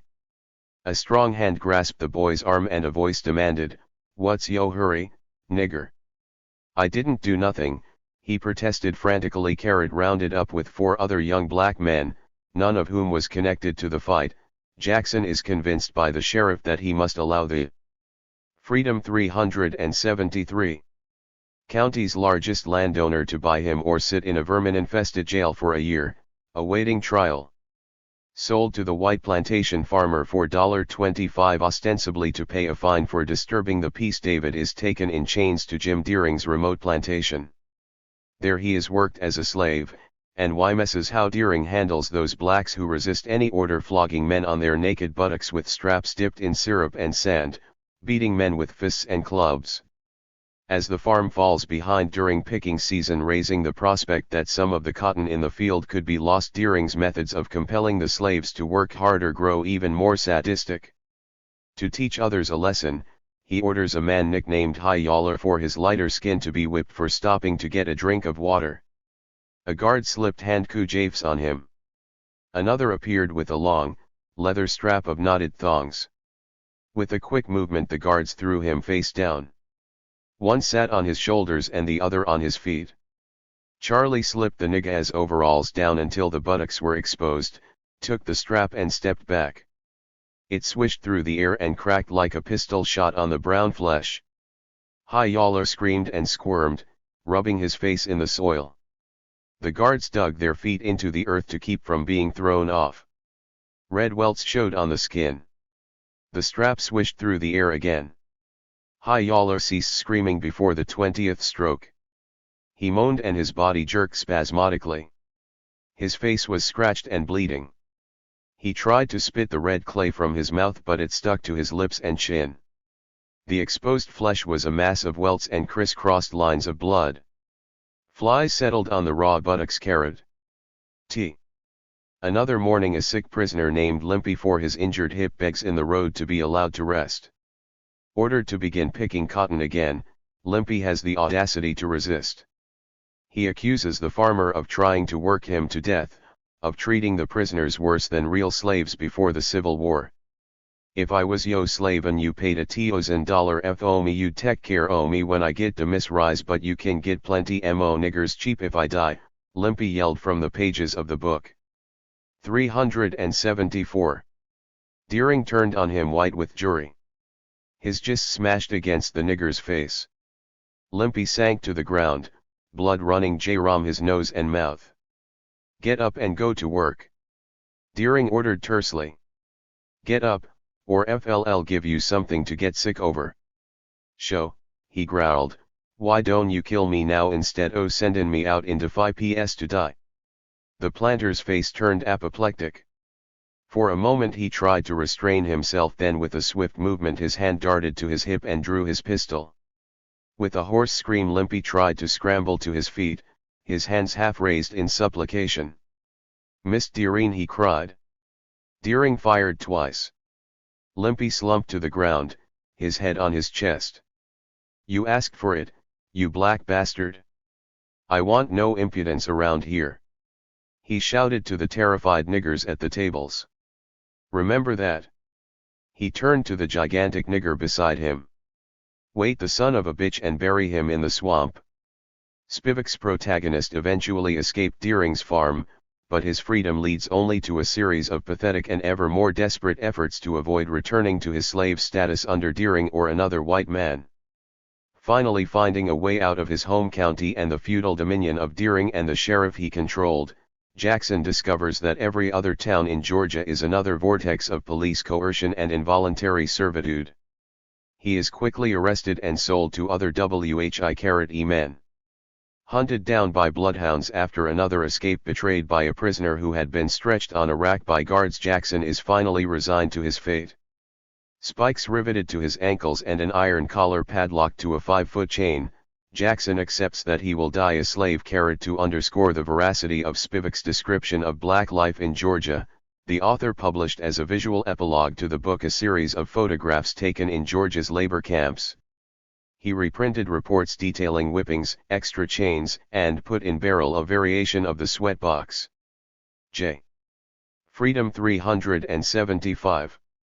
One document titled Official Whipping Report listed 50 beatings at one camp in August 1930. A gallery of photographs showed bloodhounds baying at an escapee in a tree. Guards proudly demonstrated to their visitor the latest techniques of punishment and torture colonial-era stocks. Black men trussed around pick handles like pigs ready for slaughter, the stretching rack.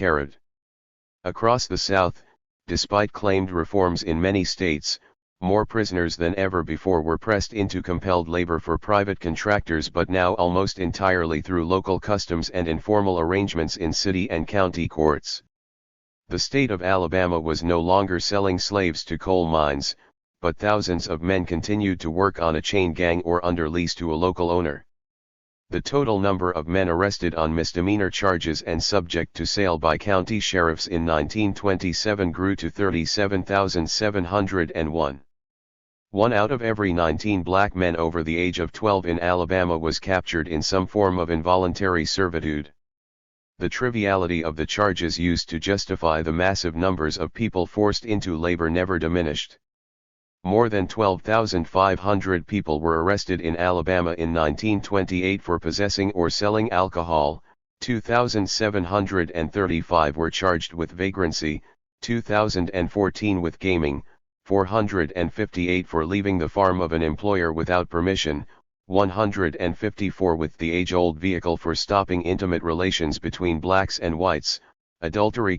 Roughly half of all African Americans, or 4.8 million, lived in the Black Belt region of the South in 1930, the great majority of whom were almost certainly trapped in some form of coerced labor. like that described in Spivak's chilling account. 2 Mississippi sheriffs reported making between $20,000 and $30,000 each during 1929 in extra compensation for procuring black laborers and selling them to local planters. After a plea for more cotton pickers in August 1932, police in Macon, Georgia, scoured the town's streets, arresting 60 black men on vagrancy charges and immediately turning them over to a plantation owner named J.H. Stroud. A year later, the New York Times reported a similar roundup in the cotton town of Helena, Arkansas. Otto B. Willis, a 46-year-old white farmer living near Evergreen, 376, Alabama, deep in the Black Belt, wrote the Department of Justice in 1933, describing the desperate system under which black families were held as de facto serfs on the land of the county's white landowners. Why Willis, an Alabama-born farmer with a wife and 6 children, living on land they owned, would be moved to defend the plight of the tens of thousands of black laborers who shared rural Hale County with him is a mystery. But in an elegant longhand, he described point by damning point how black men and their wives and children were compelled to remain at work for years upon years to retire so-called debts for their seed, tools, food, clothing, and mules that could never be extinguished, regardless of how much cotton they grew in any year. Little had changed since Klansmen in Hale County shipped R.H. Skinner to the Alabama slave mines in 1876. The Negro is worse than broke. His family goes ragged and without medical attention, and the women are attended by ignorant colored midwives at childbirth, and many die from blood poison, Willis wrote. The Negro is half starved and half clothed, yet he sees no hope of ever being out of debt, cause many landowners tell them if they move off his land he will have them put in jail or threatened bodily harm. Colored people have little standing in court here. So he is afraid to move. So they are forced to remain on and start another crop for the landlord. These are the facts. Is it right? Whatever motivation Willis had in penning his detailed litany of the mechanics of slavery in the 1930s, federal officials weary of the issue had little interest. Writing on behalf of the Attorney General, Joseph B. Keenan replied with the time-worn explanation for why slavery was not a matter meriting the attention of the Department of Justice that only narrowly defined debt slavery would be examined by federal agents. Peonage is a condition of compulsory service based upon the indebtedness of the peon to the master, the basal fact being indebtedness, Keenan wrote, in boilerplate language. Ignoring that Willis's letter explicitly described a system of holding laborers against their will until claimed debts were paid off, the Justice Department official dismissed Willis with a patronizing bureaucratic directive. If you have any specific facts showing that the matter falls within the above definition, it is suggested that you report the same. The case was closed. By the middle of the decade before World War II, Federal Investiga. Freedom 377. Shins into peonage all but stopped except in the most egregious cases. Even those resulted in the rarest convictions. Even more rare was meaningful punishment. On October 13, 1941, Charles E. Bledsoe pleaded guilty in federal court in Mobile, Alabama, to a charge of peonage for holding a black man named Martin Thompson against his will. Using the same technique as John Pace in 1903, Bledsoe didn't resist the charge and trusted that federal officials and the U.S. District Court judge would not deal harshly with a white man holding slaves. He was correct. Bledsoe's punishment was a fine of $100 and 6 months of probation. The status of new black slavery appeared complete. The futility of combating it was clear. Less than 2 months after the slap on the wrist of Charles Bledsoe, the naval forces of Imperial Japan launched their attack on Pearl Harbor. Caught flat-footed and prepared for war, U.S. officials frantically planned for a massive national mobilization. President Franklin D. Roosevelt instinctively knew the second-class citizenship and violence imposed upon African Americans would be exploited by the enemies of the United States. Attorney General Francis Biddle called together his top assistants and shared the president's concern.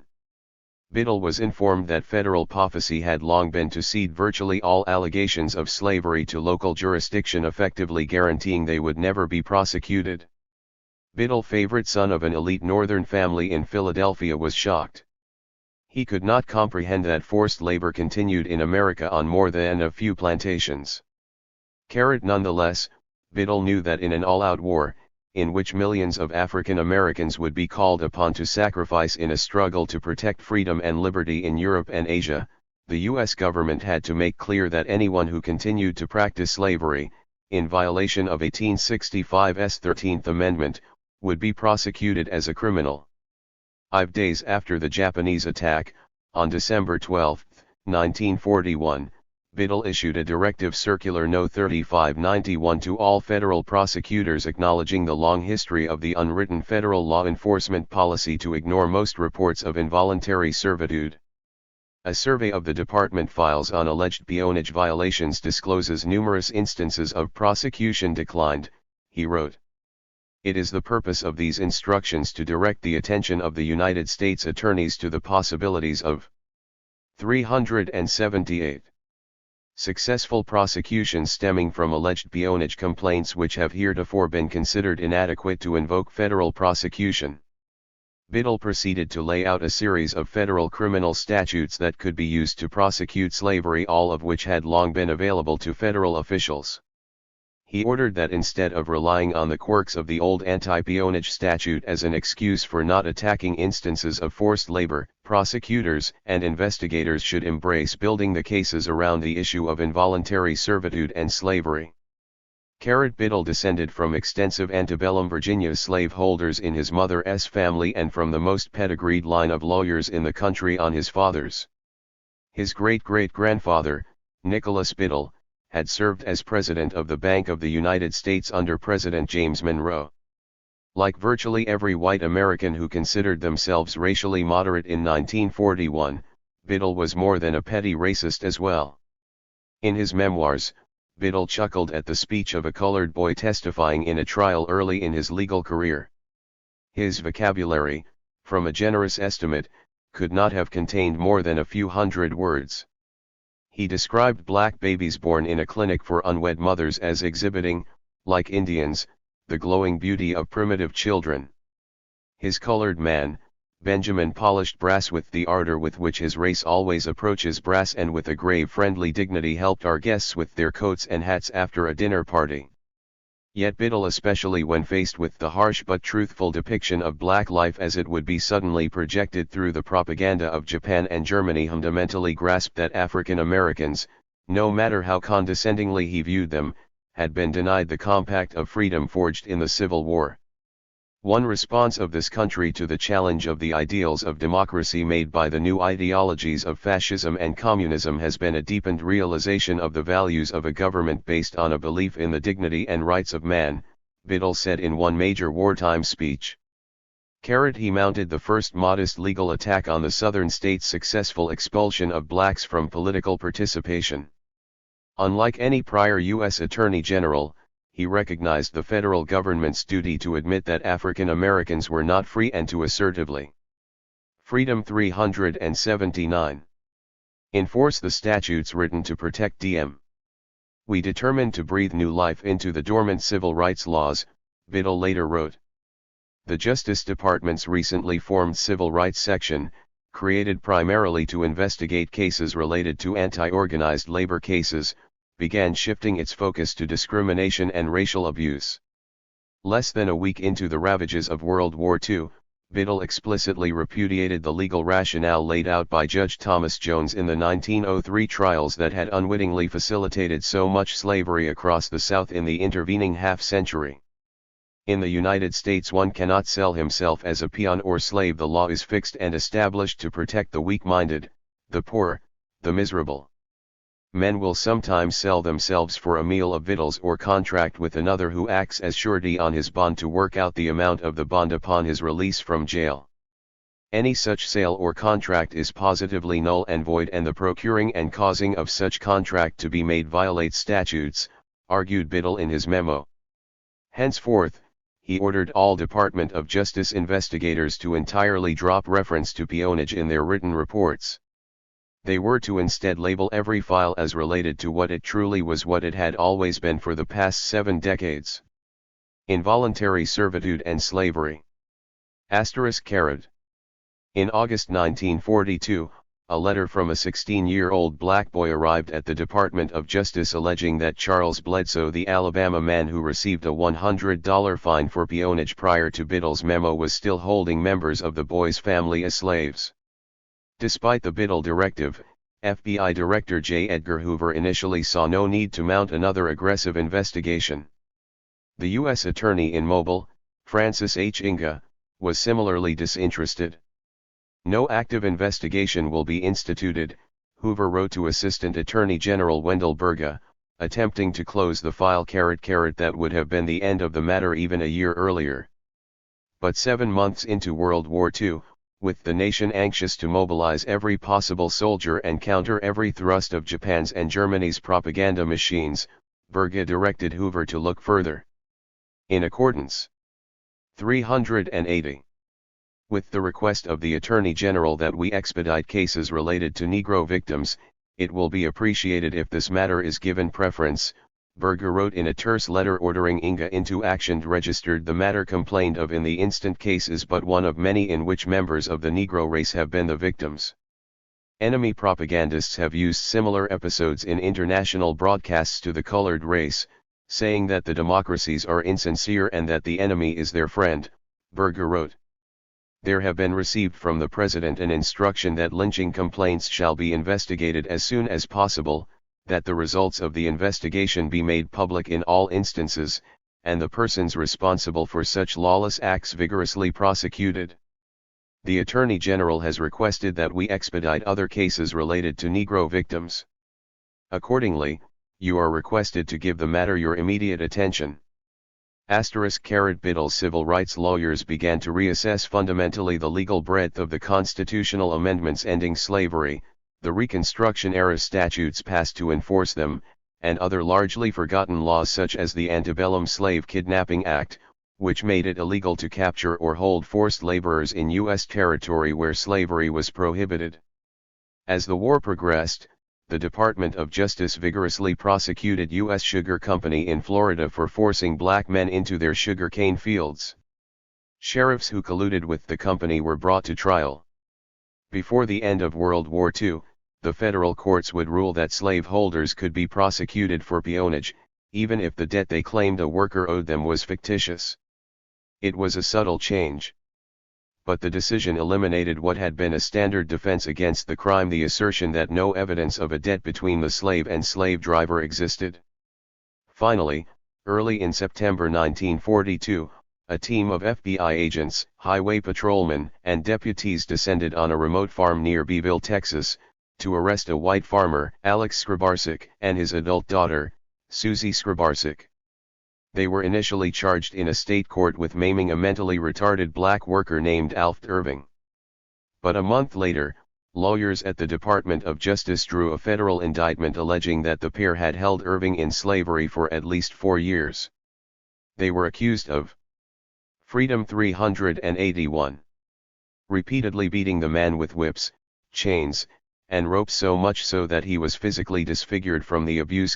Signaling the special significance of the case, a special assistant to Attorney General Biddle actively participated in prosecuting the trial.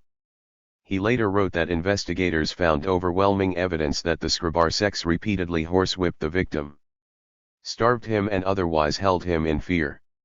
Happy face, the attorneys argued that the century-old Slavery Kidnapping Act applied to this case of abject involuntary servitude, in apparently the first such prosecution since the Civil War. The defendants were found guilty and sentenced to federal prison. Federal officials made clear that the case was intended to send a message that despite any claims by U.S. enemies, the federal government was finally serious about ending involuntary servitude for African Americans. The Scribarczyk trial and its conclusion undoubtedly will be said to have given a decisive setback to the enemy propaganda machine. Urging Negroes that their proper place in this conflict is with the yellow race, editorialized the Corpus Christi Times-P 2 years later. President Harry Truman's Committee on Civil Rights recommended bolstering the anti-slavery statute to plainly criminalize involuntary servitude. In 1948, the entire federal criminal code was dramatically rewritten, further clarifying the laws against involuntary servitude. Finally, in 1951, Congress passed even more explicit statutes, making any form of slavery in the United States indisputably a crime. Reports of involuntary servitude continued to trickle into federal investigators well into the 1950s. But America, however deeply racist it remained, had begun a profound change. Millions of soldiers, black and white, had witnessed the horror of racial ideology exalted to its most violent extremes in Nazi Germany. Thousands of African American men who returned as fighting men, unwilling to capitulate again to the docile state of helplessness that preceded the war, abandoned the South altogether or joined in the agitation that would become the civil rights movement. Throughout the region, tractors, new chemicals, and cotton pickers began to radically reduce the need for manual labor in fields of cotton, soybeans, and tobacco. In 1954, the U.S. Supreme Court's ruling in Brown v. Board of Education desegregating public schools and reversing the cynical logic of 382. 1896 S. Plessy v. Ferguson, sealed forever that the terror regime which had dominated black life over the previous 90 years was ending. It was a strange irony that after 74 years of hollow emancipation, the final delivery of African Americans from overt slavery and from the quiet complicity of the federal government in their servitude was precipitated only in response to the horrors perpetrated by an enemy country against its own despised minorities. Epilogue. The ephemera of catastrophe. Still the voice of Green Cottonham would not speak. For 6 years I sought signs of him. Nowhere was there more than the faintest trace. A flicker here that a brother, Sam, almost 10 years his elder, died in 1953. Musty evidence that his sisters married and remarried. A last glimpse of Mary, his mother, living her final years at an address on Block Street in the town of Montevallo, a few blocks from where she and Henry moved long before, still in the shadow of the old slavery world. There, sometime in the 1930s, Mary Cottonham, the girl born a slave and married at the dawn of freedom, died alone. In the place of the little house she occupied for so long, only weeds grow.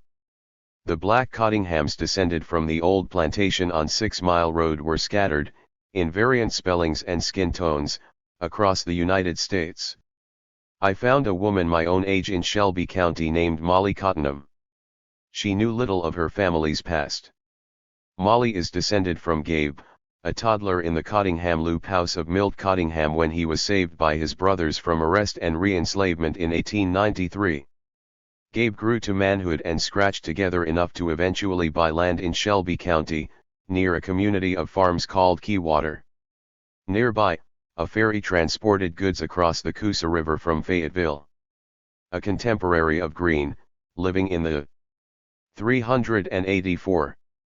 Same county, Gabe almost certainly would have known of his cousin's fate at slope number 12. Gabe's sons, Edgar, Charlie, and Abraham, joined in the heavy labor of poorly educated workers of the time.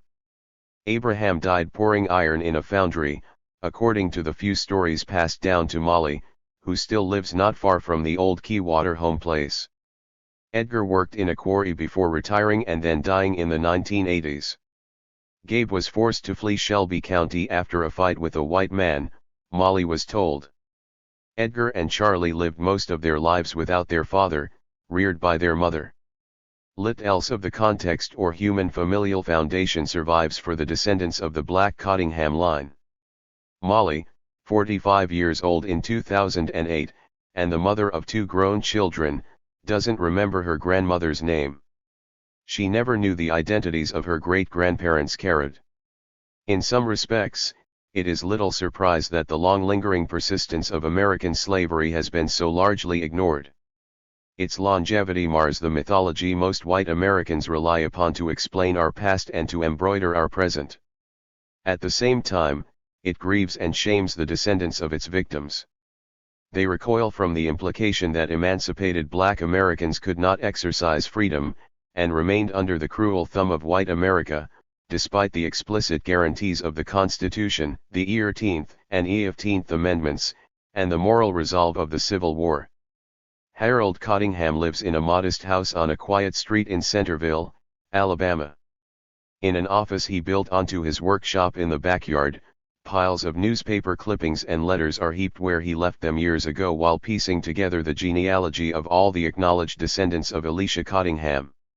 He is Elisha's grandson, 4 generations removed. Every summer, Harold visits the old family burial ground to make sure the grass has been properly cut back from the tombstones. Today, age and health challenge his dedication to the family plot. Already, the forest has overtaken the sunken unmarked graves of many of those who died black on the Cottingham farm. On a chilly day, Harold and his wife take me to lunch at Oliver's, a little. Epilogue 385. Restaurant in a historic home across the street from the Bibb County Courthouse and its monument to Confederate war dead. They know by verse the heroic accounts of how Elisha extracted a legacy from the Alabama wilderness, and each of the succeeding white generations that followed. Nowhere in the stories is there reference to Sipe, the man who worked beside Elisha for most of 50 years, who carved the farm from the forest with him. Harold, a gentle man, is not responsible for the washing away of the memories of the family's partners and likely cousins of the past.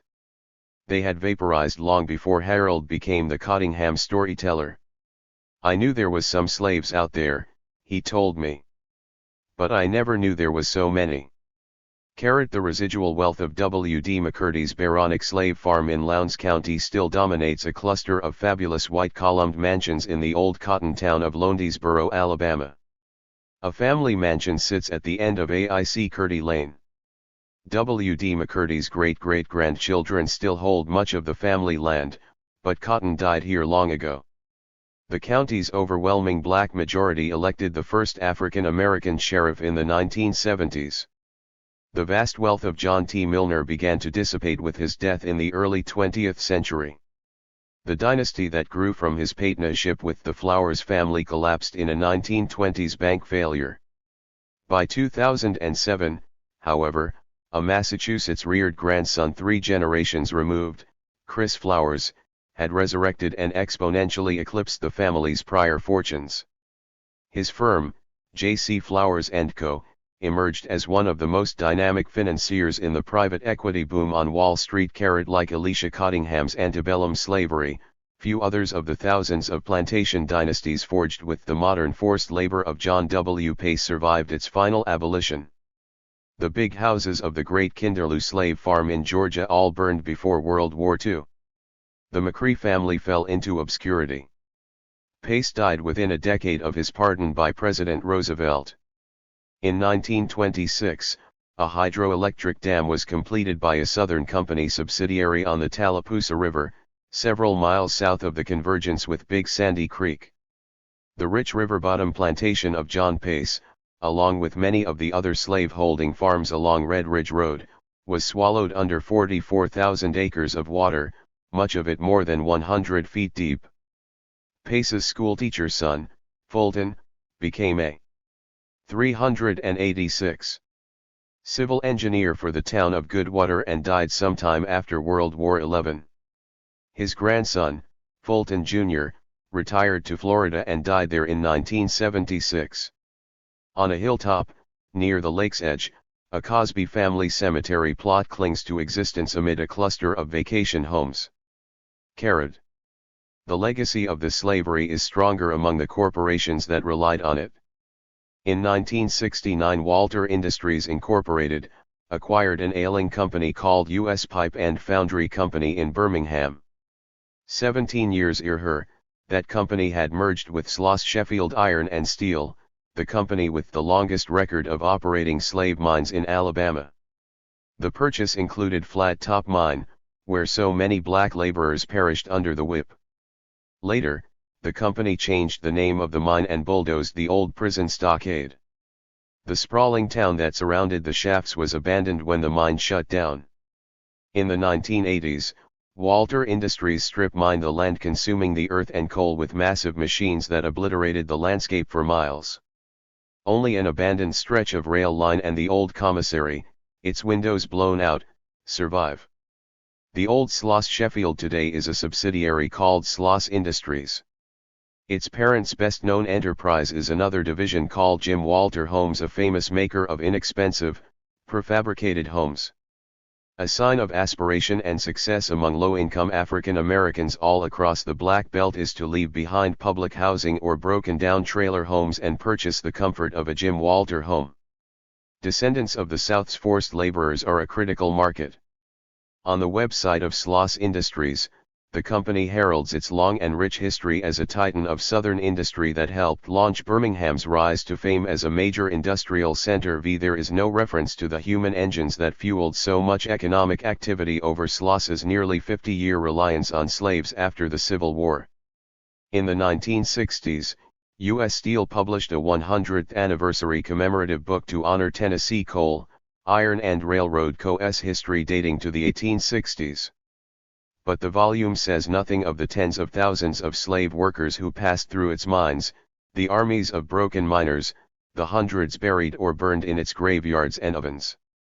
The executives of Walter Industries in the 21st century say they. Epilogue 387. Know nothing of that past. Obviously, this was a dark chapter for U.S. business. Kyle Parks, a spokesman for the company, told me in 2001. Certainly no company today could even conceive of this kind of practice. In Atlanta, the fortunes generated at slave mines, plantations, and the nightmarish Chattahoochee brick became pillars of the economic transformation and social orbits of the city that would outpace all others in the South. A daughter of James W. English married a bank executive named James Robinson Sr., who grew the Fourth National Bank into the most prosperous in the South.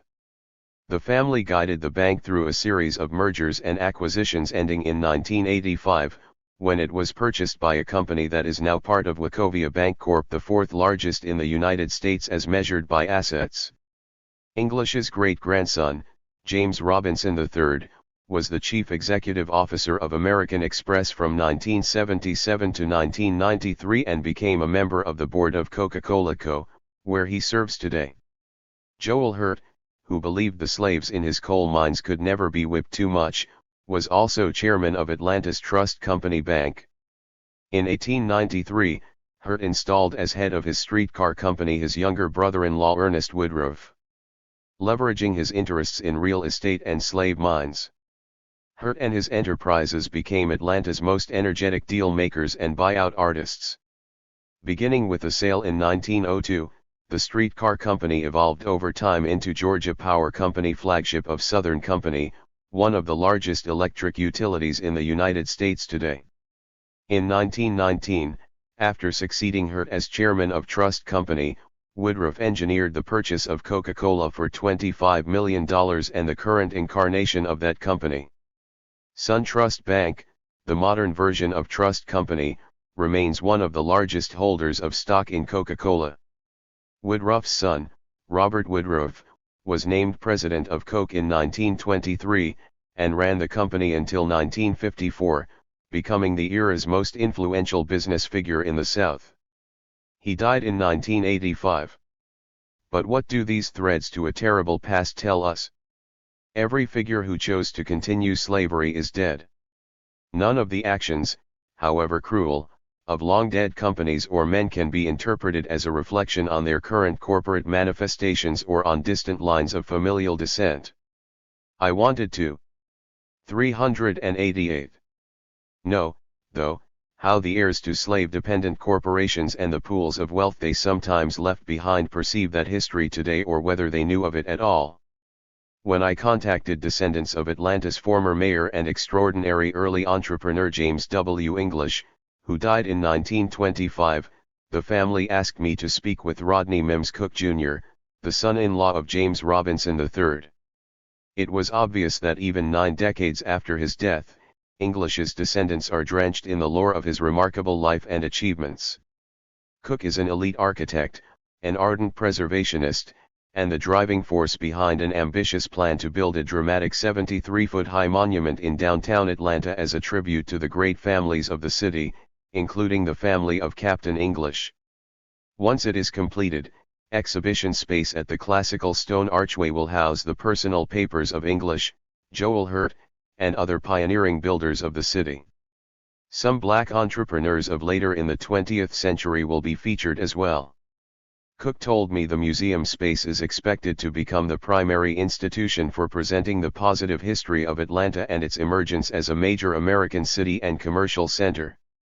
After a long lunch with Cook and English Robinson, another family member, I was uncertain, however, about how the museum will present the crucial role of the new slavery in building Atlanta and the fortunes of their forebear. In the proper context, we don't object to it being discussed, Cook told me, but they were insistent that no significant abuses of African Americans had ever occurred at the brick factory, coal mines, and lumber camps of a century ago. They cited an admirable account of English's unsuccessfully attempting to calm and disperse the white mobs that rampaged in Atlanta during the bloody race riot of 1906 and a 19th century newspaper article extolling the food and fellowship offered to the forced laborers at the family brick factory. They knew nothing of the real history. I sympathized with their discomfort in encountering my contradictions to the heroic, tutelary portrait of English handed down through generations. But I left our dialogue worried that the slaves who made the bricks with which Atlanta was built would yet be denied their place in the city's history. Most corporations say it would be terribly wrong to associate their current manifestations with the abuses of convict leasing and 20th century. J. Epilogue 389. Forced labor, particularly for actions committed by companies they acquired or merged into decades after the fact. Drummond Coal Company, founded in 1935, says it has no meaningful connection to the use of convict labor, despite its merger in 1985 with Alabama Byproducts Corp. Registered a company created through a merger in 1925 with Pratt Consolidated Coal, one of the biggest users of forced labor during the previous 2 decades and owner of the deadly Banner Mine. Drummond today is a family-owned coal and real estate company based in Jasper, Alabama, with mining operations in Alabama and South America. I don't know how we could be tied back to something that happened in the early part of the century, Drummond spokesman Mike Tracy said when I called to inquire about the company's roots. Drummond wasn't even founded then. U.S. Steel executives say that while convict leasing was clearly abhorrent, their company shouldn't be associated with it, especially events that predated the acquisition of Tennessee Coal, Iron and Railroad in late 1907. When it comes to the question of burden, I don't think anybody here at this company today would feel burdened at all by anything that happened before 1908, Richard F. Larack, Assistant General Counsel to U.S. Steel, told me in 2001. If we in fact knew that the people who were there between 1908 and 1911 were forced to work in obviously unsafe conditions, which we don't know that was true, we would feel badly about that. Registered legally, there are few grounds on which to argue that a modern corporation inherits any liability of a predecessor's civil rights violations or other crimes that might have occurred in the distant past. A federal judge in 2004 denounced the horrors of a 1921 rampage by whites in Tulsa, Oklahoma, who killed between 100 and 300 African Americans and destroyed more than 1,000 homes. But at the same time he dismissed a lawsuit brought by elderly plaintiffs whose families were attacked in the riot, saying the statute of limitations had passed for any legal claims and that the passage of time would make it impossible for the truth ever to be fully revealed. Yet U.S. law is unequivocal that the deaths of executives who were responsible for dubious actions don't end a company's legal obligations. And in the specific area of hazardous waste, the United States has adopted laws forcing companies to take responsibility for contamination by Pred. I. 390. Cessor companies, regardless of the passage of time. It doesn't matter whether you had nothing to do with this toxic stuff. If you buy a company that failed to clean up this stuff, you're responsible, says Martha Minow, a professor at Harvard University Law School who has written extensively about reparations for social abuses. Why have we done that on environmental matters, but not race? Indeed, the commercial sectors of U.S. society have never been asked to fully account for their roles as the primary enforcers of Jim Crow segregation, and not at all for engineering the resurrection of forced labor after the Civil War. The civil rights movement focused on forcing government and individual citizens to integrate public schools, reinstate full voting rights, and end offensive behavior. But it was business that policed adherence to America's racial customs more than any other actor in U.S. society. American banks maintained ubiquitous discriminatory lending practices throughout the country that until the 1960s prevented millions of working-class African Americans from obtaining the lines of credit that millions of white families used to accumulate wealth and move from lower to middle-class status. Indeed, the opportunity for blacks to pursue the most basic American formula for achieving middle-class status, buying a home in desirable neighborhoods where real estate values were likely to appreciate over time, was openly barred by legions of real estate agents in every city and region. Until the 1950s, rules of the National Association of Realtors made it a violation of the organization's code of ethics for an agent to sell a home in a white neighborhood to an African American, or vice versa. It was hundreds of thousands of individual businesses that refused to give blacks jobs, equal pay, or promotions. It was wealthy men on Wall Street and in the executive suites of Southern banks that financed the organteed opposition to passage of the Civil Rights Act of 1964. U.S. Steel executives say that whatever happened at the company's Alabama mines long ago, it would be impossible to appropriately assign responsibility for any corporation's actions in so remote an era. Is it fair in fact to punish people who are living today, who have certain assets they might have inherited from others, or corporate assets that have been passed on, said Larac. You can get to a situation where there is such a passage of time that it simply doesn't make sense and is not fair. U.S. Steel said it knew almost nothing about the cemeteries in Pratt City, where so many are buried. It still owns the properties, and obtained a cemetery property tax exemption on the largest burial field in 1997. But officials say they are unable to locate records of burials there, or of the company prisons that once stood nearby, or for that matter any other aspect of the company's history of leasing forced laborers. The only reference to the graveyards in surviving corporate documents, they say, is a map of the property marked with the notation Negro Cemetery. Company officials theorize that the graveyard was an informal burial area used by African American families living nearby, with no formal connection to U.S. Steel. Are there convicts on that site? Possibly, quite possibly, said Tom Farrell, the company spokesman. But I am unable to tell you that there are. A striking contrast to U.S. Steel's approach is that of Wachovia Bank, the North Carolina financial institution that in 1985 acquired First Atlanta Corp., the bank born of the wealth created by James W. English's slave-driven brick factory in Atlanta. Prompted by an ordinance passed by the Chicago City Council, Wachovia disclosed in 2005 that two predecessor banks in Georgia and South Carolina owned or held as collateral at least 691 slaves before the Civil War. It formally apologized to all Americans and especially to African Americans and people of African descent, established scholarship funds for minorities, and promoted a broad discussion of racial issues inside the company. Wachovia's chief executive officer, Ken Thompson, a 57-year-old native of Rocky Mount, North Carolina, was an enlightened white Southerner but had never much considered if the racial climate of earlier eras related to the present. Like many Americans, he was vaguely uncomfortable with the idea of delving into sensitive discussions of race or the past. I had the attitude that this was something that happened 5 generations ago, and we have no responsibility for it, Thompson told me. But he was convinced by a close advisor that the disclosure requirement ought to be taken seriously, both to ensure the bank's ongoing business relationship with the city of Chicago and to demonstrate its willingness to probe a difficult issue honestly.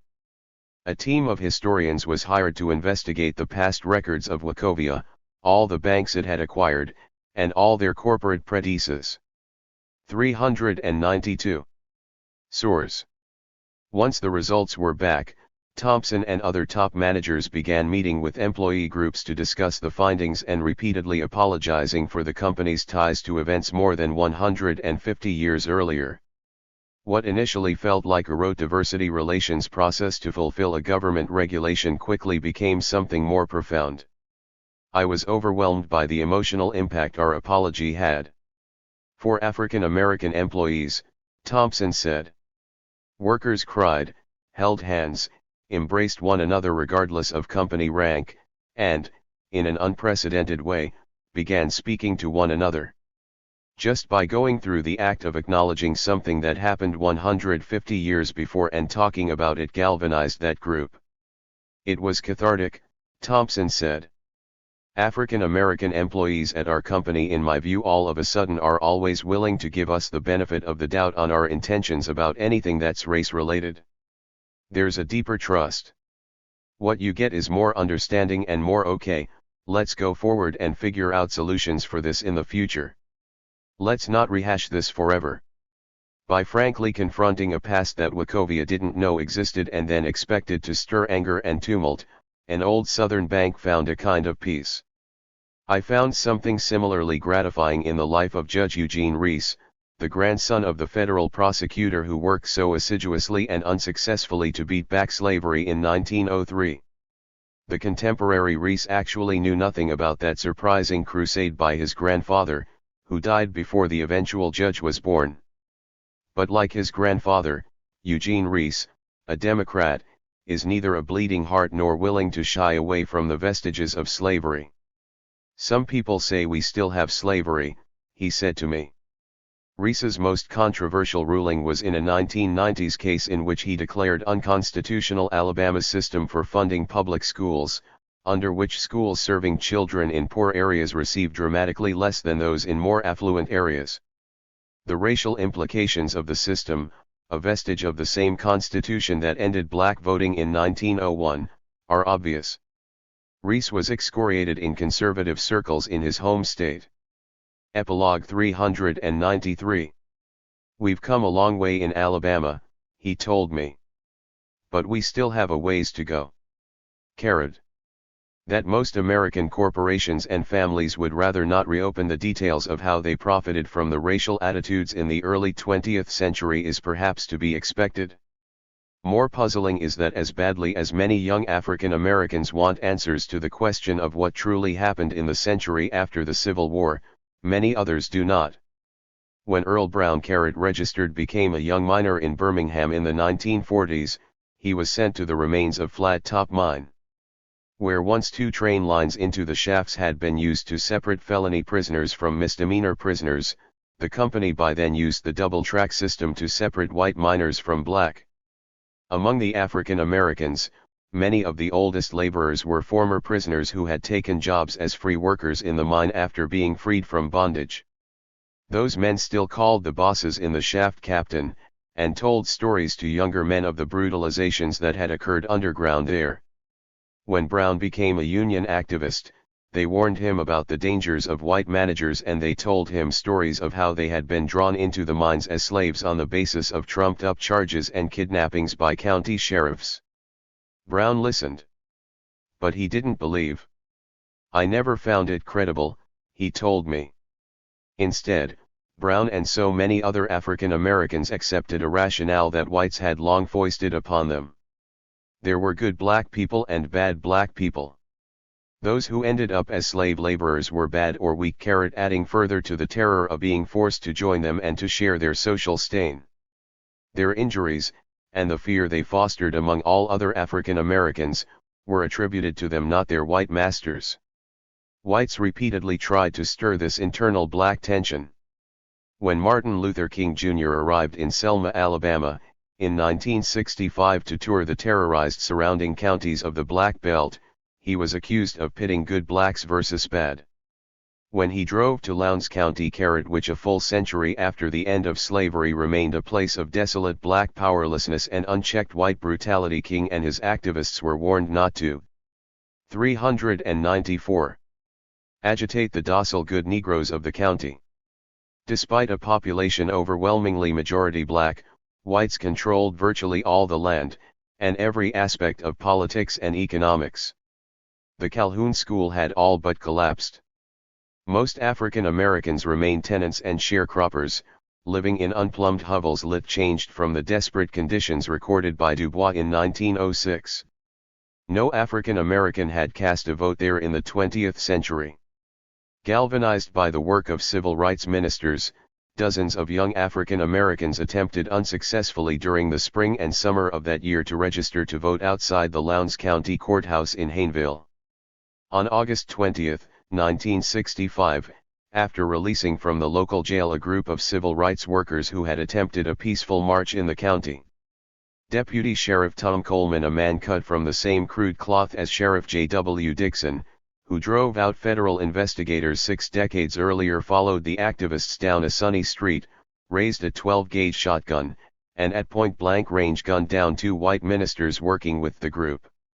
1, Jonathan Daniels, was killed instantly, his body all but cut in half by the force of the blast. Reading Charles Silberman's Crisis in Black and White after its publication the prior year, Martin Luther King scribbled a long note in the margins of his personal copy: "The South deluded itself with the illusion that the Negro was happy in his place, the North deluded itself with the illusion that it had freed the Negro. The Emancipation Proclamation freed the slave, a legal entity, but it failed to free the Negro, a person. Registered in every aspect and among almost every demographic, how American society digested and processed the long, dark chapter between the end of the Civil War and the beginning of the Civil Rights Movement has been delusion. In my quest to find green cottonum, I also discovered an unsettling truth that when white Americans frankly peel back the layers of our commingled pasts, we are all marked by it. Whether a company or an individual, we are marred either by our connections to the specific crimes and injuries of our fathers and their fathers, or we are tainted by the failures of our fathers to fulfill our national credos when their courage was most needed. We are formed in molds twisted by the gifts we received at the expense of others. It is not our fault, but it is undeniably our inheritance. I never expected to discover my own family lines as characters in the narrative of this book. Yet to my great surprise, I learned that the branch of Black Cottinghams who left the old farm in Alabama during the Civil War and made their way to Louisiana settled in the parish of my mother's birth, the place where I spent Cormtia summer days on the modest farm of my grandparents. The Cottingham descendants expired generations in the backwoods black settlements of Jackson Parish through the cruel decades of the 20th century, as my family migrated from arch poverty to blue-collar stability and finally to the comfort of white middle-class sanctity. Today, an ebullient woman named Margaret Cottingham, my mother's peer, writes a regular column for the parish newspaper on the social life of African Americans in and around Jonesboro, Louisiana. Black Cottinghams are celebrated athletes in the schools of an adjacent town. The law firm of my eldest cousin has represented young Cottinghams who find their way into trouble with the law. There is a measure of relief in that justice. But there was more. Many times in my childhood, my grandmother Myrtie Wiggins Blackmon told me the epic story, passed down to her by my great-great-grandmother, of the family's passage after the Civil War from a place she called New Light, Alabama, to the hill country of northern Louisiana. Morris Fauché, my great-great-great-grandfather, had returned from 4 years of fighting with the 48th Infantry to a devastated Alabama. An inconspicuous private who had fought with his brother Wiley from 1861 until their surrender with Lee at Appomattox, he had been too poor to own slaves before the war, and poorer still in its aftermath. But in my visits to Alabama, searching for the shards with which to reconstruct the evil visage of John Pace, I found in the Tallapoosa County Courthouse, among the slave deeds, mortgages, and convict contracts, the wedding license signed by Morris and my great-great-great-grandmother. I found the place of their farm, a few miles upstream on the Coosa River from the horrific Thread slave plantation. New Light was actually a tiny misremembered and mispronounced town called Newsett. I discovered that a distant Fauché line invested in a sawmill once operated with forced labor. As I tugged further at the tidy threaded shrouds of the past, I learned 396. That Morris and Wiley served in gallant, if misguided, Company. The Tallapoosa-Coimtee men who famously charged the hill called Little Round Top and were repulsed by a hailstorm of Union gunfire and bayonets in the Battle of Gettysburg on July 2, 1863. They attacked that day under the direct command of Lt. Col. Michael J. Bulger, the man who 30 years later rose in defense of John Pace as he climbed to power in Tallapoosa County. Another decade hence, it was Bulger's son, by then the town's most prominent lawyer, who represented Pace in his trial for slavery in 1903. I had no hand in the horrors perpetrated by John Pace or any of the other 20th century slave masters who terrorized American blacks for 4 generations. But it is nonetheless true that hundreds of millions of us spring from or benefit as a result of lines of descent that abided those crimes and benefited from them. Over the decades, Birmingham spread to surround the cemetery where convicts in the first Pratt Mines prisons were buried. Low-rent apartments on one side of the graveyard, shabby storefronts on another, an industrial site, a city park designated for colored use when it was created. In 1994, industrial archaeologist Jack Bergstresser found the cemetery while conducting a survey for the federal government to map the remains of nearby coke ovens, mine shafts, and railroad lines. As a boy in the 1930s, Willie Clark, a lifelong resident of Pratt City, already knew what lay deep in the thick underbrush. He and other youngsters played among the unmarked graves of the first cemetery, picking blackberries from the thorny vines that grew wild between the plots. Burials were rare by then. The older graves had begun to collapse, he says, exposing jumbles of human bones. The convicts were buried out there, Clark told me, sweeping his arm toward the overgrown field. I heard my daddy talking about how they would beat the convicts with pick handles. If they didn't like them, they would kill them. They would put them under harsh punishment. It was gruesome back then. Happy face. Though in his 9th decade, Clark, more than 6 feet tall, could still walk with me to the side from his nearby home and point out where old mine shafts reached the surface and where dozens of company houses once. Epilogue 397. Stood. He told me his father also said that when convicts were killed in the shafts, company officials sometimes didn't take the time to bury them, but instead tossed the bodies into the red-hot coke ovens glowing nearby. What can you do about it now, he says, stepping gingerly through the trees and undergrowth. But the company ought to clean that land up, or turn it back over to the city or somebody else who can make some use of it, take care of it. On a cool fall night, Pearline Danzy, the 88-year-old matriarch of the extended family of Martin Danzy, who died as a slave worker in a turpentine camp in 1916, welcomed me to her home. She presided from a worn vinyl recliner in her living room over a parade of nieces, nephews, and children. Across the room, her bewhiskered grandfather, one of Martin's older brothers, squints from a faded photograph above the television set. After all these years, it is hard for Mrs. Danzy to stay focused on the story of Uncle Martin, now commingled with so much time, struggle, and memories of the other privations and violence that came with life as a young black girl on a sharecrop farm. Whether the companies that played a hand in the abuse and death of her uncle and other African Americans should be held accountable today is an abstraction she can't or won't waste time contemplating. To kill a colored person then, it wasn't nothing, she says. We was slaves too in a way. For most of the Danzys gathered that night, this is the first time they have heard Pearl, as Mrs. Danzy is known to them all, tell the harsh tales of her childhood.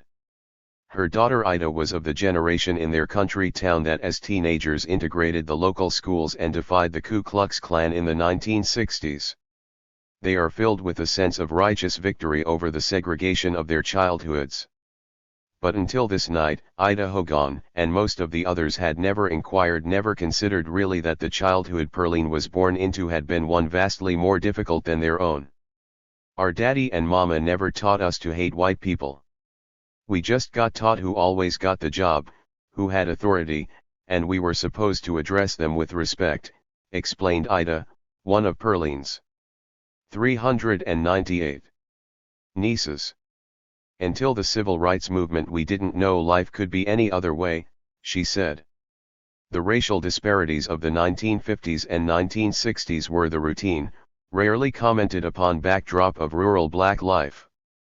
We had to pick cotton to buy books, so we picked cotton, said Cynthia James, a great-niece of Pearline's in her late 40s. It was much later on that we realized that the raggedy old books we were getting were just being passed on. Inspired by Martin Luther King's historic visit to Senna, Ida and 6 other black children in Abbeville in 1966 insisted on being served in the town's whites-only diner. It was a turning point for the community. Her generation became the family's bridge between the desperate farm life Pearl was born into and today's mystifying era, when relative prosperity, lingering racial tensions, and the occasional biracial marriage all coexist in Henry County. The Danzeys live in a place where cotton has been grown for most of 2 centuries and where Mrs. Danzey's family traces its history back to 1832 and a slave, Frank, brought to the county by a local white farmer named John Danzey. Pearline remembered her Uncle Martin mostly as a man who spelled his last name without an E, as did one line of white Danzas who lived nearby. She said she no longer remembered his alleged crime. My granddaddy used to talk about him. He went off to prison and died there, she says. They was real sad about it. In years past, Pearline had told her granddaughter, Melissa Danzey Craddock, that Uncle Martin and another local man were arrested after a brawl among men gambling outside a rural church. By the end of the fight, one man was dead. It wasn't clear whether the elder Mrs. Danzey's recollection had failed or, as was the case in many black families in Alabama, the stigma of imprisonment makes her uncomfortable discussing the subject. One thing is certain, after his arrest, Uncle Martin never came back. Pearl's father sharecropped all his life. The man would take everything that was made, she says of the white man on whose land her father worked. I worked in the fields for $1 a day. Her 3 sisters and 3 brothers worked alongside her. If a colored man hit a white man, they could come in and kill him. She told the story of a childhood friend murdered by a white mob after allegedly speaking to a white woman. She tells of another night, when one of her brothers, Henry Edward Danzey, was seized by a mob after an argument at the town movie theater. The sheriff took him to the jail to stop the lynching and then let the black teenager go in the dark. He made his way home, and Pearline's father and uncles waited all night with pistols, sticks, and rocks, expecting the mob to arrive. The whites never came, and Pearl's brother left town to join the army. Only after Dr. King, she says, did people see how colored people were treated, and the terror began to subside. The younger Danzeys aren't sure what to make of the story of Uncle Martin. You can't go back and change the past. Just don't let it happen again, says Cynthia James. Pearline's granddaughter, Melissa Craddock, disagrees. The companies that made money off the forced labor of Uncle Martin owe something, she says. If there was something that came out of that, then there ought to be compensation, she says. That was after slavery ended. Cynthia's brother, James Danzey, a deeply religious 45-year-old, has listened intently as his great-aunt unspooled her stories. James Danzey brings up the talk of slave reparations he has heard recently and of other long-ago abuses of African Americans that have come to HGHT in recent years.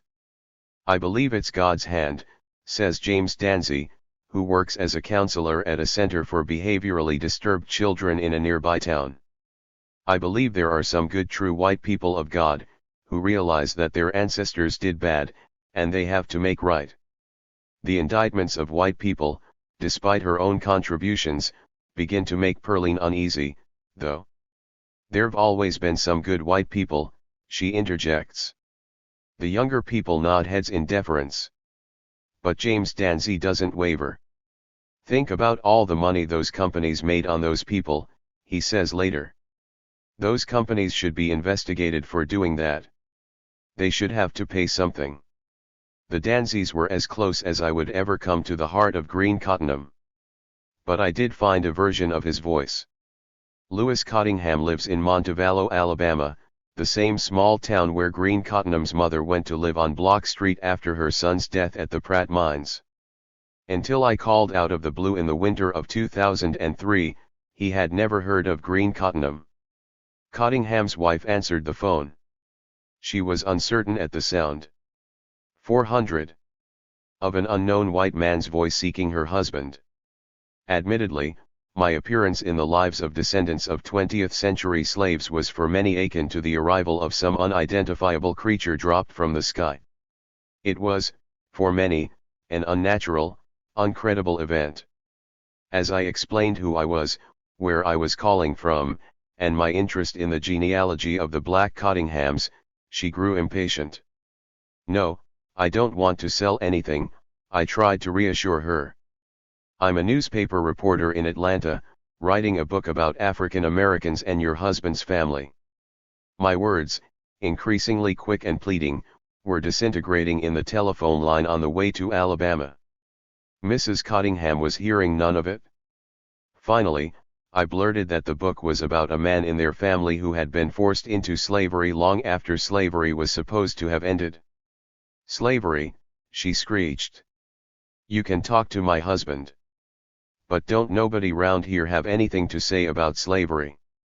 Finally, her husband took the receiver, as his wife continued a querulous mutter in the background. "Slavery. Nothing to say about some slave." Lewis Cottingham's voice is strong and crisp. It resonates not with the jowly dialect of rural Alabama blacks but the smoothly defiant lilt of urban Birmingham. "Who are you asking about?" he wanted to know. "Green Cottingham. I don't know who that is. No, he wasn't a brother to my daddy. I know all the names of my daddy's brothers and sisters." "My grandfather?" "No, he wasn't named Henry. His name was Elbert." "No, not Edgar. Elbert. Elbert." Each of his sentences ended with a successively heavier tone of finality, the signal that at any moment, still baffled as to why this young white voice was quizzing him about long-dead family, Cottingham was going to say an absolute goodbye. Asking him to bear with NVS just a moment more, I scanned the genealogical chart of the Cottingham family I'd constructed over the previous 14 months. In Italy, I spotted Elbert, at a dead end of one branch of the family. His father had been a brother of Green Cottingham's father. "I see it now, Cottingham," I said. "Elbert Cottingham." "Yes. His father was George, born on a plantation in Bibb County in 1825. Your daddy must have been named for him. That was your great-grandfather." Epilogue 401. Lewis Cottingham went silent for a moment, and then spoke slowly. "Well, I never knew that. I never knew past my granddaddy and my grandmother." His tone was still uninflected. He was curious, for an instant. Perhaps he would talk to me, would help me unlock the enigma of Green Cottingham. I dropped what I knew was my only real bombshell. "I know the name of your great-great-grandfather too," I said. "He was Sipe, and he spelled his name Cottingham. He was born in 1802, in Africa. He's the African slave you and your family are descended from." "You say his name was Sipe?" Cottingham said. "Yes, I think that's short for Scipio. A slave named Sipe. Born in, when did you say?" 1802. "Yes, sir. That's right." Cottingham turned away from the phone and repeated to his wife, "Says there was a slave named Sipe Cottingham, born in 1802. There was wonder in Cottingham's voice as he relayed the words. But not the wonder I had hoped for. Instead of astonishment, and gratitude, that a stranger had offered up the connection to Africa and lost generations of souls that millions of American blacks claim a visceral, but ultimately almost never requited, need to find, the wonder in Cottingham's voice was flat and heavy and sorrowful. Sorrowful that a past escape still lived at all. I thought to myself, he's glad to know, but he doesn't want to know anything else. His wife had been right from the first instant. Nobody around here wants to talk about slavery. Still, I tried again. Could you help me contact your older brothers who are still alive? Perhaps they remember more, I pressed gently. No, I couldn't do that, he said. Could I come to your home, I offered, and share all that I've found? Perhaps it would jog a recollection. Perhaps there's a younger person with an interest in history. I could be there in a few days, I said. No. No. I don't think so. As painful as it may be to plow the past, among the ephemera left behind by generations crushed in the wheels of American white supremacy are telling. 402. Explanations for the fissures that still thread our society. In fact, these events explain more about the current state of American life, black and white, than the antebellum slavery that preceded. Certainly, the great record of forced labor across the South demands that any consideration of the progress of civil rights remedy in the United States must acknowledge that slavery, real slavery, didn't end until 1945, well into the childhoods of the black Americans who are only now reaching retirement age. The clock must be reset. Even more plain, no one who reads this book can wonder as to the origins, depth, and visceral foundation of so many African Americans' fundamental mistrust of our judicial processes. Most profoundly, the evidence moldering in county courthouses and the National Archives compels us to confront this extinguished past, to recognize the terrible contours of the record, to teach our children the truth of a terror that pervaded much of American life, to celebrate its end, to lift any shame on those who could not evade it. This book is not a call for financial reparations. Instead, I hope it is a formidable plea for a resurrection and fundamental reinterpretation of a tortured chapter in the collective American past. We should rename this era of American history known as the time of Jim Crow segregation. How strange that decades defined in life by abject brutalization came to be identified in history with the image of a largely forgotten white actor's minstrel performance, a caricature called Jim Crow. Imagine if the first years of the Holocaust were known by the name of Germany's most famous anti-Semitic comedian of the 1930s. Let us define this period of American life plainly and comprehensively. It was the age of neo-slavery. Only by acknowledging the full extent of slavery's grip on U.S. society, its intimate connections to present-day wealth and power, the depth of its injury to millions of black Americans, the shocking nearness in time of its true end, can we reconcile the paradoxes of current American life. A few months before the publication of this book, as I studied a century-old map of coal mines near Birmingham, it dawned on me that the name of an old Epilogue 403 mining camp town called Docena was a Spanish translation of dozen, as in Slope number 12, the prison mine where Green Cottonham died. I quickly confirmed that Docena, at the top of the long hill above the graveyard at Pratelenes, was the site of the number 12 shaft, renamed after U.S. Steel finally stopped using slave laborers to avoid association with the company's last forced labor mine. I drove there on a Saturday morning, with my wife and young children in the car. On the way we stopped near the ruins of Tennessee Coal, Iron and Railroad's Ensley furnaces. The giant smokestacks have been dead for decades but still own the sky like lightning streaks of rust or a frightening amusement park ride, the kids said. Nearby was Docena. The old mine had long been abandoned. Its opening at the center of the little town was collapsed and unrecognizable. Trees and brush crowded a stream bed flowing from the side of the entrance. A disabled white man in a crumbling house nearby told me he remembered an old plot of unmarked graves a short distance down the hill, in a hollow where his father had kept pigs in his childhood. It was the mine burial ground. I knew Green's body was almost certainly buried there, just outside what had been the walls of the Pratt No. 12 prison. We drove to the site. It was densely covered with undergrowth and pine trees. A path into the forest led from one heap of garbage and refused to another. A forest fire had opened the way through another part of the woods. The children and I picked our way through the litter and foliage. We found the brick and concrete foundation of a shower room built for free miners after the company lost its slaves. The graves were supposed to be a few feet away. I pressed into the thicket of scrub and briars. We studied the ground for the telltale slumps in the earth like those scattered by the hundreds in the burial field at the bottom of the hill. I searched for the remains of a fence delineating a plot, rocks in the symmetry of graves, a crude headstone, any sign. But there was nothing. Too much time had passed. Too much had been done or gone undone. The last evidence of Green Cottonham's life and death was obliterated by the encroachment of nature and the detritus of man. As a young seventh grader in the public schools of Leland, Mississippi, in 1977, I decided to enter an essay contest sponsored by the Washington County Historical Society. For reasons no longer remembered, I settled for a topic on the story of an all but forgotten civil rights incident on the outskirts of our Mississippi Delta town a little more than a decade earlier. A group of African American farm workers on a plantation there had gone on strike, defended themselves against the Klan, and ultimately built a desperate but defiant encampment called Strike City, one that persists precariously even in 2008.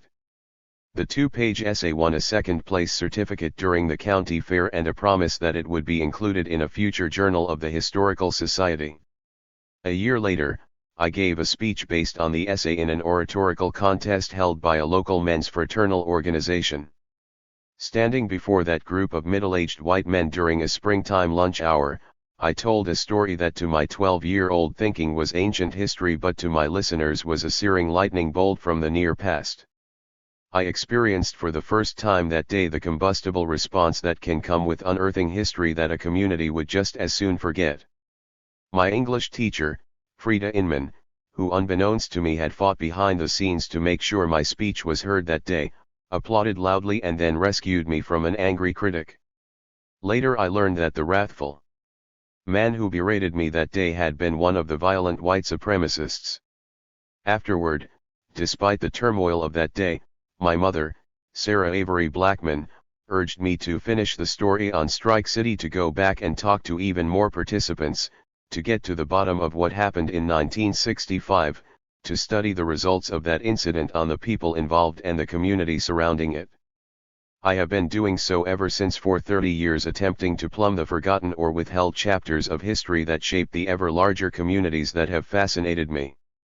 Slavery by another name still doesn't finish the story, but with the help of many extraordinary friends, colleagues, historians, and researchers, it hopefully begins to bridge a gaping omission in American history. The book, and the July 21, 2001, article in the Wall Street Journal that preceded it, would never have occurred without the guidance and passion of Jack Bergstresser, director of the museum at Tannehill Iron Works Historical State Park in McCalla, Alabama. The research for this book has also been made much easier by the expert staffs of the Departments of History and Archives in Alabama, Georgia, Mississippi, and Arkansas, the Atlanta History Center, and countless clerks, sheriffs, and local historical society volunteers in county seats across Alabama, Georgia, and Florida.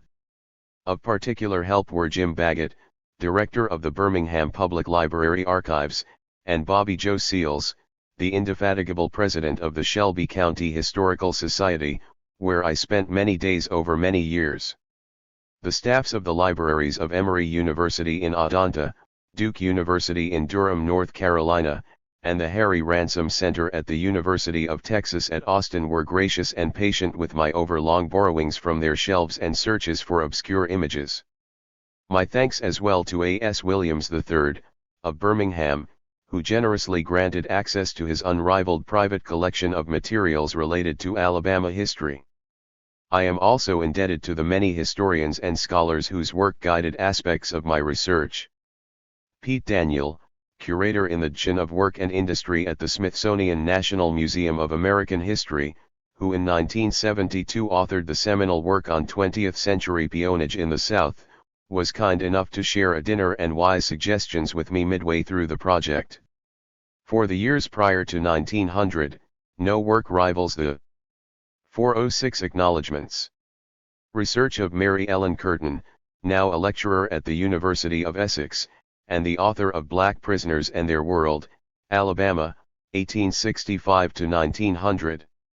My effort on this book was also inspired by the incomparable Southern historian Dan T. Carter, now at the University of South Carolina, whose 1964 thesis on convict leasing set the groundwork for dozens of historians who have followed.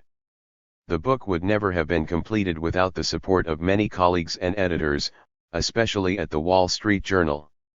My editor, John Blanton, sharpened and elevated the original story. Managing editor Paul E. Steiger offered invaluable support for that article, as well as all of my other work at the journal since then and for the completion of this book. The reporters of the Jamaat's Atlanta bureau have inspired me with their devotion and talent, especially in their unrivaled coverage of hurricanes in recent years. My fellow journalists and friends Nikhil Diagun, Rick Brooks, Glenn Ruffinack, Ken Wells, Catherine Williams, Carrie T. Garden, and Ken Easket have pushed me forward many times. I was often inspired by the late Manuel Malouf and my wise friend Angelo Euster. My thanks as well to Doubleday's Bill Thomas, who suggested that I write this book, Stacy Creamer, the editor who has gently asked for it ever since then, and David Black, my agent and friend. Inally, even though it is a writer's cliché, I am most grateful to my family for their unwavering enthusiasm and patience for this project. This book has hovered, a seemingly immovable background, over every weekend, holiday, and beach trip in most of my remarkable son Michael's young life, and for every one of them in my extraordinary daughter Colette's. Yet they have urged me on without fail, and with my only penance being a periodic update to their classmates. My wife, Michelle Jones Blackmon, has supported and assisted me in more ways than I could ever record here, while at the same time founding and nurturing the amazing neighborhood school where our children learn. This book is dedicated to them, Michelle, Michael, and Letty.